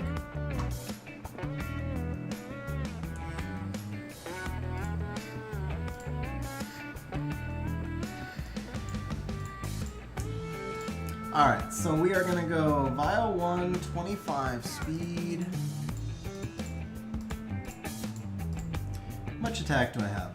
1645, that should be enough, I think. We might need attack artifacts, but I mean, it's a crazy efficient build.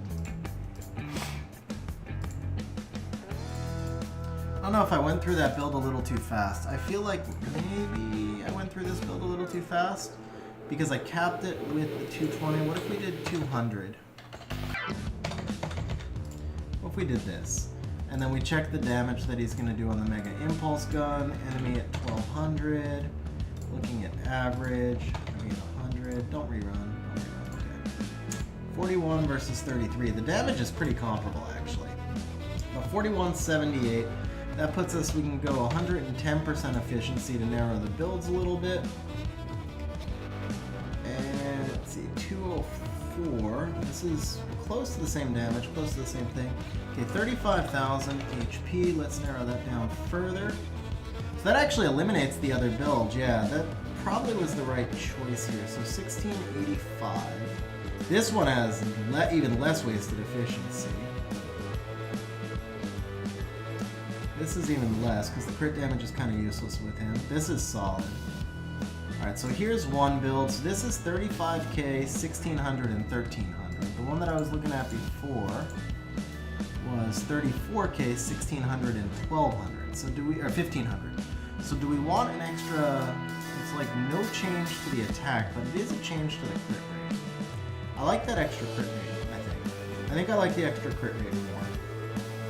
And the extra defense has diminishing returns. So 1685, do we take this one as kind of a more balanced build? We take this one. Let's do this. Yeah, I think I went too quick with that first build. So we're looking for 14% accuracy on a Bio slot 2. Not that one, this one. Okay, Bio slot 1's now going to be 27 speed, so that's going to be this one. The Bio 3, we want 11 accuracy. It's just gemmed in, so that's going to be somewhere down here.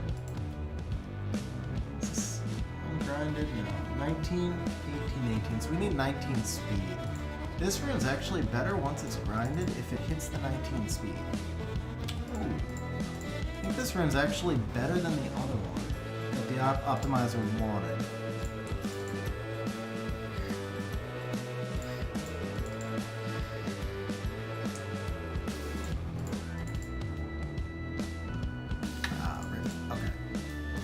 Just try that rune and see what happens. So the Bio 4 is going to be 24 accuracy.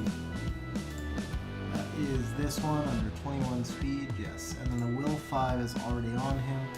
And the Will 6 is a 39 flat attack, 26 speed. That's this. Okay, so let's try this. Now, here is the Bio rune that it wanted. Oh, the difference is the crit rate and innate. Okay, this one has crit rate innate. That's what I missed. So we gain HP and crit rate, yeah. So we would have gained 35 defense on the other one, but I value the HP and the crit rate more, so that was actually the correct route. Dark Lich and Dark Death Knight good for anything. So Dark Death Knight is, what's his name? Oh, I can't believe I can't remember his name. But I used to use him occasionally in Siege. His passive is useful. He's tanky. He has defense break. Diaz, thank you, Diaz. I think he's actually useful. The thing is, because of Jolton, you don't see many light monsters on Siege defenses anymore. But if you do see a Siege light monster on Siege defense, and especially if you don't have Jolton or you've used your Jolton, I think the Diaz is a very underrated and useful monster. Grigo, the Dark Lich, is mostly for 4-star Special League, and there's some kind of niche counters you can use him for in high-level Siege, but I don't know that I would want to use him. The builds are so specific to counter such specific defenses, I don't know that he has broad usage outside of high-level Siege on offense. For Siege defense, he's got some use, but not a ton. Not a ton. But yeah, Grigo is really strong in 4-star Special League. That's probably where he's going to shine the most. Alright, so here we go. Damage. I think what we want from this is going to be all damage dealt on. So let's go increase damage on wind. 16 on wind with nothing. 15 on wind with some additionals. Honestly, the additionals are not bad here, considering the amount of attacks we take. But this is what we're looking for. 4x additional damage. That's what we want right there. On this side, we don't really benefit much from accuracy. We don't benefit much from anything here.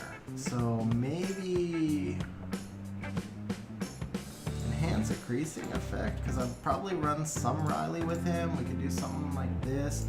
Problem is, we don't really get much from crit rate. We don't get anything from accuracy. Nothing from recovery. We could do like stat proportionals, but I don't have good artifacts on those. Let's see here. All the increased damage is going to be, it's probably additional, so let's just do additionals here. So we go additional damage proportionate to HP maybe, and then look for like something with speed and attack.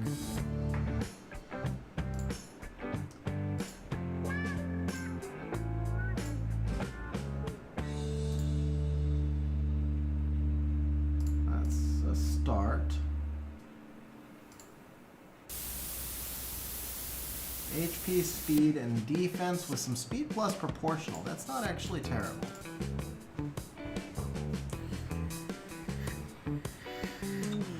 The Wind Twins are really not good.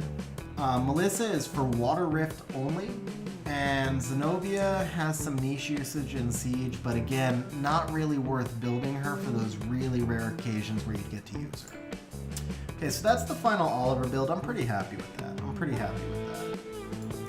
Alright, let's come over here. So we're going to go ahead and equip. We're going to lock. And then we said we wanted the Wusa to be 266. So here we're going to go Wusa. This will be a much easier one to build. I might even be able to do HP slot 2. We're going to go 266 over 266. No other stats really matter on Wusa at all. We don't care about pretty much anything else. Just lots and lots of HP at 266 feet. Bio will, wow. Why are you giving me so many build options? Because we don't care about any stats, I guess, right? Okay, can we get this higher? So let's try for 50,000. Will that reduce the build options? Might reduce them too far.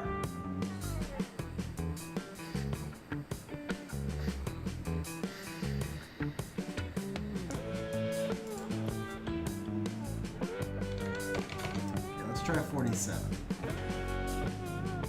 And we're back to 46 billion builds! Ah, rip. Okay.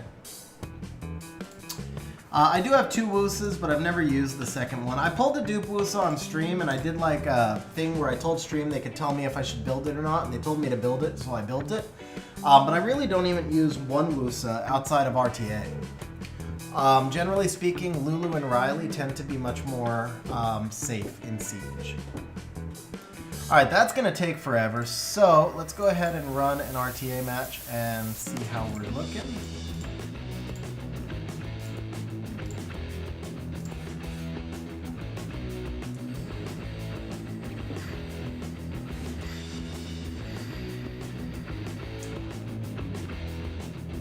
Who was my first LD4 was, I think, Belita. And I almost had a heart attack because... No, my first LD4 was a Sillin. Actually, my first LD4 was a Sillin, which was OP for my progression because a Sillin was so good in Necro V12, well, Necro V10 at the time. It changed like my entire progression pattern because I pulled a Sillin and that gave me like a 45-second Necro team back then.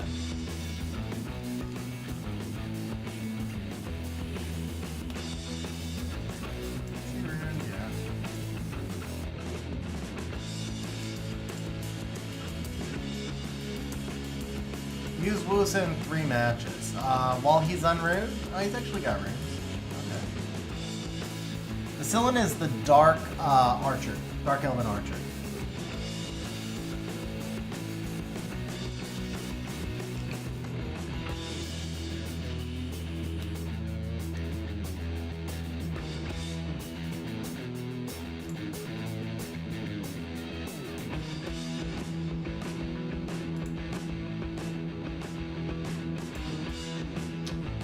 Along here, I don't have a ton of options, but I think the Fang is good, right? Yeah, I think I like Fang more.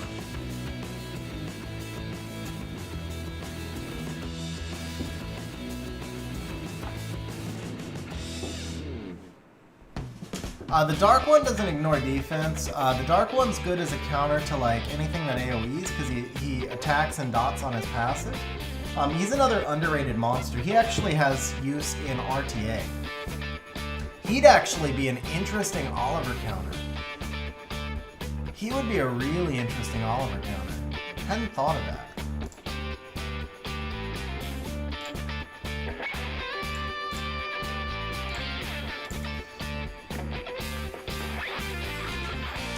Crap.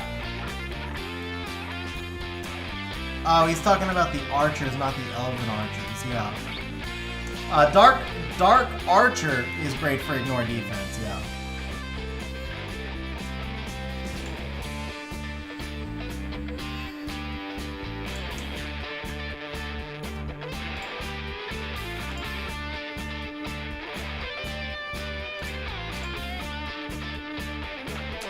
That was an unfortunate resistance.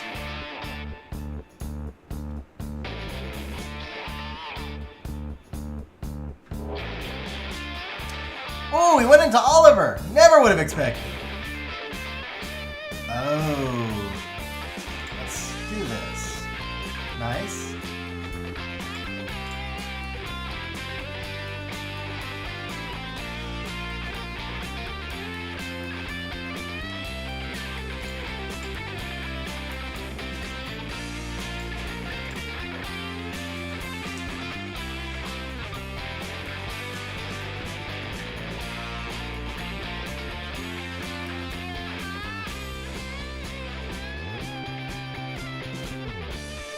I should have this now.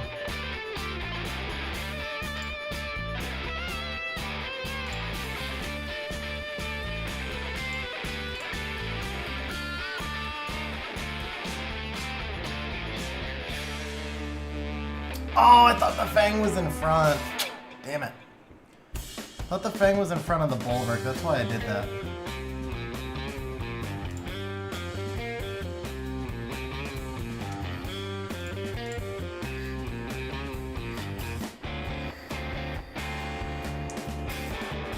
Yeah, guys, Riley don't need runes, man.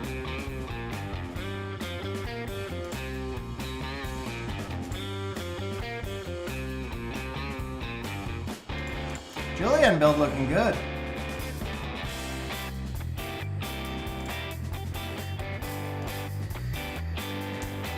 Alright, let's just give Riley a random rune for now.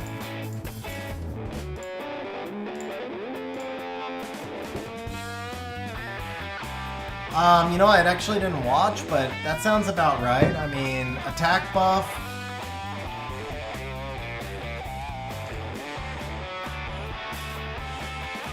Yeah, well, his first problem is the Tian Lang wasn't on Will. I mean, allowing me to stun the Tian Lang was bad.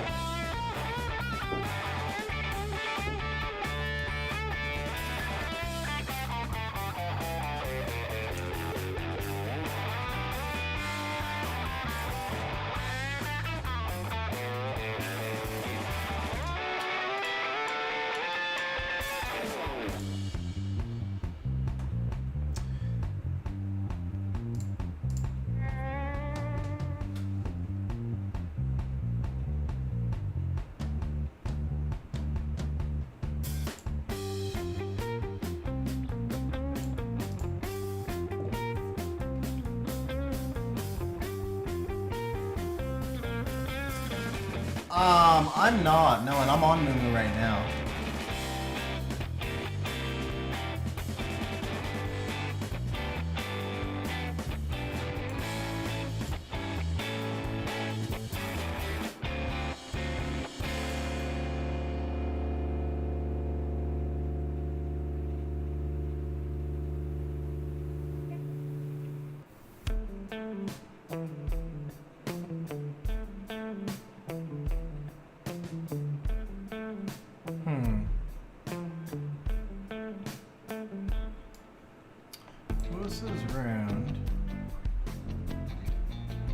I feel like Wusa makes sense here, but I feel like the Verd...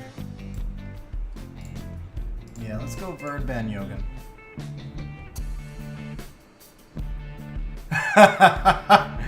Not if you're planning on some 2v2, Axe. Not if you're planning on some 2v2. Yeah, Julian does take the allies' HP down and stays alive.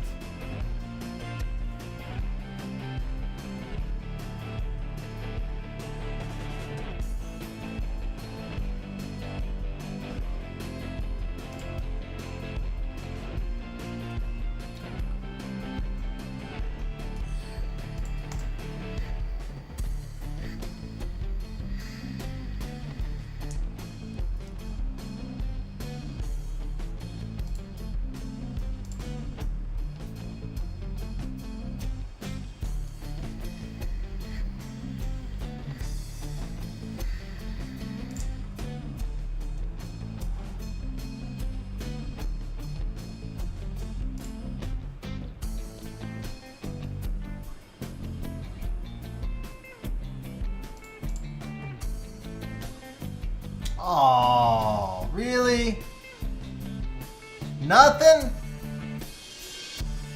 Nothing, Volantis?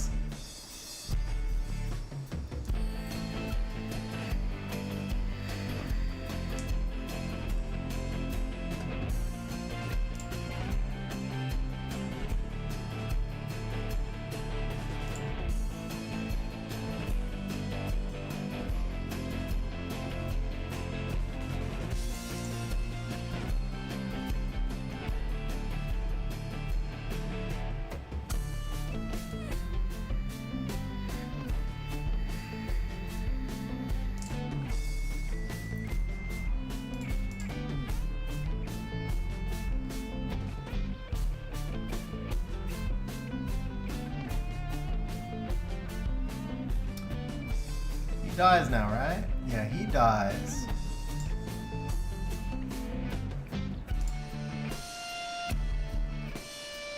Oh, by 1 HP! HP. No!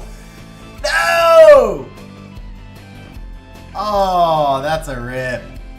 That Ryu by 1 HP.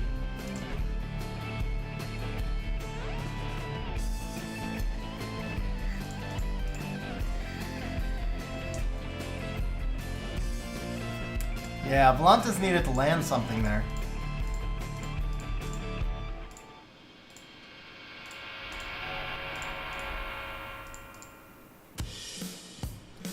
Oliver be toxic, man. Oliver is too toxic.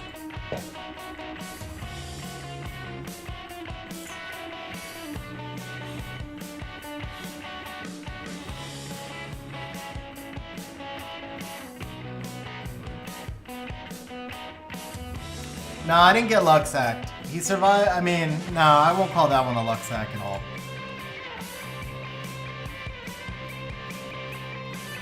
Interesting.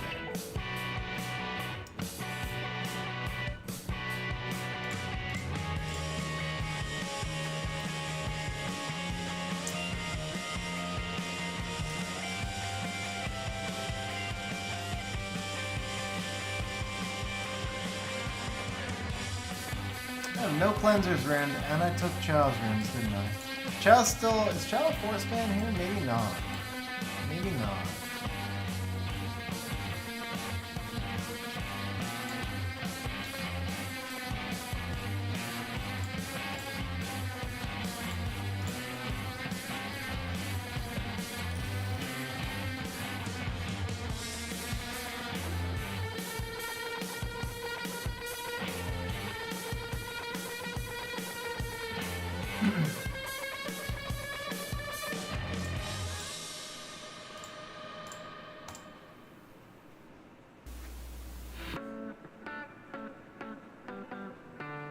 Gotta lose this one too. Ah, Julianne, hands down. Julianne, hands down.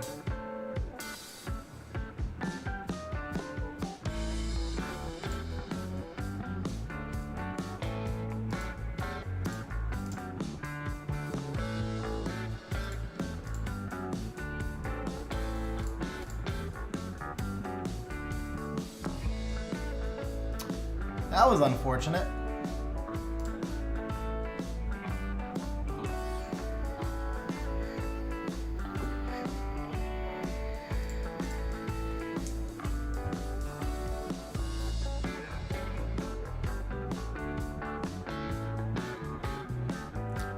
Julianne.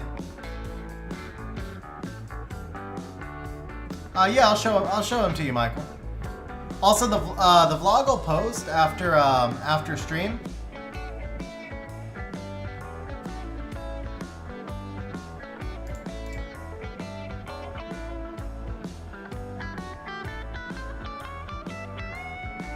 Wow, really, on Tars? That was the moment to proc. And she resisted. That was match. Oliver's out of, yeah.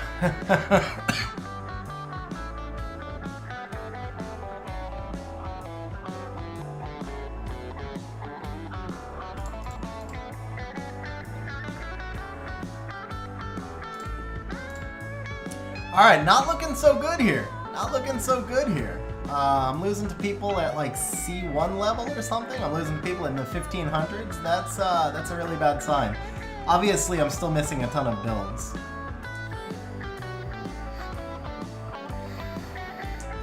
But still, that's not promising.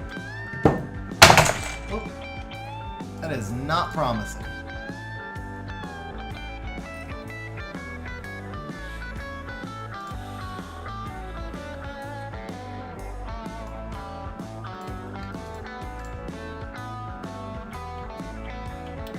Yeah, I think the problem is I didn't actually ruin anything that does damage.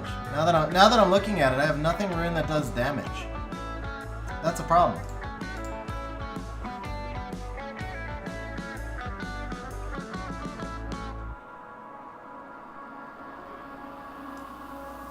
I don't have the Nana to extend fights either. Alright, so I take it back. It's not an issue. It's an issue of me not having anything decent ruined. Not having enough ruined. Because I ruined half a turn 1 team and I ruined half a turn 2 team, basically.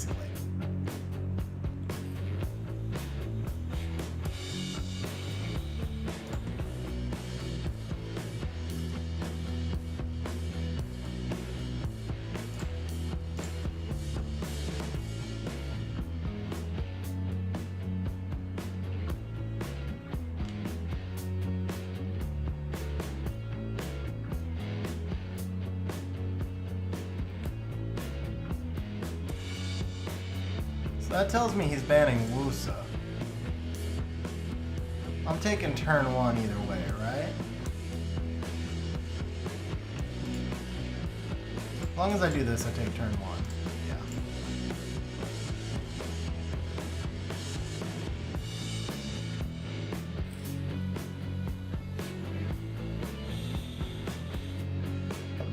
Yeah. Renov, it kind of just depends on your comp. I don't know, 305, 310 for Conqueror level probably.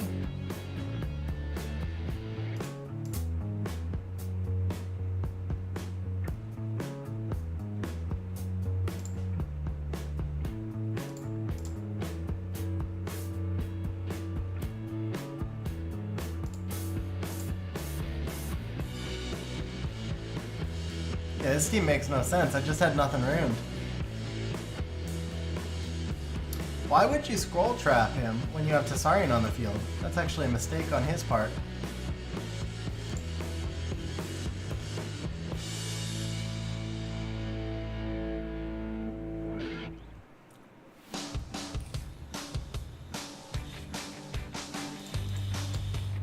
Okay, yeah, there's not enough room to be doing RTA right now. Not enough room to be doing RTA right now. There's no counters to draft. Alright, Axe, if you want to do 2 2v2 matches, we can.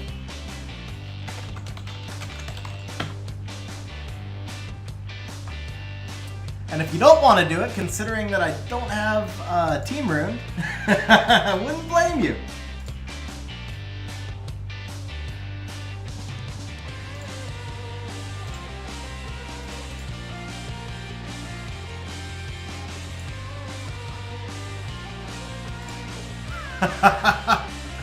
Fair enough. Hey, look at that.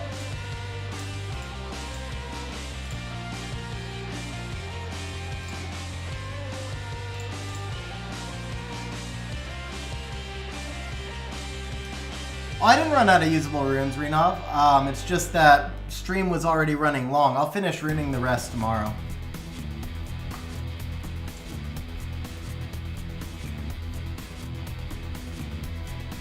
Tariq, it couldn't be because I didn't have anything ruined. It was originally RTA versus viewers, but I didn't have a team rune, so I couldn't do it.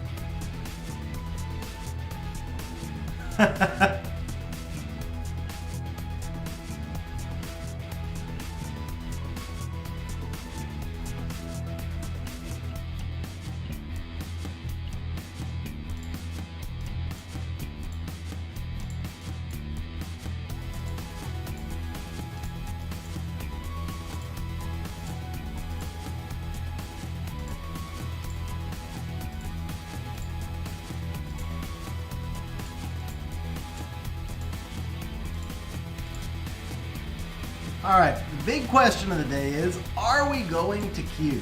Are we going to queue? Or, well, we are queued. Are we going to match in queue?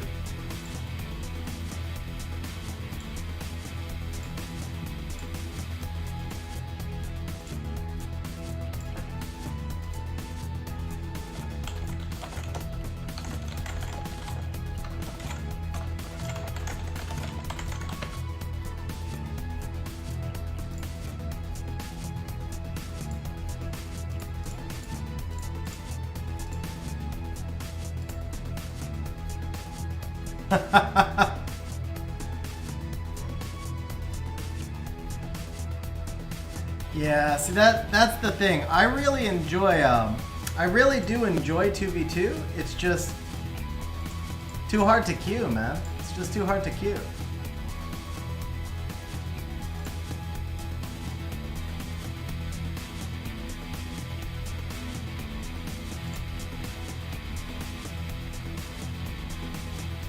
Nice, Andrew. Very nice. Yeah, Vlad, normally I would have finished about 20 to 40 minutes ago. This one just ran longer because I was actually building my team.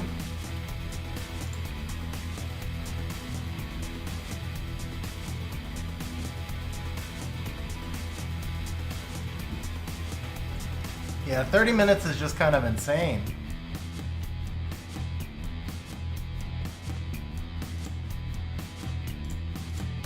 It's a shame more people don't do it. It honestly is a shame more people don't do it because I think it was a great idea. I think it's a great feature in the game. It's just the queue times.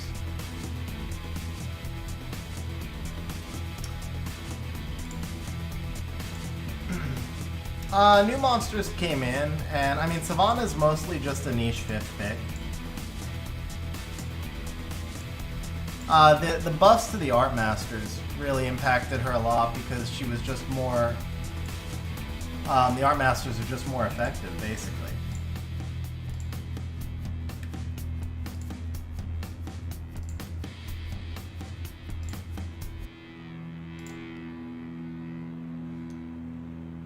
Alright, Axe, if we don't match at 5 minutes, I gotta wrap it there, because it's a little too long.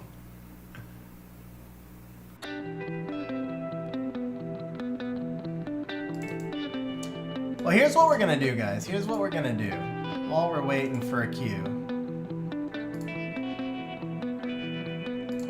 Let me show you guys a little bit of Infinity Kingdom. I'll keep the queue open on the other side.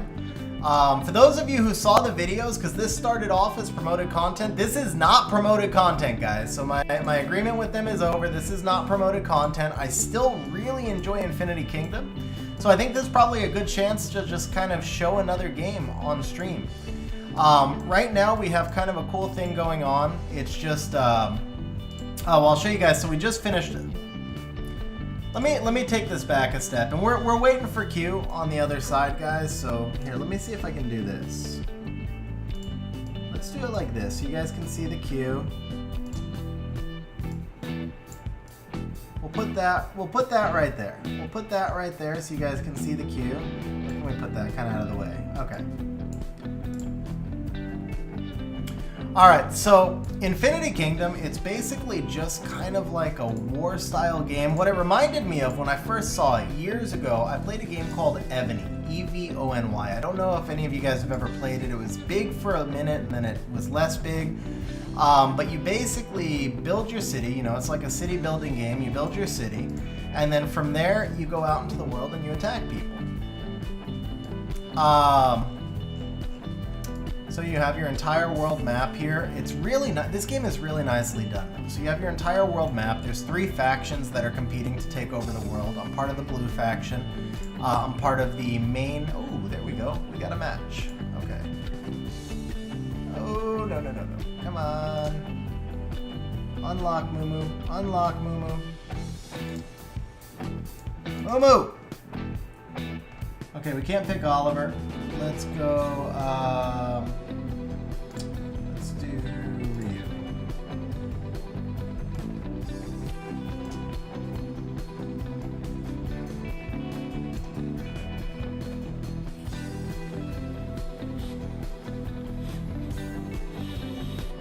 What up, Fight 10? How you doing, man?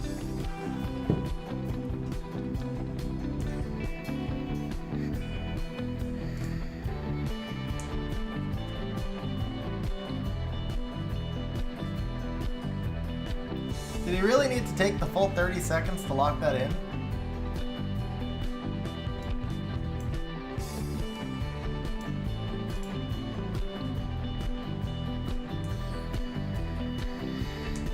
Doing good, man. Doing good.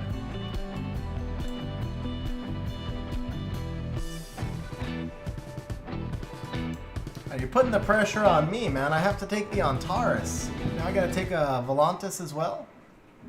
Or do I take Hagang here? No, Hagang's no good against the Chiwu.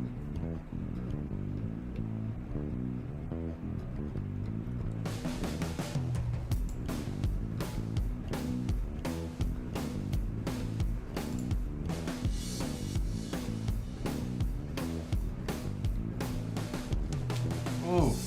Alright, well, Antares for sure.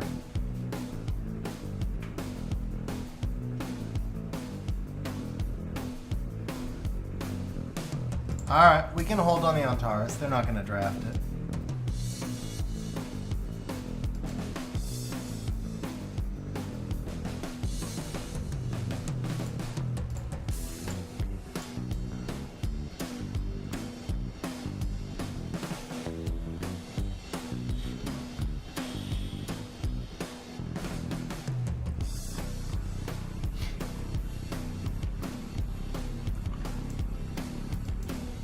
I don't have another speed lead to pick, by the way. Keep that in mind.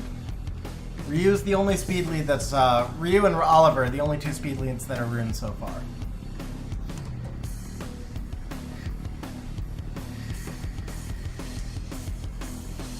Oh, now I feel like Diana's the pick.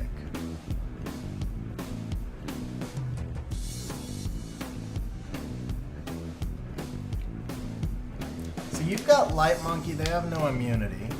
I've got the Volantis. Julian. See, I can't get rid of both the. I can't get rid of both Chung and Oliver.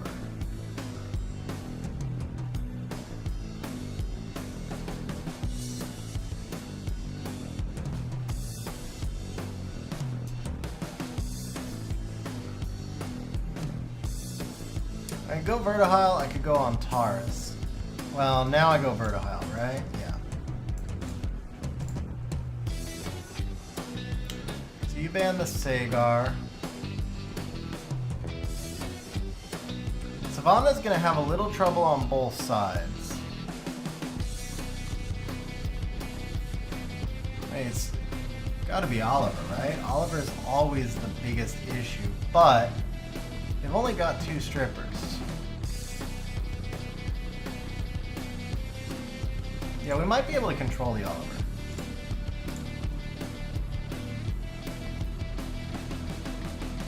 Yeah, because the Chung is the AoE CC.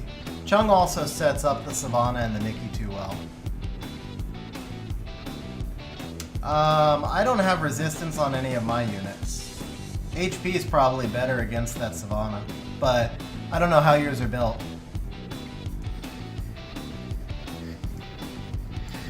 Well, I have res on the bird, but presumably all of that crap is max accuracy anyway.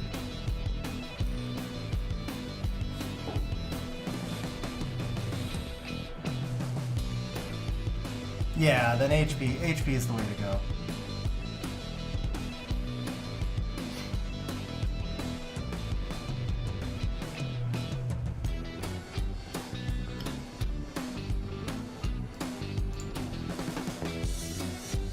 How do you hit the Oliver and not the Nikki? He gets the wind unit.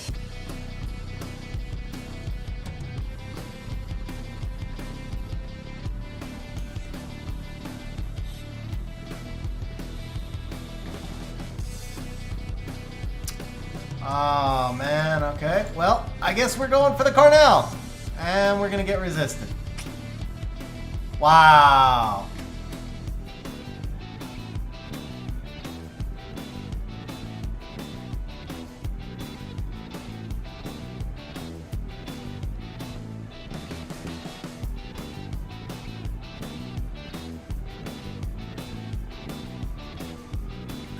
Good counter there, Bird. Good job.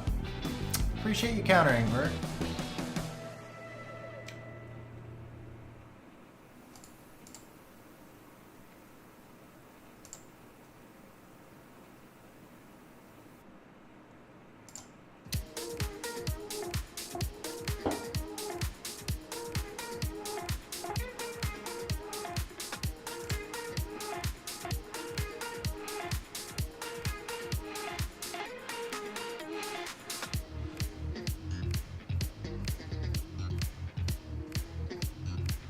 That was a good proc.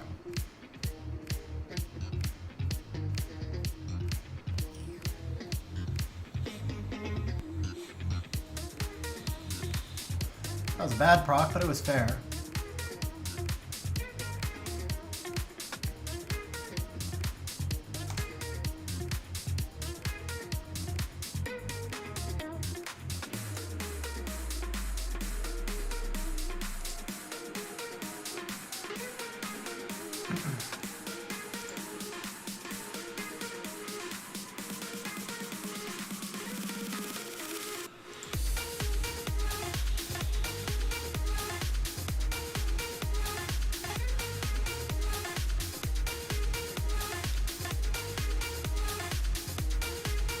Dude, how come your Molong has no HP?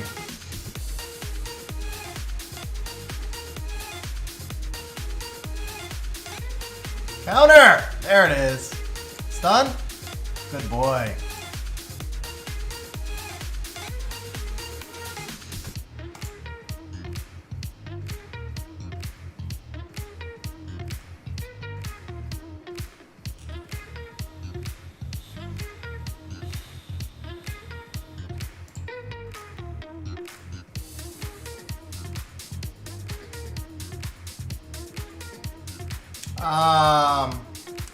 They're totally different play styles.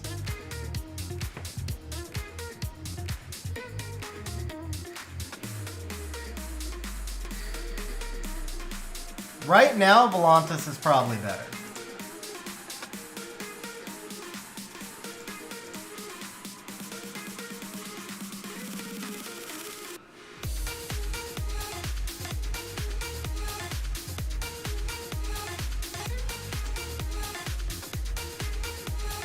Oh, bad proc! Oh, that was such a bad proc.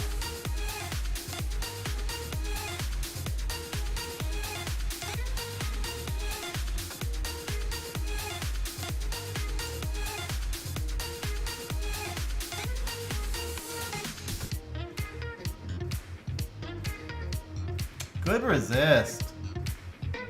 Oh, that was a huge resist.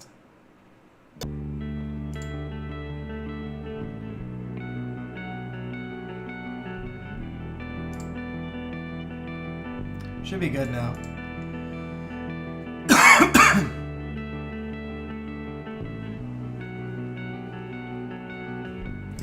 Yeah, so Pater provides sustain, and then he can't be stunned, and he gives immunity. Volantis does what you guys just saw.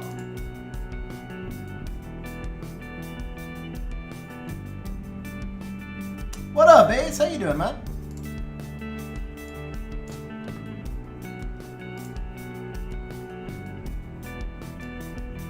Alright, so while we wait for Q, I'll do a little bit more Infinity Kingdom demo. This is, never mind. I guess for after you get the first Q out of the way, then it starts to match. Interesting. Okay, and this time we get the Oliver. Nice.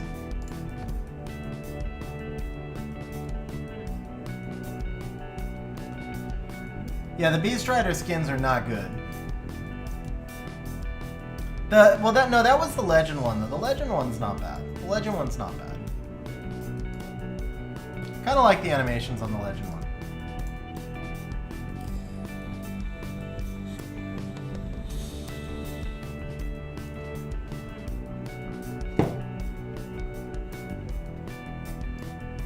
Ace, you'll be happy to see I've got a Swift unit runed. I've actually got 2 Swift unit runes. Oh, I forgot about the Ethna. Oh, I did forget about the Ethna. I've actually got 3 Swift unit runes. 3 Swift units ruined because we have the Sekhmet also. Finally started to build my team. It went 0-4, but it is missing a lot of. It's only got like 10 units ruined so far.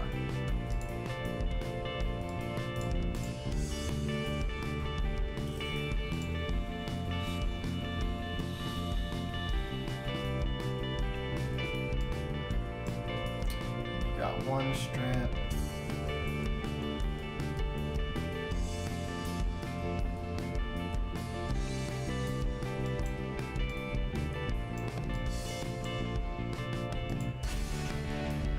All right. Oh, nice, man.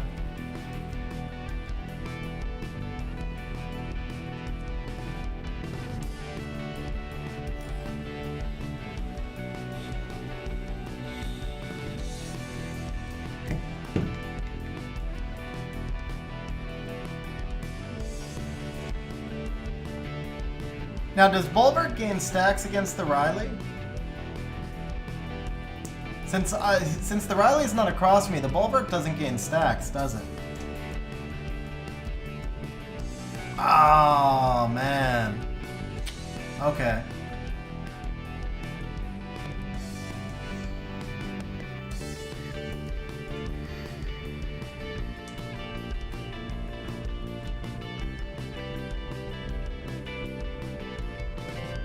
Bulwarks are only sustain, and I can't draft sustain X. The only 2 sustain units I have are Riley and Wusa.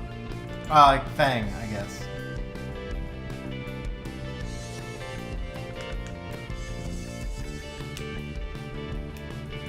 So that Tessa just became a force band.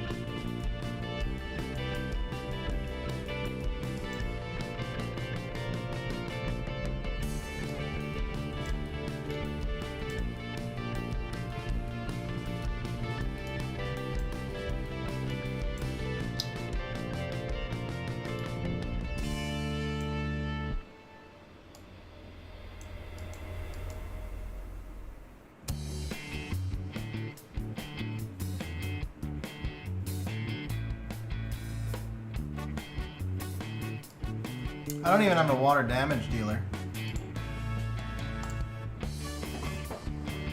I have to go Julienne there because we don't have damage anywhere. And they've got the double sustain units.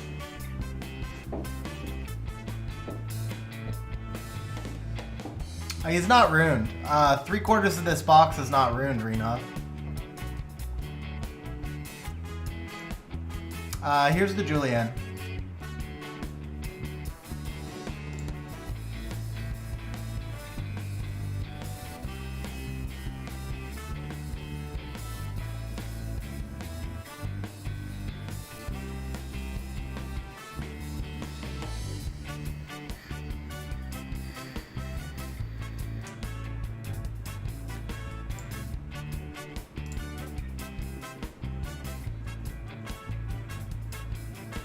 Yeah, there's only 10 monsters ruined here right now, Rena.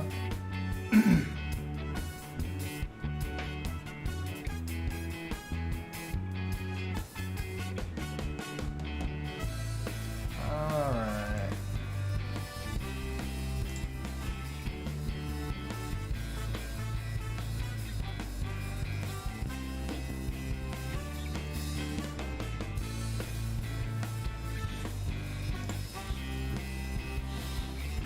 Really? Was that absolutely necessary? Was that absolutely necessary, that resistance right there?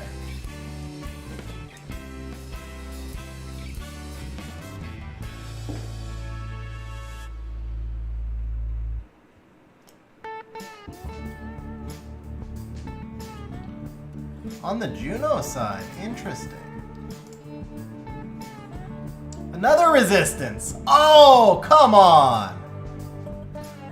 Resisted twice?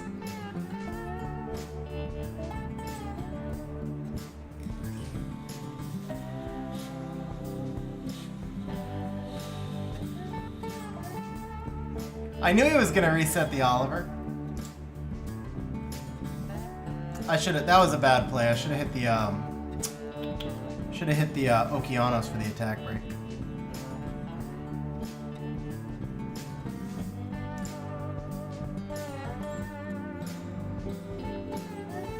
Okay, Ryu is in front. Wusa, I cannot remember if Wusa was reset, but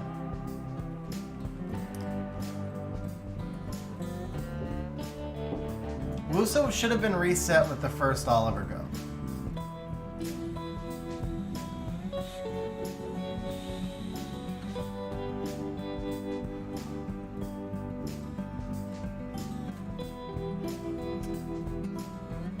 Yeah, Wusa was reset. Good. Oh, nice stuns. Alright, now we'll do this.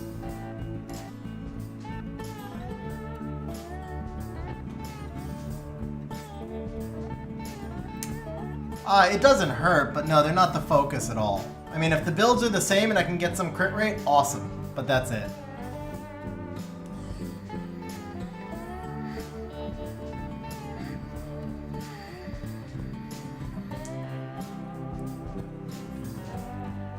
Oh, we need a hit into the Ciara, bro. Bulwark will finish her. Never mind.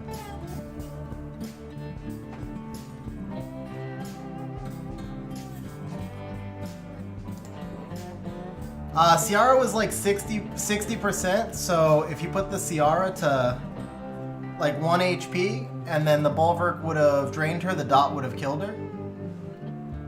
Not 1 HP. If you use the S1 from the Carnal into the Ciara, then the dot would have killed her, and the Bulver could have gotten the kill that way.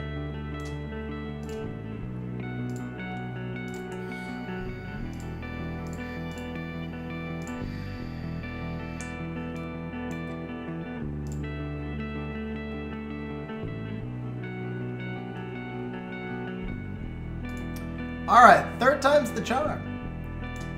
Do a little Infinity Kingdom demo. Again, this is not sponsored, guys. This started off as a sponsored game. Originally, I did a sponsored deal with Infinity Kingdom. Oh, there you go. Alright, so originally I did a sponsored deal with Infinity Kingdom, and it just wound up being a game that I really enjoyed, so I'd like to bring a little extra gaming content to the channel, and I just figured I would demo the game a little bit. So when I started off with the game, what it reminded me of was Ebony. And that's, I don't know if any of you guys have ever played it, but it's a game where you basically, you build up your city, and then through that, you're able to build up your armies. And so these are my current armies right now. The power numbers won't mean anything if you don't play the game, but I've been progressing quite a bit. So you build up your armies, and from there you can go out into the world and you can actually attack people. So basically I would be able to, we actually have an event going on right now, so we can attack anybody anywhere in the map. Normally there's a series of alliances that prevent you from attacking in different parts of the map, but right now I could attack anywhere in the map, so all you have to do is scroll through the map and you find the person that you want to attack. Ideally what you're trying to do is gain resources. So you can see these are my resources right now, and then you use your resources to continue building your city, and also to do things like technologies. Basically it's a farming game. You farm and you build up your cities and you build up your troops and you gain resources. One of the really cool things about this game though, something that kind of kept me playing right now, is there's a lot of different events that are going on all the time. They actually have a calendar that show up the different daily events. So one of the events that we just finished recently was the Illusion Battlefield. And if you look in here, we have Contention of Relics opens in about a day. Legion of Frostborn is ongoing. Legion of Frostborn is really cool, by the way. So in this event right here, and I can't go to the battlefield without moving my castle, but in this event right here, you actually fight people on other servers. So it's kind of like RTA. It's kind of like how we do cross-server RTA, except that in this case, it's all out, where you get like everybody from your server fights everybody from the other servers, and the servers can ally, so it's like thousands of people having just all-out war in the Legion of Frostborn.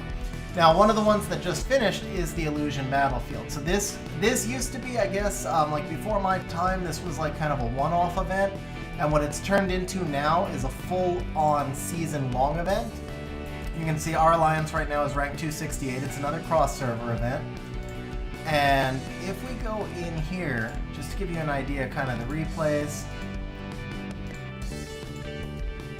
So this is the last match from our alliance right now.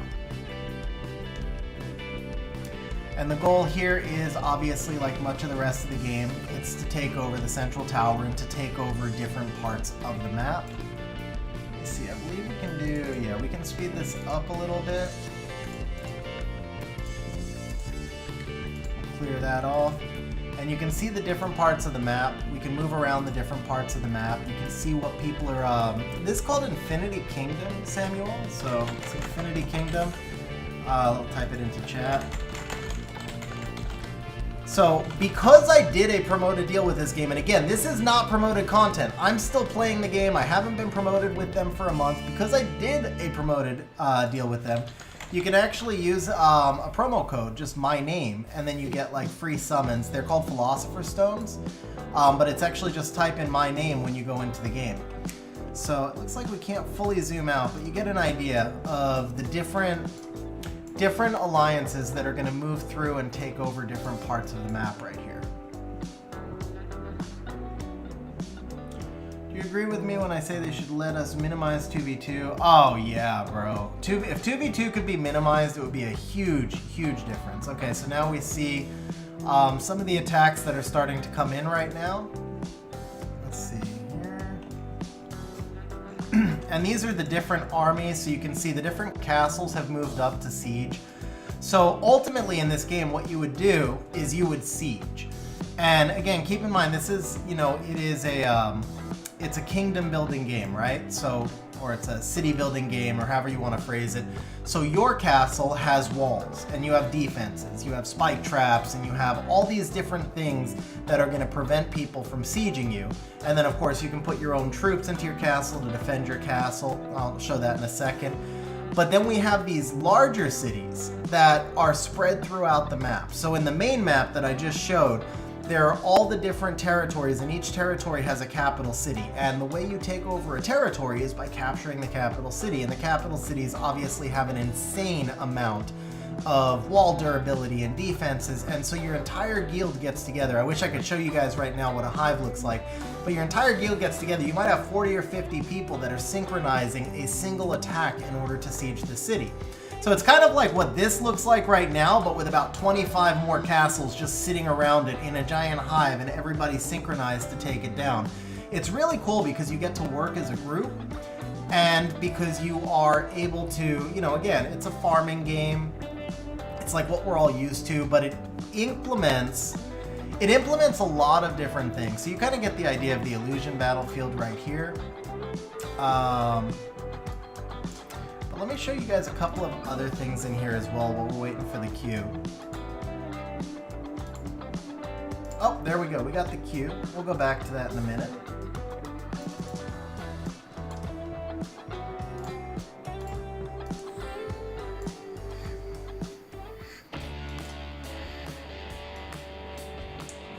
So what kind of like captivated me with Infinity Kingdom is it pulls in parts of like a dozen different games that I've played it's like every game that I've played over the last 10 years, there's components of that game into Infinity Kingdom.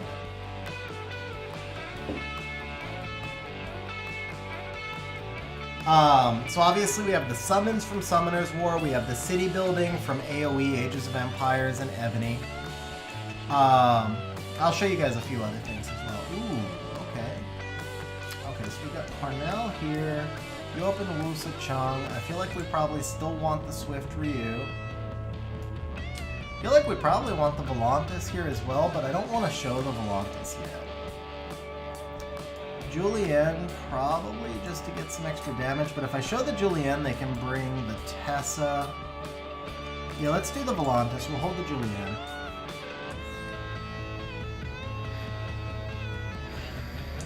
The problem is, with Volantis, if they draft Hagang and Juno, I'm in trouble.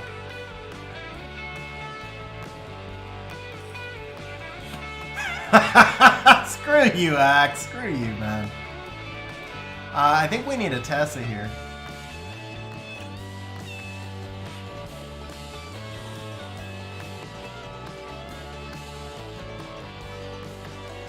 And again, if you take Tessa, again, I can't draft Sustain, because all I have is Tessa, all I have is Riley and Musa.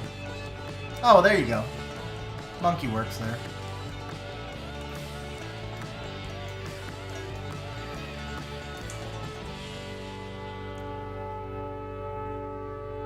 Man, I wish I could bring the Chow in right now. I wish I could bring the Chow in right now.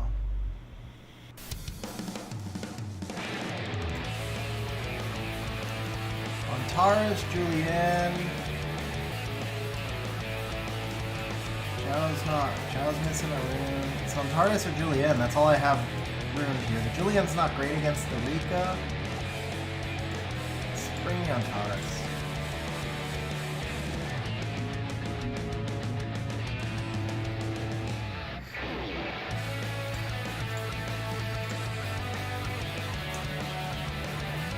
There's nothing to stack the Boulder because the Riley's on the other side. Dude, nice that you have some time, Ace.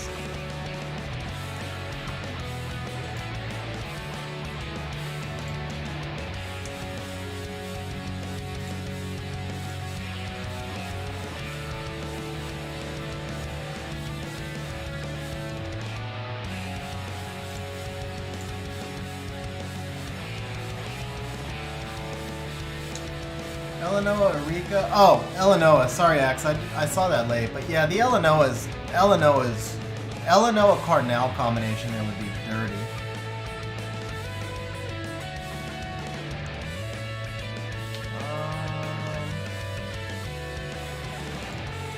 Yes, sir. That hurt.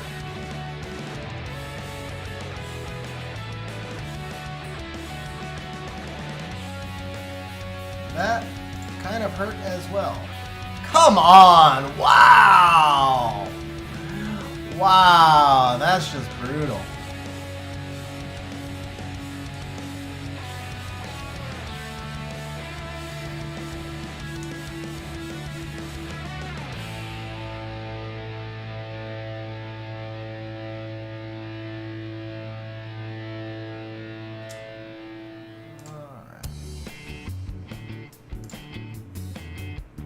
Nice! I was hoping for that.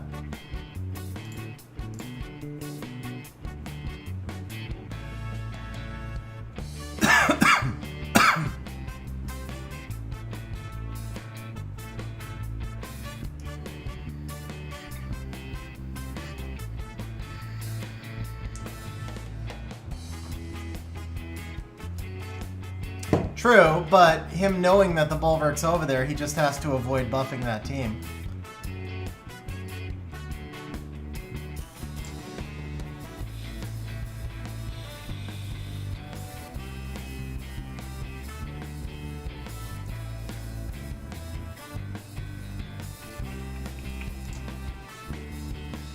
That was a nice crit.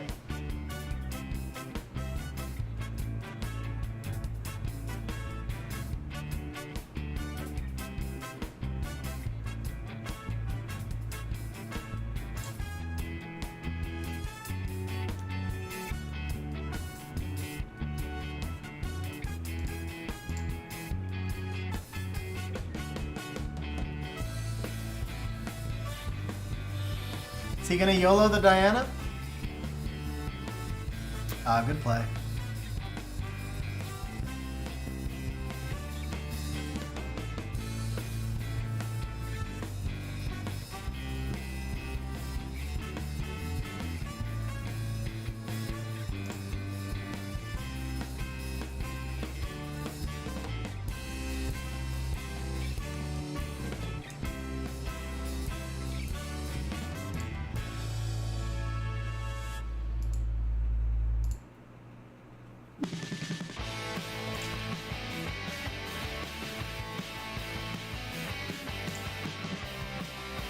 Antara's just doing dirty things, man.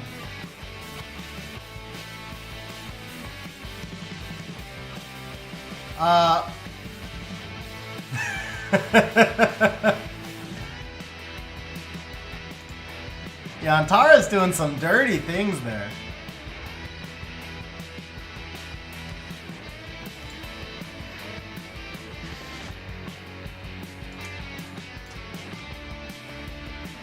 Alright, let's see here.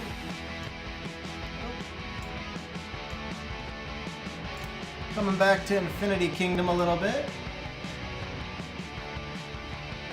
I know, he literally never took a turn, but he didn't need the attack buff, man. Antares just that good. My Antares is on Vile Revenge. Alright, so we have the summons here. I'm low on crystals, so I can't demo the good summons. These are the Philosopher's Stones, and I would need another 1,200 crystals, which I don't want to use at the moment.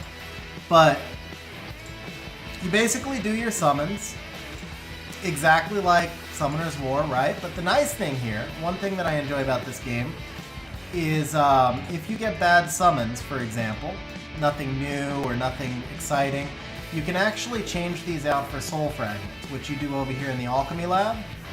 And then from there, you take the soul fragments and you can come over here to the market and you can actually search for heroes. So for example, if I needed more fragments of this guy, I could get them.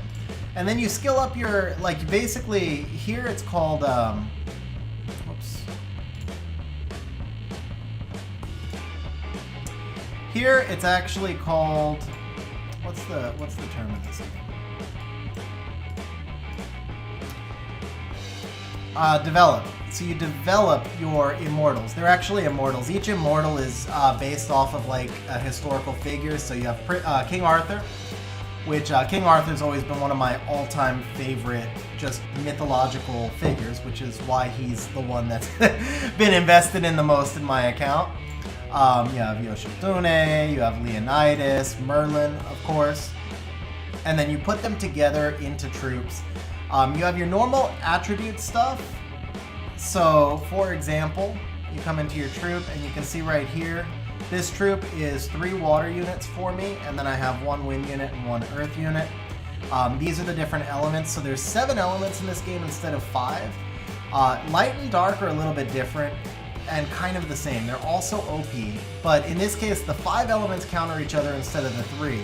Shadow, which is dark, then counters everything except for light, which is holy, and then holy counters shadow.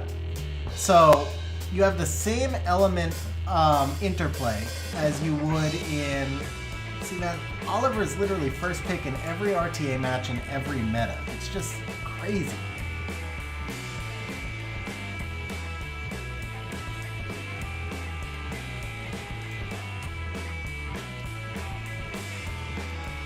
Oh, you saw that, Ace. You saw that. All right, let's just take you up.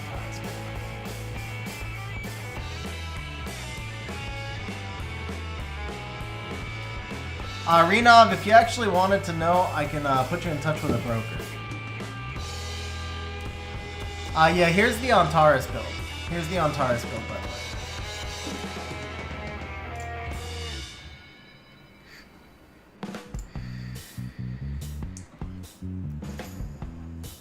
Probably needs a better type artifact. Now that I look at it, yeah, that's not a very good type artifact. I just realized. Needs some additional by attack. I'm leaving something on the table there.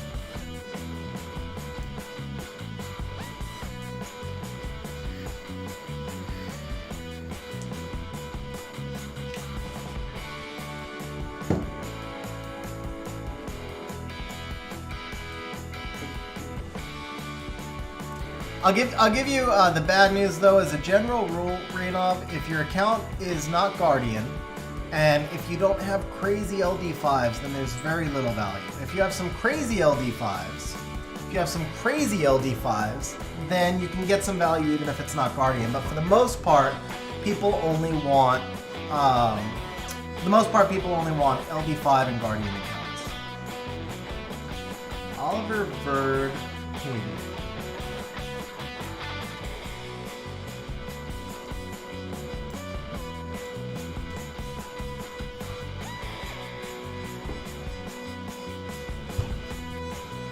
I mean, the Ryu's got attack bar.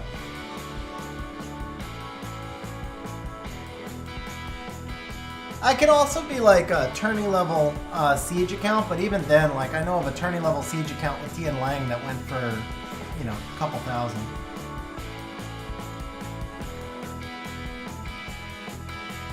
Yeah, as a general rule, you probably get back about 10% of what you've invested, if that. Wow, Ganny half, or well, just half more. Interesting.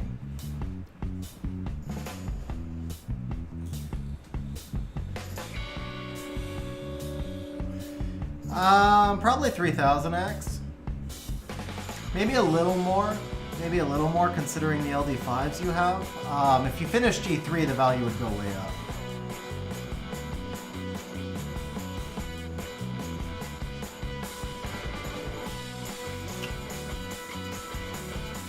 He's got the 33 lead. We have no speed lead, so there's no value in the second. The Ethna outspeed the Gianna. Ethna could outspeed Gianna if I ban the Oliver, but it doesn't do any good. Yeah, no, the Gianna's gonna be a force ban, right? Gianna's gonna be a force ban, so we'll do this. Probably 2x, at least 2x.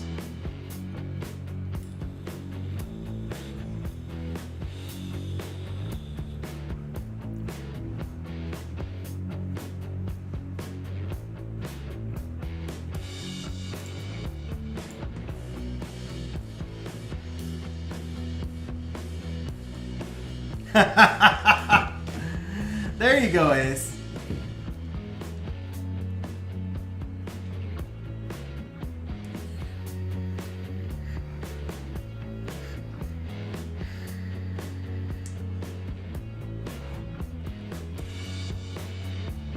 Antares is wrecked to the yoga, and that's going to be the real big issue here.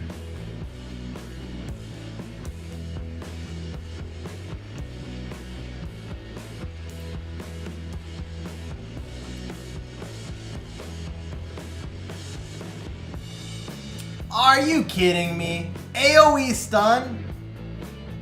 AoE stun. Alright, Axe. This is all you, bro. I'm just on the sidelines watching for the next hour.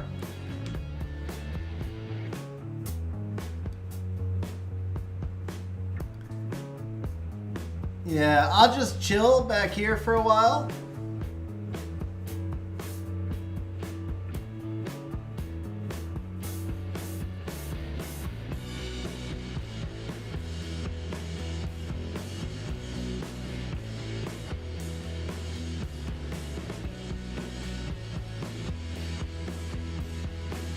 I'm just going to enjoy the show.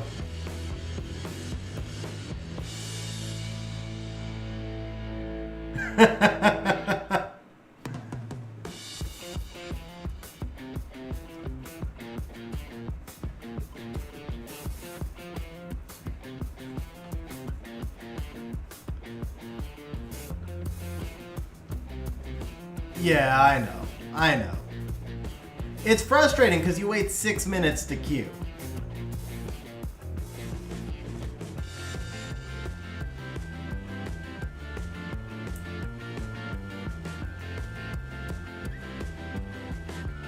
Alright, who do we stun here? Bird, right? Yeah, gotta stun the bird. Never mind, I'll glance twice. Why not? I'm surprised the bird didn't counter.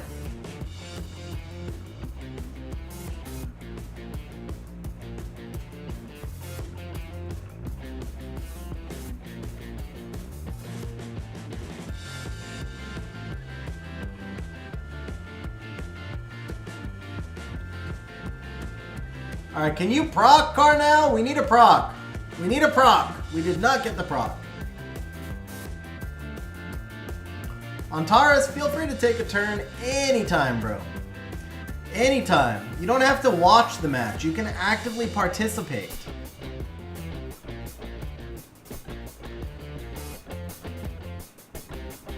It's like 2 matches in a row. Antares has not taken a turn yet. I think we're oh no, that's not true. He procced out of the stun, right? He procced out of the stun when he came back, I think. Yeah, he's taken one. He's taken one.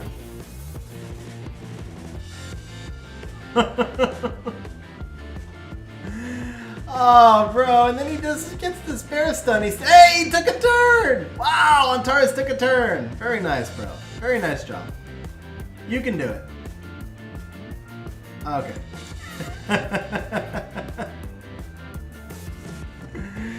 Oh, he never moved, man. He actually never moved. But have you guys noticed the theme of this? Whoever drafts Oliver wins. That's the theme of RTA. That's how bad RTA is. Like, draft Oliver and win, don't draft Oliver and lose. That's a very balanced unit. Okay, so Mother G has Nephthys. She also has Julianne. Keep in mind, Mother G has Nephthys, Julianne. I know she has other LDs, but those are the 2 I can remember.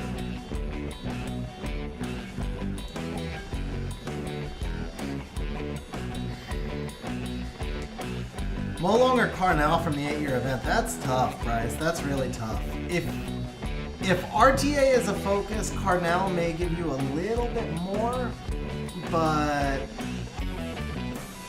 Ah, man, I gotta go with Molong, because even if Carnal is like a tiny bit better in RTA, Molong is miles better in Siege, and he's like 99% of what Carnal is.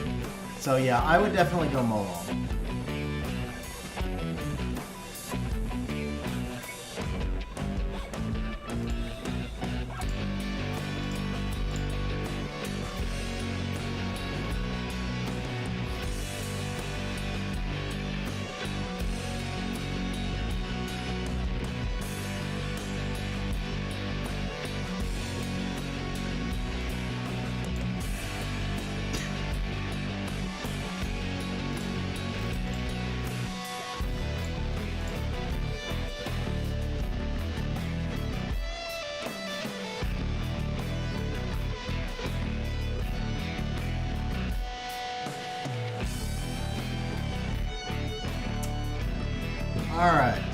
So we only have one stripper on the field.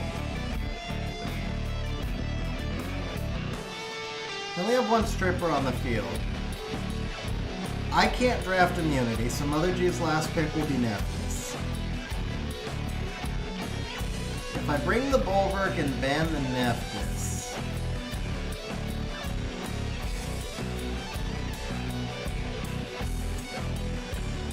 If I bring the Antares, he's got too much to counter Antares on both sides, so Bulwark is still the play. Not Antares, I meant Volantis. Yeah, I knew Nephthys was last pick.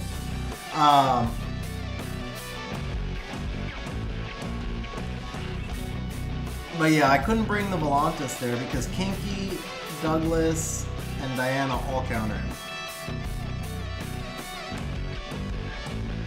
No. Remember, we've got Julian or Bulwark or Tessarian. We have Douglas countered all over the place, bro.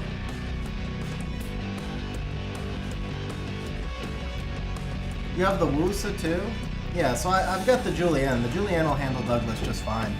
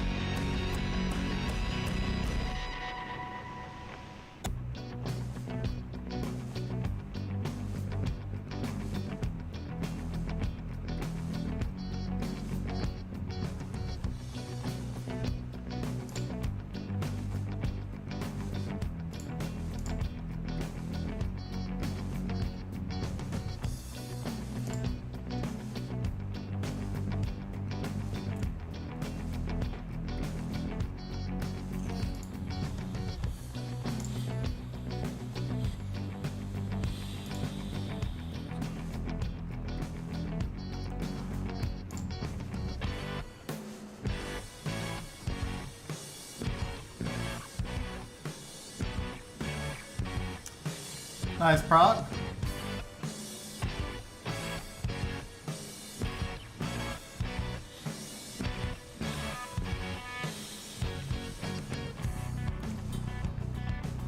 Wow.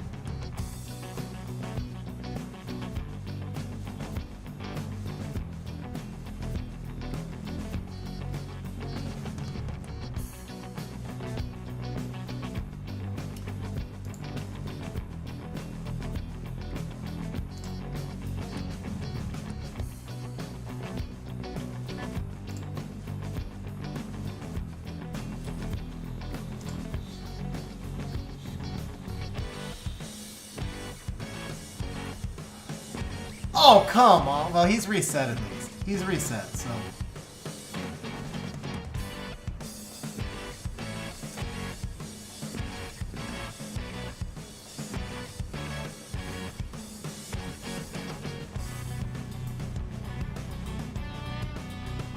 If she heals the Bison, the Douglas is gone.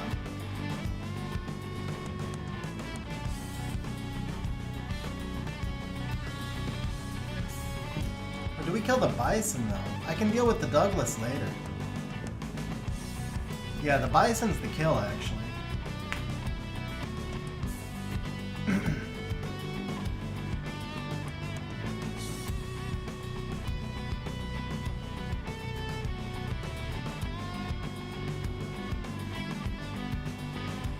Nice. About time.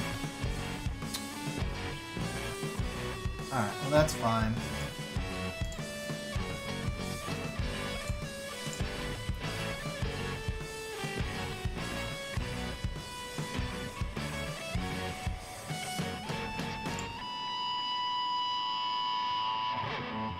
I can't kill the kinky though, that's gonna be the problem.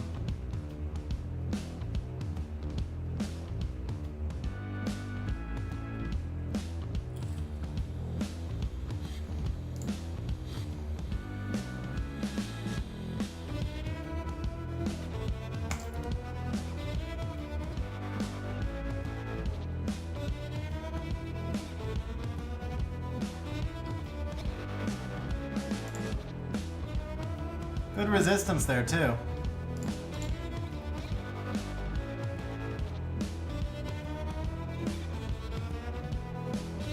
Yeah, I have no way to kill the kinky, that's the issue.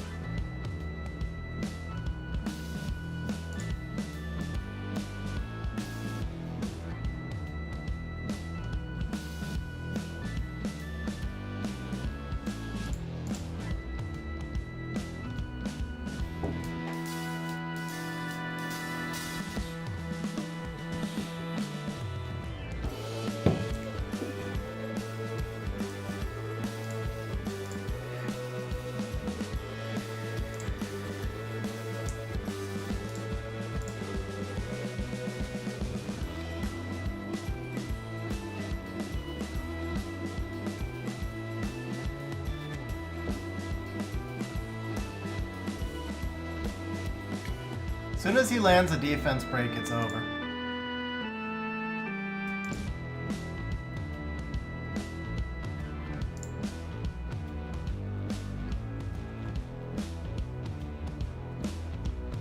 You can't stun Kinky. So Julian only stuns if he crits, and Julian can't crit Kinky.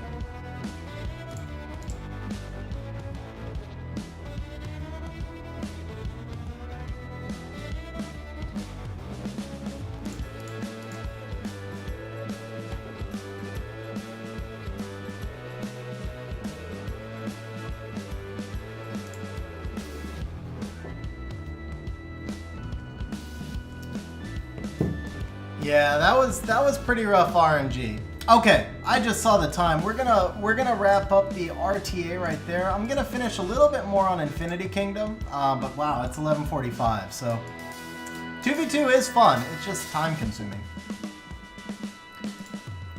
Alright, so I do want to just show you guys a little bit more on Infinity Kingdom if you guys enjoy it. It's definitely a game that I enjoy. Again, this is not promoted. I know because it started promoted, it seems that way, but I'm not getting paid to show off the game. I'm just enjoying the game and want to bring a little bit of other game content to the channel. So, kind of gave you guys the idea of the basic concept of the game. You build up your troops. So I'll really just kind of show you a little bit about like where I stand on the game right now. So these are my immortals. Oh, they did, Renov. It was a sponsored 6 video or 4. Excuse me, a sponsored 4 video set. But so each of your immortals has gear. Each of your immortals has 1 artifact. Each of your immortals has a level. And then the higher level they are, and the more this is a boost level right here, so you would actually like, so there's another part of the game, it's called the Wishing Well. I'm near the end now. I can't get past, I have 3 stages left to be done. I can't get past this one. But you go into the Wishing Well, you beat the levels, and every time you get 3 stars on a stage, you can then farm it. So again, it's elements of all these different games, right? So, for example, right now I am working on the boost level for my Cleopatra. And because I've already passed all these levels, I can come in here and I can just do like a quick 5 raid, so it's instant farm because I've got it 3-starred. And then there you go. So that's, you know, that's me gaining 6 pieces of dark gold because I'm working on a higher boost level. Then if I come over here, same deal. That one actually requires the same level. And you can reset the levels as well. So it's 20 crystals to reset. You get like 350 crystals on a $5 daily pack thing, so But there you go. That's how you would work up your boost levels. And then you also, I don't know if you've noticed, I also got some EXP rolls there. So you get EXP rolls by raiding in the world map. So I can come out here to the world map. There's quite a bit to this game. There's quite a bit to the game, which I enjoy. You can raid gnomes. These are gnomes. You raid these to get your equipment and experience for your mortals. These are like gnome bosses. You kill these in order to get dragon eggs for the dragons that go with your armies. So again, there's quite a bit to go with the game. Your dragons you then upgrade over here using gold. And then of course you have like your different resource farms over here. So this is where I get my wood and my stone and everything else. You can farm additional resources on the map through gather. So you would come over here to gather. For example, if I wanted to gather some more stone because I'm low on it right now, or some wood because I'm low on it, I can search for a resource farm and I send one of my troops out to gather. In-game mail system is really well done. It's broken down into different types of mails. You get a lot of, communication with your alliance that way. There is a series of different chat channels, and your alliance can establish different channels. So, for example, one of the other things that you do in the game is you search for rune spots. So you can, share the locations of the rune spots that you're hunting around on the map. And then when you explore those runes, it actually gives you pieces of puzzles. You can bring the different pieces of puzzles in, and you can go ahead and assemble your puzzles. So again, there's quite a bit to do in the game, but I think probably the last part I'll stop off on, what I think is really cool, is it's got a really well-developed in-game guide also. It takes a little while to learn the game, but it guides you through it really well. So that's my sharing on Infinity Kingdom for today. I think what we'll wrap up with is one kind of live fight. So you guys can watch me lose on the Well of Time. I said Wishing Well. Wishing Well's in your yeah, we can do this. So you can watch me lose in the Well of Time again. Now, you can use different formations. So one of the things is the Well of Time is going to be weak to wind. And I'll show you, actually when I lose, you'll see the elements of the enemies. So it's going to be weak to wind, and I wanted to test one different formation. Now these are less developed immortals for me. So it's probably not going to be, effective. But, yeah, let's try, we'll put King Arthur in. Let's just edit this formation, actually. So let's come down here, let's put our Wind Dragon there.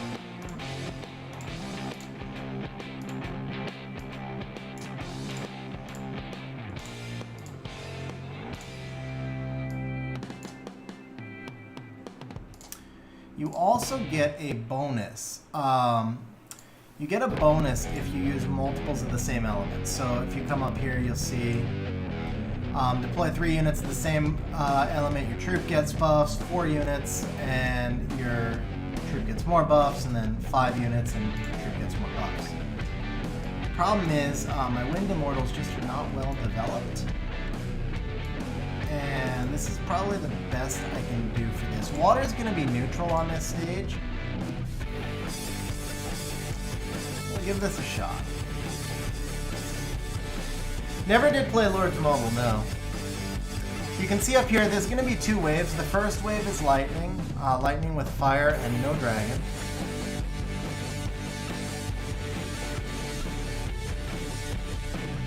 Then I have it on 2x speed, and I have it set to auto, so each of your immortals also gets rage skills. Think of like, I don't know, Mortal Kombat Street Fighter type thing. They build up to the point where they get, or Final Fantasy as well, they build up to the point where they get a rage skill. So I have that autoed right now, but the timing of that can matter. So here's the second one, and we have 4 lightning, and then we have a fire ship above. And you can see I'm just getting wrecked, because these immortals are just not well enough developed for me.